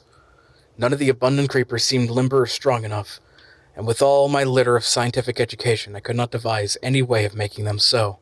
I spent more than a fortnight grubbing among the black ruins of the enclosure and on the beach where the boats had been burnt, looking for nails and other stray pieces of metal that might prove of service. Now and then some beast creature would watch me, and go leaping off when I called to it. There came a season of thunderstorms and heavy rain, which greatly retarded my work, but at last the raft was completed.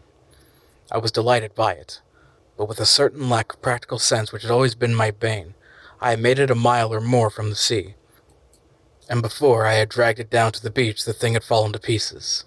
Perhaps it is as well that I was saved from launching it, but at the time my misery at my failure was so acute that for some days I simply moped on the beach, and stared at the water, and thought of death. I did not, however, mean to die, and an incident occurred that warned me unmistakably of the folly of letting the days pass so, for each fresh day was fraught with increasing danger from the beast people. I was lying in the shade of the enclosure wall, staring out to sea, when I was startled by something cold touching the skin of my heel, and started round found the little pink sloth creature blinking in my face. He had long since lost speech and active movement, and the lank hair of the little brute grew thicker every day, and his stumpy claws more askew. He made a moaning noise when he saw he had attracted my attention, went a little way toward the bushes and looked back at me. At first I did not understand, but presently it occurred to me that he wished for me to follow him, and this I did at last, slowly, for the day was hot. When we reached the trees he clambered into them, for he could travel better among their swinging creepers than on the ground, and suddenly in a trampled space I came upon a ghastly group. My St. Bernard creature lay on the ground, dead, and near his body crouched the hyena swine, gripping the quivering flesh with its misshapen claws, gnawing at it, and snarling with delight. As I approached, the monster lifted its glaring eyes to mine. Its lips went trembling back from its red-stained teeth, and it growled menacingly. It was not afraid, and not ashamed. The last vestige of the human taint had vanished. I advanced a step farther, stopped, and pulled out my revolver. At last, I had him face to face. The brute made no signs of retreat, but his ears went back, its hair bristled, and its body crouched together. I aimed between the eyes and fired. As I did so, the thing rose straight at me in a leap, and I was knocked over like a ninepin. It clutched at me with its crippled hand and struck me in the face. Its spring carried it over me. I fell under the hind part of its body, but luckily I had hit as I meant, and it had died even as it leapt. I crawled out from under its unclean weight and stood up trembling, staring at its quivering body. That danger at least was over, but this, I knew, was only the first of the series of relapses that must come. I burned both of the bodies on a pyre of brushwood, but after that I saw that unless I left the island, my death was only a question of time. The beast people by that time had, with 1 or 2 exceptions, left the ravine and made themselves lairs according to their taste among the thickets of the island. Few prowled by day, most of them slept, and the island might have seemed deserted to a newcomer, but at night the air was hideous with their calls and howling. I had half a mind to make a massacre of them, to build traps or fight them with my knife. Had I possessed sufficient cartridges, I should not have hesitated to begin the killing. There could now be scarcely a score left of the dangerous carnivores. The braver of these were already dead. After the death of this poor dog of mine, my last friend, I too adopted to some extent the practice of slumbering in the daytime, in order to be on my guard at night. I rebuilt my den in the walls of the enclosure, with such a narrow opening that anything attempting to enter must necessarily make a considerable noise. The creatures had lost the art of fire, too, and recovered their fear of it. I turned once more, almost passionately now, to hammering together stakes and branches to form a raft for my escape. I found 1,000 difficulties. I am an extremely unhandy man, but most of the requirements of a raft I had met in last to some clumsy, circuitous way or another, and this time I took care of the strength. The only insurmountable obstacle was that I had no vessel to contain the water I should need if I floated forth upon these untraveled seas. I would have even tried pottery, but the island contained no clay. I used to go moping around the island trying with all my might to solve this one last difficulty. Sometimes I would give way to wild bursts of outrage, and hack and splinter some unlucky tree in my intolerable vexation, but I could think of nothing. And then came a day, a wonderful day, which I spent in ecstasy. I saw a sail to the southwest, a small sail like that of a little schooner, and forthwith I lit a great pile of brushwood and stood by it in the heat of it, in the heat of the midday sun, watching. All day I watched that sail, eating and drinking nothing so that my head reeled, and the beast came and glared at me, and seemed to wonder, and went away. It was still distant when night came and swallowed it up, and all night I toiled to keep my blaze bright and high, and the eyes of the beast shone out of the darkness, marveling. In the dawn the sail was nearer, and I saw that it was a dirty lug sail of a small boat, but it sailed strangely. My eyes were weary with watching, and I peered and could not believe them.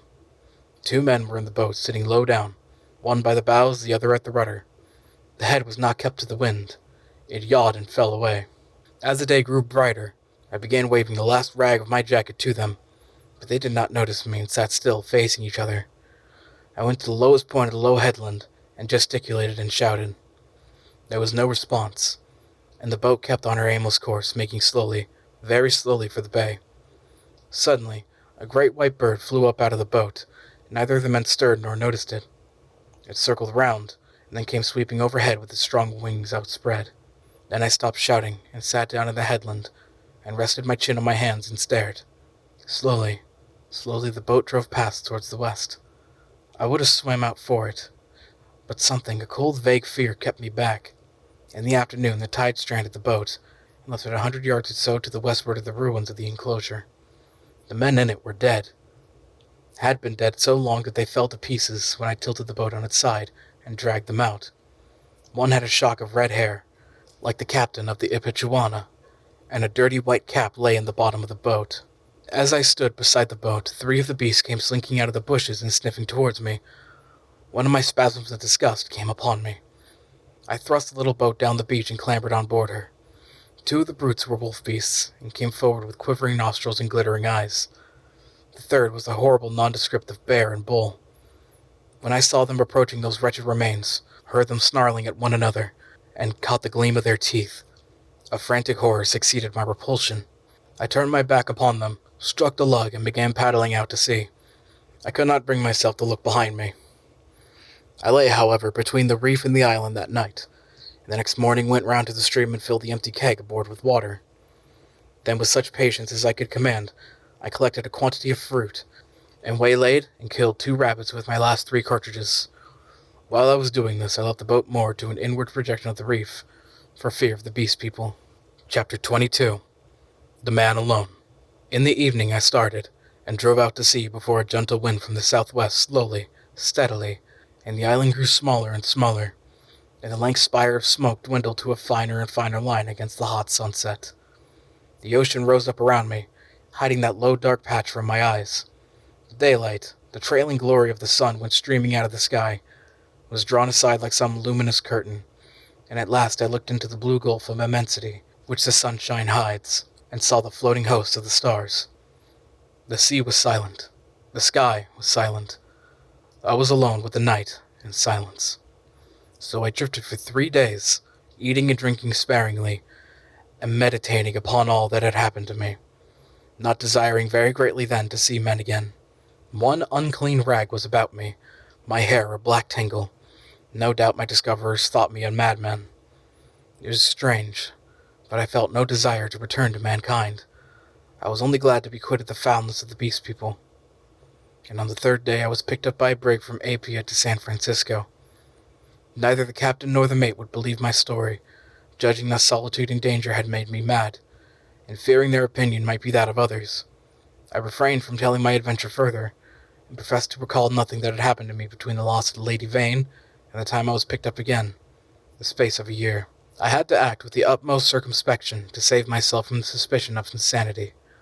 My memory of the law, of the 2 dead sailors, of the ambuscades of the darkness, of the body in the canebrake haunted me, and unnatural as it seems, with my return to mankind came, instead of that confidence and sympathy I had expected, a strange enhancement of the uncertainty and dread I had experienced during my stay upon the island. No one would believe me. I was almost as queer as men as I had been to the beast people. I might have caught something of the natural wildness of my companions. They say that terror is a disease, and anyhow I can witness that for several years now a restless fear has dwelt in my mind, such a restless fear as a half-tamed lion cub may feel. My trouble took the strangest form.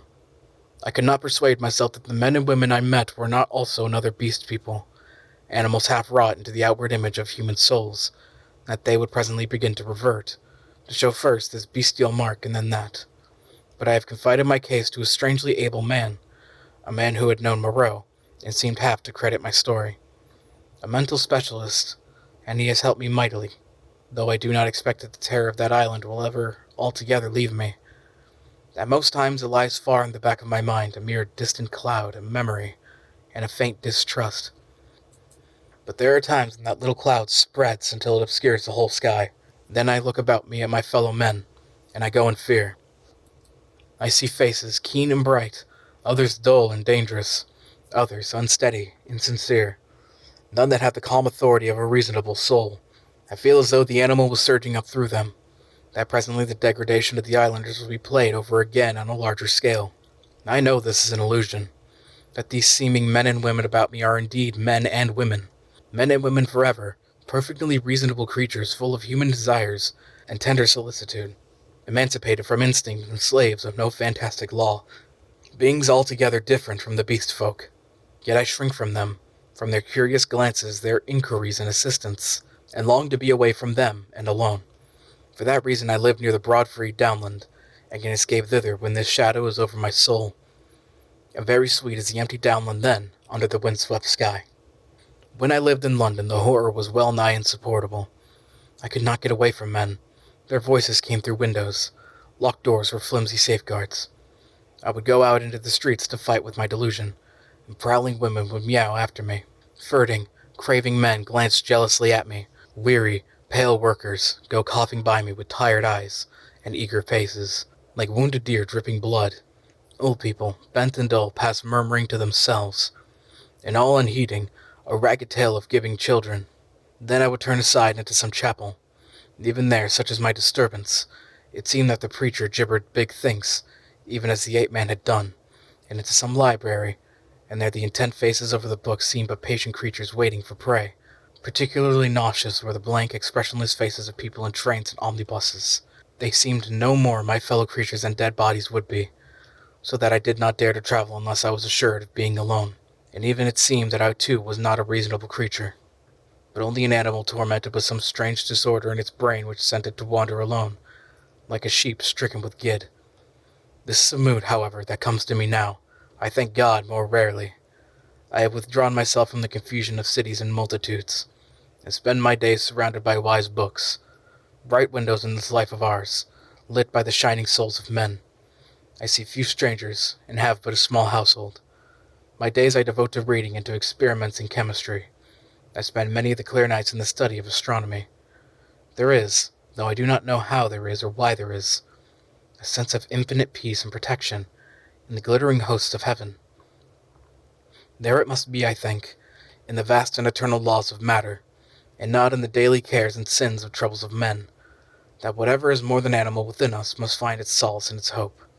I hope, or I could not live. And so, in hope and solitude, my story ends. Edward Prendick.